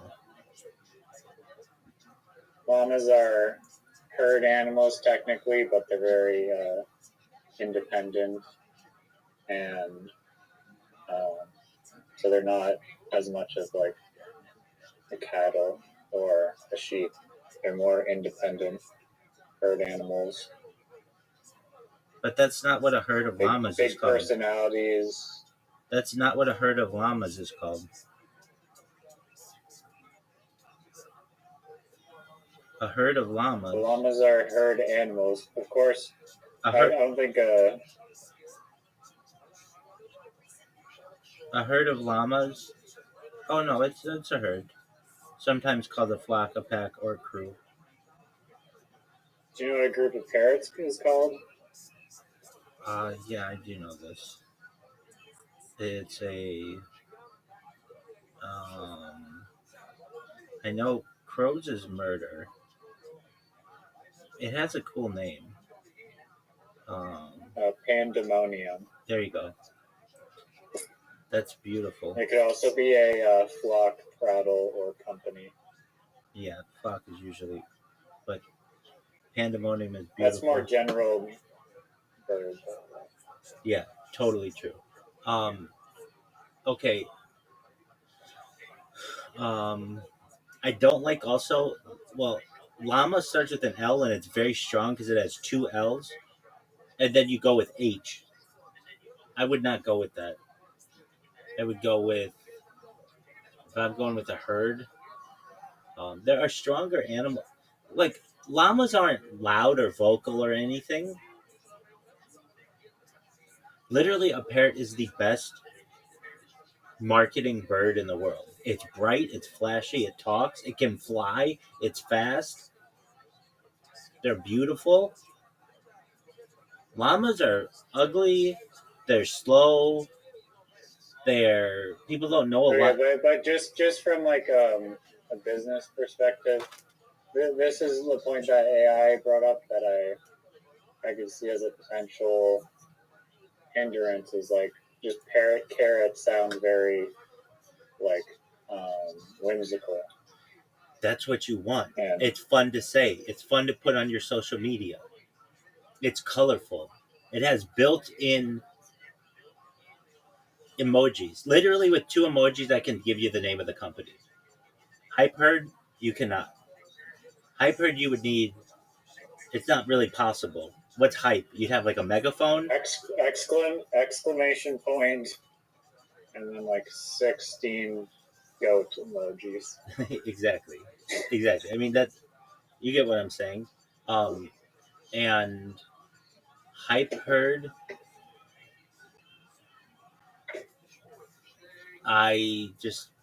it's negative to me. Now you can say the same thing, that parrot can be negative as well.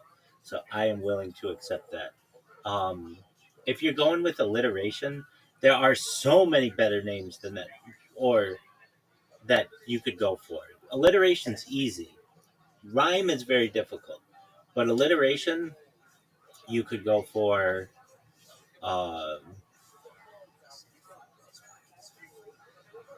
cheer.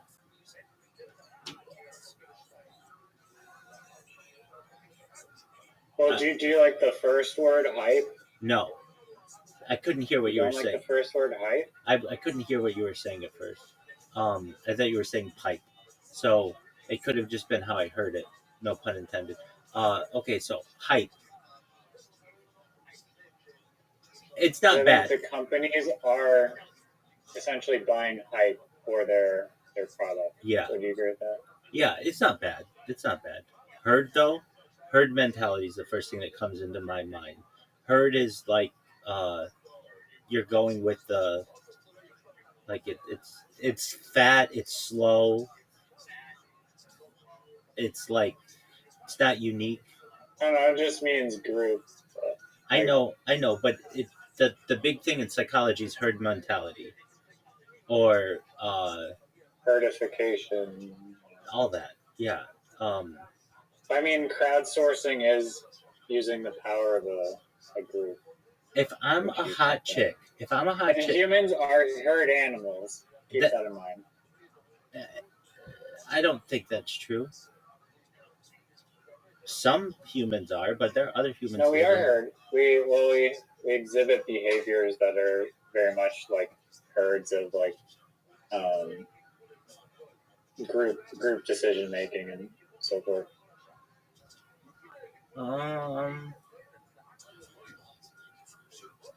Like we see someone doing something, and then the more people that do it, the more people want to go do that thing. Like we ride these trends, and like the trends accelerate when the collective starts being attracted to an idea. I get that. Is hype herd available? Yeah. Or wait, no, I think I didn't hear back from them either. Yeah, that's taken as well. So I think it expires.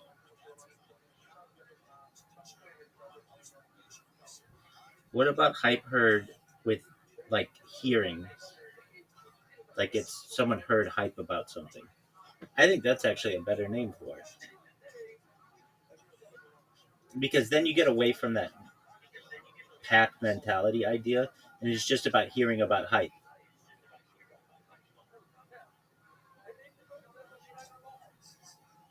I don't know. I like the herd because I think it's just a sleek reference to the crowdsourcing. It's not sleek though. It's fat. It's slow. It's grazing. Look, I'm just telling you. Why are herds? In my opinion, are not necessarily inherently negative at all. Herd mentality is the big thing that comes up. Let me just ask you: if you're a hot chick and you have a post, would you rather have it say hype herd or parrot carrot? One is slow, it's group mentality, it's not smart. The other is a beautiful, vocal, fast bird. I'm just saying, women, just people in general, but like women push, they drive this industry. And women, in my opinion, especially hot women, will find parrots very attractive and carrots very attractive. A carrot brings to mind health and nutrition and even like good eyesight, even though that's kind of a kind of a false thing.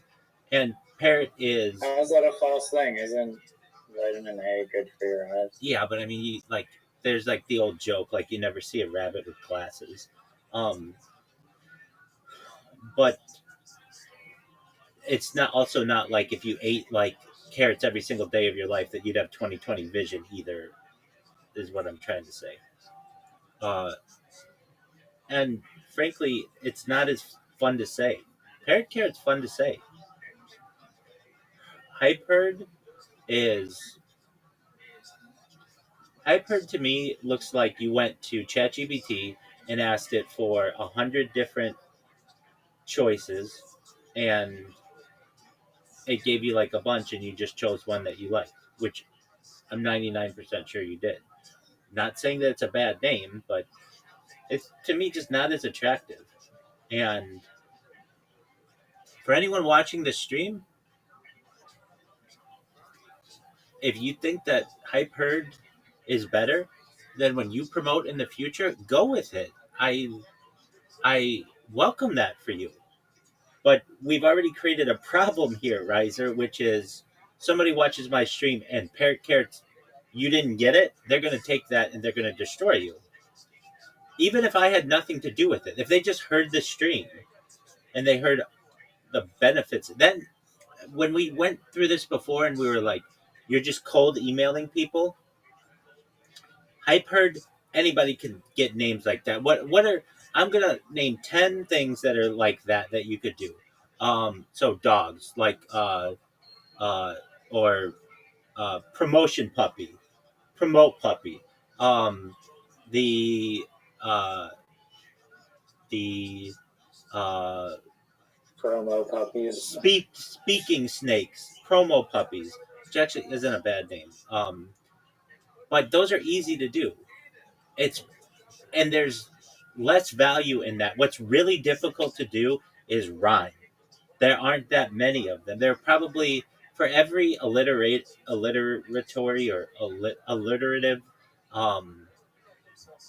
name, there are, and it's a perfect rhyme. That's even more difficult. There are probably 100 times more alliterative names than there are perfect rhyming names. And especially 2 emojis, you can represent this. It rhymes. It's a beautiful bird. It talks. Somebody's going to hear my stream and they'll be like, why the fuck didn't Riser take that? It's absolutely perfect. Here's what he should have done. He should have gotten parrotcarrot.org as just a placeholder while he's jerking himself off with these people at parrotcarrot.com and upload his stuff to the website. And then eventually, just like Facebook was originally thefacebook.com and became facebook.com after Zuckerberg dipped in his pockets a little for it, Riser can do the same. Like, okay, yeah, no, I didn't come in just saying like this is like a final decision or like. That's true. That's true. I wanted to present it as a point of debate, and I, of course, listen with open ears. Yeah. And I think you've done a good job defending Parrot Carrot and explained why it could definitely be considered a better name than Hype Herd. I don't know if I 1000% agree entirely with it, but I don't necessarily disagree with either. So. All I have to do is just, like, to create a name like that is so easy that there's, not saying what you've done, Izzy, but there's no value behind it. There's a value between a perfect rhyme that has a beautiful animal as a representative. It can be represented in 2 emojis very simply. Name an animal.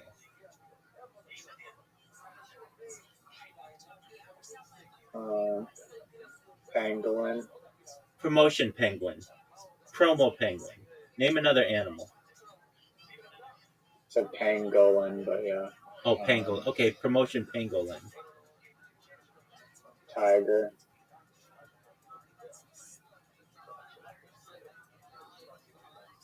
Tremendous Tiger or Cali Tiger. I'm sure there are some other T names that we could use to just. All you need is something having to do with promoting and an animal. And that's what I'm saying. There are like 1,000 of those names. But I dare anybody to find. No, well, herd is not a specific animal. It's a reference to the crowd. Which to me is even worse because it's not identifiable. Like, let me. Well, it's more descriptive of the platform's goal overall, where someone could look at the name and be like, hype and herd, and then be able to decipher what it actually means. Whereas parrot carrot, they're gonna have no clue what the platform means. Who owns? I understand that. Who owns? That's not even necessarily required, but I'm saying. If you say to someone hype herd, they're gonna have no idea what that means either. No idea. Just like they won't know what parrot carrot is without any kind of background. But they wouldn't know any of these. Even like you had the one, what was it? Something growth or something. What was the one that was very corporate? Oh, CrowdSpark. CrowdSpark. That nobody knows what that is. Upcake. Nobody knows what that is. There is going to be some kind of education that you're going to have to perform. Who owns Hype Herd?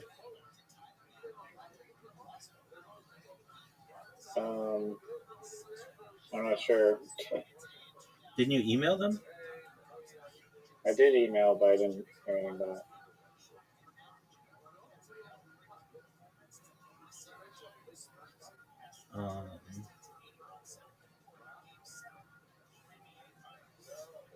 I almost like. No, that's okay. I almost like, because actually one thing that's even better than rhyming is a pun, and Hype Herd could be a pun, sort of.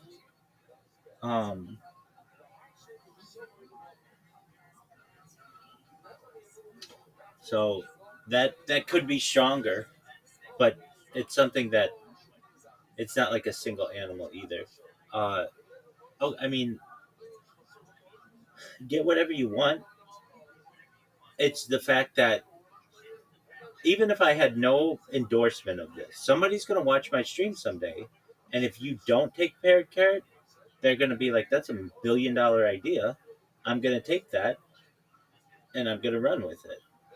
Now, Hype Herd is when I think of it as a pun, it's a much more creative name now to me. I still don't love it. You're coming around.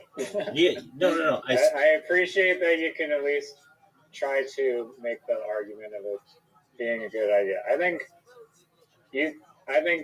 your idea is a good idea. You think my idea is a decent idea. They could both be winners.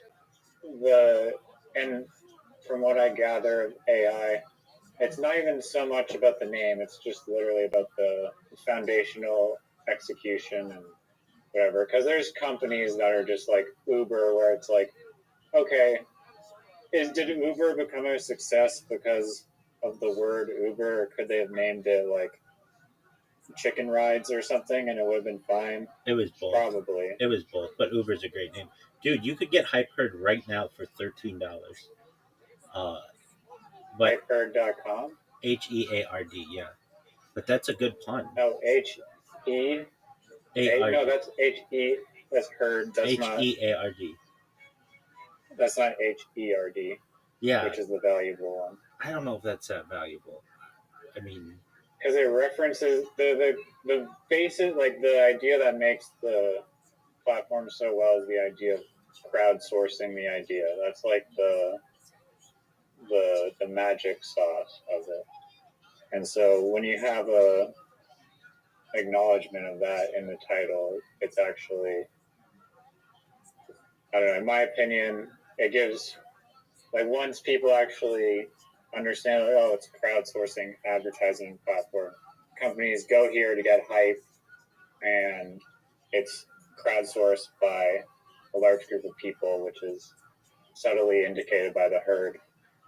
I get Makes that. sense. I don't think that's the strongest part of it. The group mentality. I get that is important, but to me, it's the fact that you heard hype is more important than the idea that it's group. Well, the crowdsourcing, using a group of thousands of people to source the idea, is what gives you the better quality of idea. I don't. What is your stance from like the herd, as in like listen or like heard it? I think that's great. That to me moves it away from cattle and into just something that someone would undergo. They hear something, but yet still you could have your logo be like a herd, and so you could still utilize that. I'm not saying that that's negative, but it's just not necessarily in the name, and you could get that name today, and that's going to be important to you. I mean, if you are really looking at this website's not. I'd rather much call it Parrot Carrot than Hype Herd with the HEARD. That to me does not make sense. It's like off the bat. Okay. Like you heard about hype from this website? Yeah, exactly. No, it's the fact that the hype was heard by the people, by the herd, by the audience. They heard about the hype. How did you hear about this? That's like a question that's used all the time. Frankly, both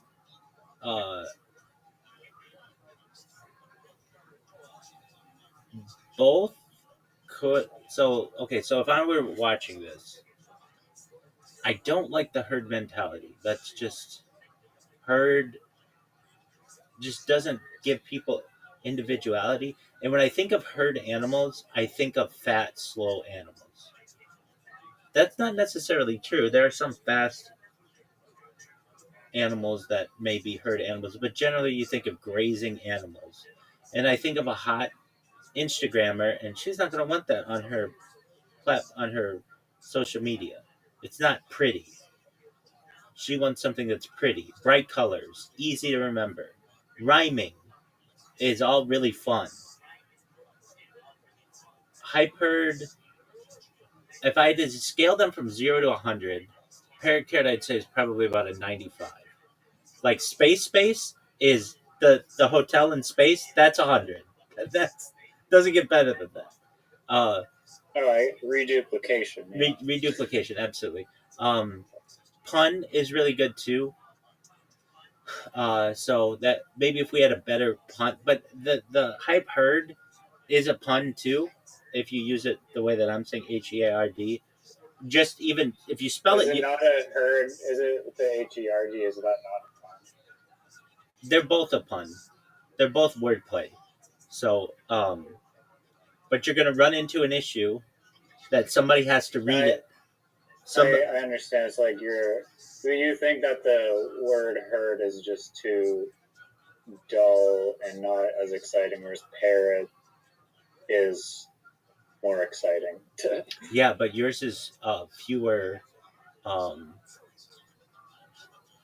fewer syllables. Yeah, it's only two syllables. It's very sharp and snappy. Yeah, that's beautiful. Carrot is twice the amount of syllables. Absolutely.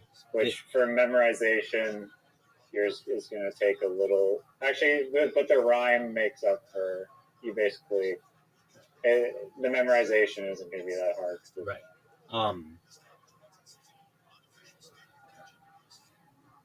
What if? Well, if you're going to go. Let me see here. I just think like in like the context of the platform that like just referencing the crowd as just a herd from like a very zoomed out perspective as like a vague descriptor word for what the crowd is doing in the context of the platform, I don't think is that bad. Because I do think that the crowdsourcing element of the platform is what gives it room to run. But I think they both do exceptionally well.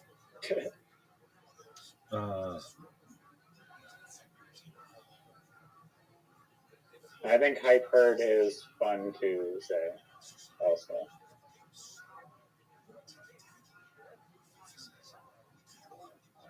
Because hype also on the internet has like a lot of positive meaning behind it.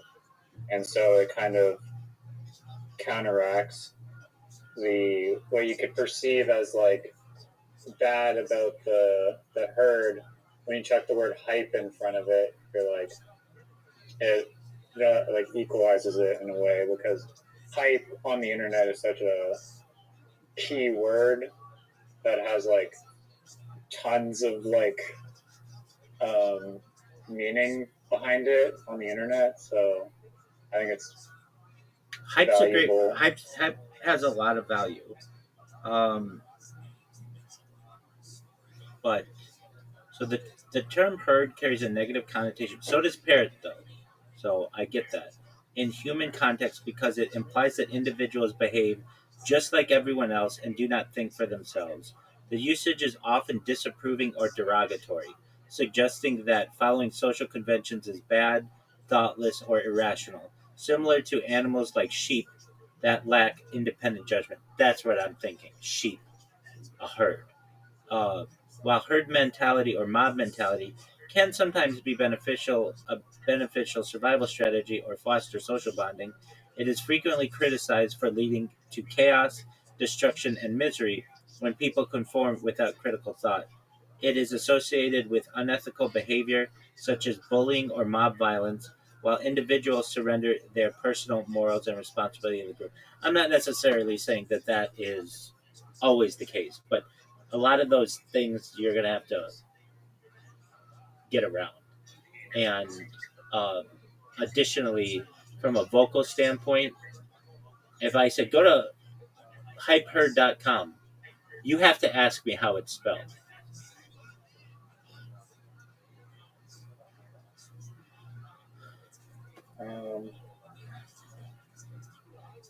Well, I mean, apparently you can buy the domain for Hype Herd for $13 to redirect people. Yeah, but you get what I'm saying.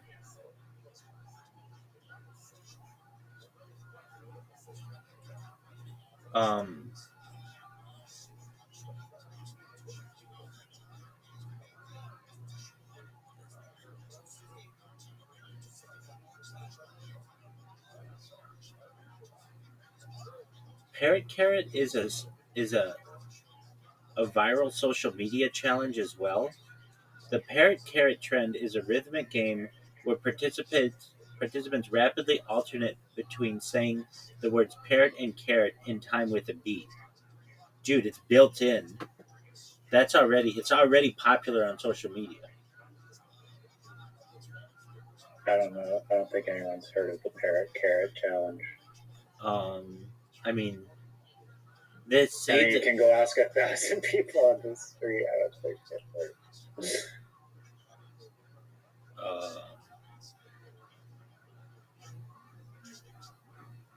I mean, this is okay. just. Well, here's what That's just what AI is telling me. What is the best? I asked her, what's the best name? Hype Herd, Ad Arena, or Parrot Carrot. I said each of these names send a completely different signal to your target market.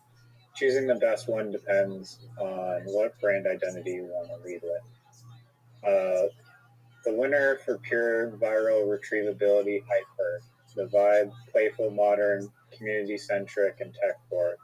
Why it works best. Hype instantly communicates the exact end product you're selling to brands. Momentum, virality, and public engagement. Herd is a clever, self-aware nod to the crowd and crowdsourcing. It implies a massive group of people moving together to vote, rate, and submit content. The verdict: this is the most balanced name for a modern web application. It hits the perfect startup sweet spot, memorable, rhythmic, and highly relevant to ad tech culture. The winner for abstract, quirky branding, Parrot Carrot. The vibe: surreal, avant-garde, memorably bizarre, and consumer-facing. Why it works best. It relies entirely on phonetic, rhyming hooks. It has absolutely nothing to do with advertising, which means you have to work harder to explain what the company does. But when someone hears it, they will never forget it. Think MailChimp or Surfer CEO. The verdict, it's a great name for a creative agency or consumer app, but for a dual-sized B2B marketplace where corporate clients need to confidently post thousands of dollars in prize pools, it might sound a bit too silly. The ultimate recommendation, go with Hypeherd. It recommends Rhythmic double word bounce. You like to Paracarrot, but it aligns perfectly with the mechanics of a crowdsourced ad application. It makes sense to both brands buying the ads and to the crowd creating them. That's cool that AI says that. Or I shouldn't say it like, because I normally say I that's a didn't cool not story, bro. ask it to be No, it biased, doesn't right? understand the business that well, because Parrot Carrot is exactly what you're doing. You're giving a carrot to people who talk about your business. So I know you just said from an advertising perspective. Here's how I look at it, and this is with a lot of advertising. If I have a classroom of first grade kids and I say, you can have Hypeherd or Parrot Carrot, they're all going to be talking about Parrot Carrot. Every single kid in that class wants Parrot Carrot. It's fun to say, and they're never going to forget it. And that's how marketing works. You have to go to the lowest common denominator. They don't know what a herd is. In a first grader, they don't know what a herd is, and a lot of people don't know what a herd is. They know what a parrot is. They know what carrots are. And it's fun to say. Now, I get what you're saying and what you said to AI, which is relevant. Yeah, but is it that corporate? It doesn't need to be corporate. It needs to be memorable. If you can get this bad boy to be memorable, that's all you need. That's what it's about.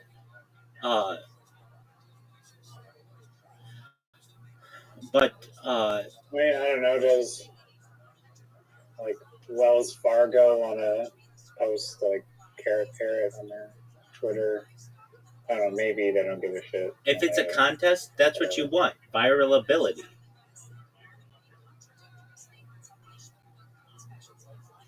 I don't really like Hypeherd as much as I like Herd Hype. Did you see if that's available? Like HERD or the HEARD? How you have it? HERD? Yeah, I think that one is available. No, it's not. It's Cattle Revenue Year Round. That's a real website. Oh. So then you're going to have to deal with that too. People typing in the name backward. Well, yeah. I'm lost. I'm on a cattle herding website. Please help. Yeah, that's a good.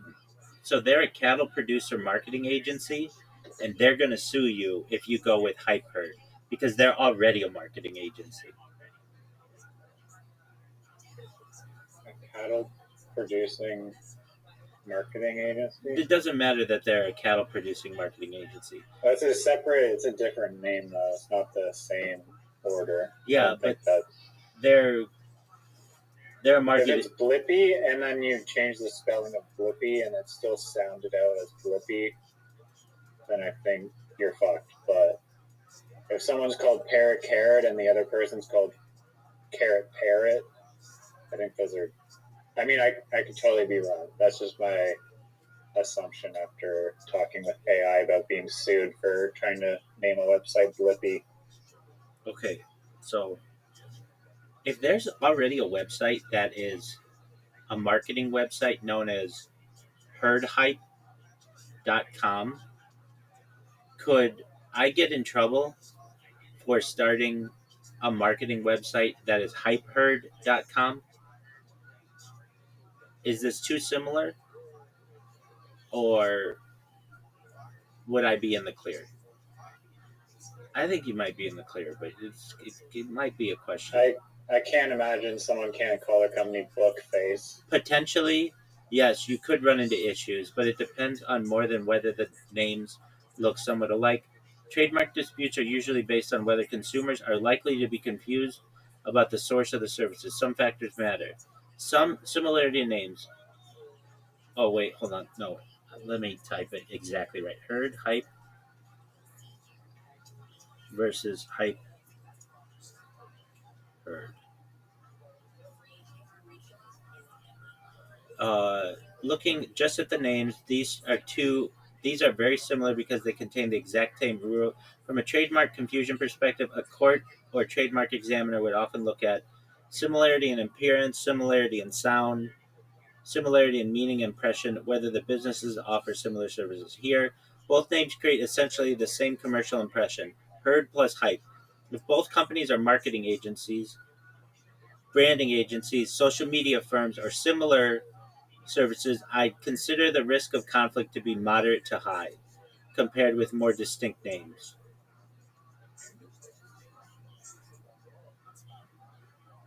So,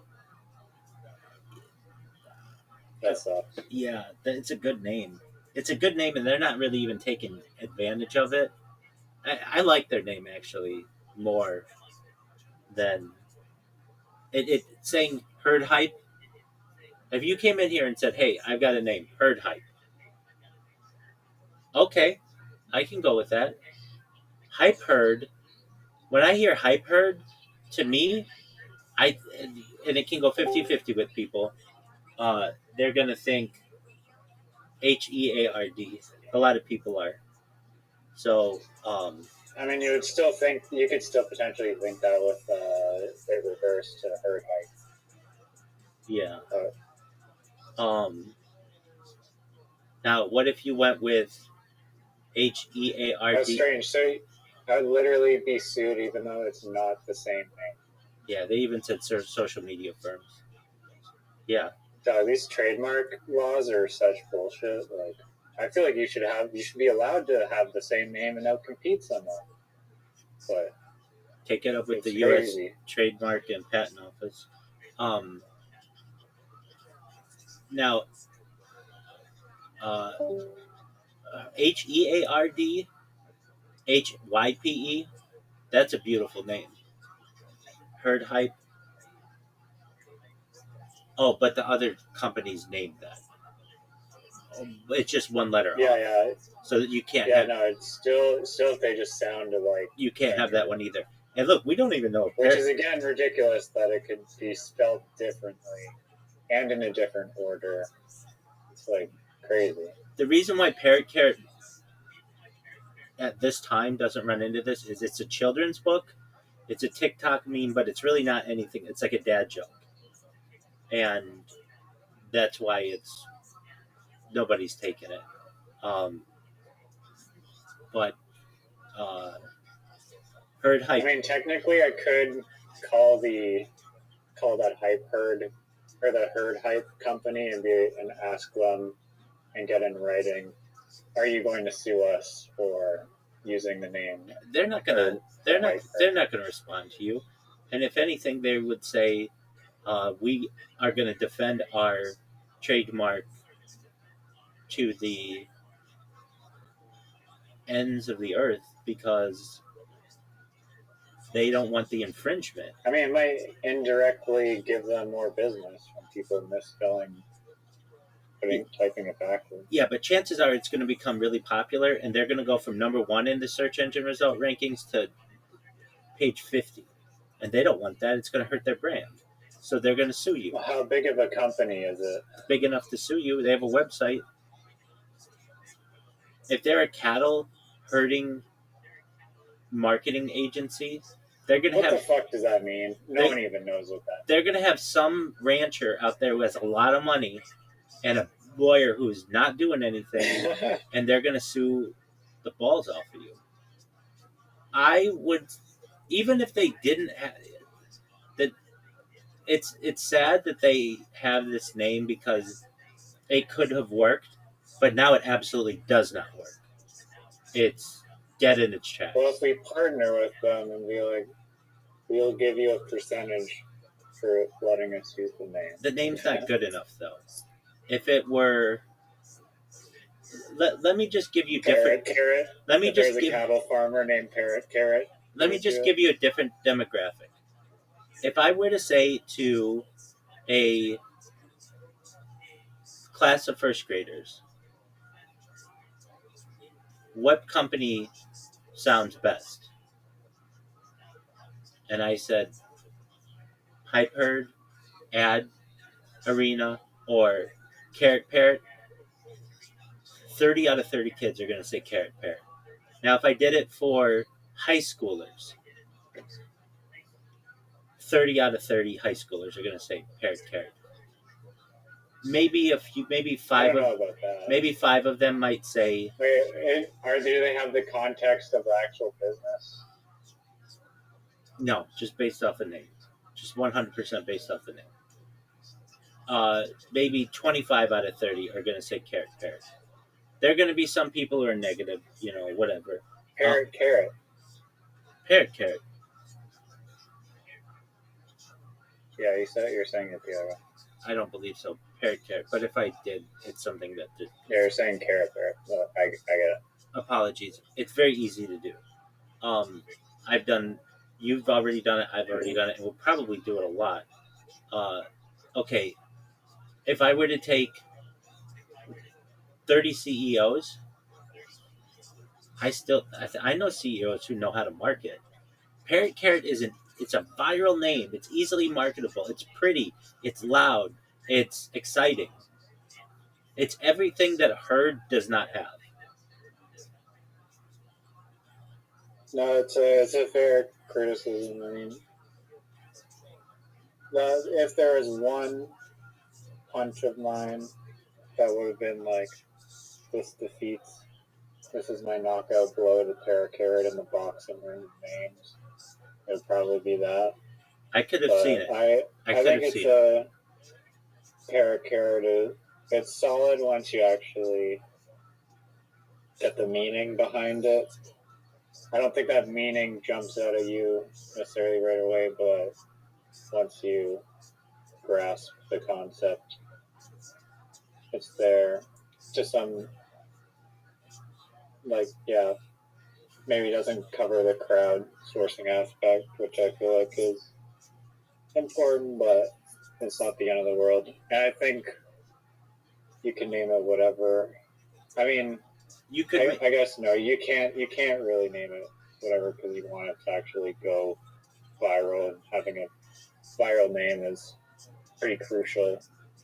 The argument could be made that Hype Herd doesn't have anything to do with contests. This is less a crowdsourcing website and more a contest website. You are not building Facebook. You're building a contest website, and a carrot is a reward. That is a good argument, yeah. And I think they're pretty intertwined, but yeah, I hear what you're saying. I think they're pretty intertwined. There's similarities. I wish that Hype Herd Herd Hype or whatever didn't exist, because I would have made a push for HERD. Hype Herd, to me, or Herd Hype, both of those work if it's HEARD.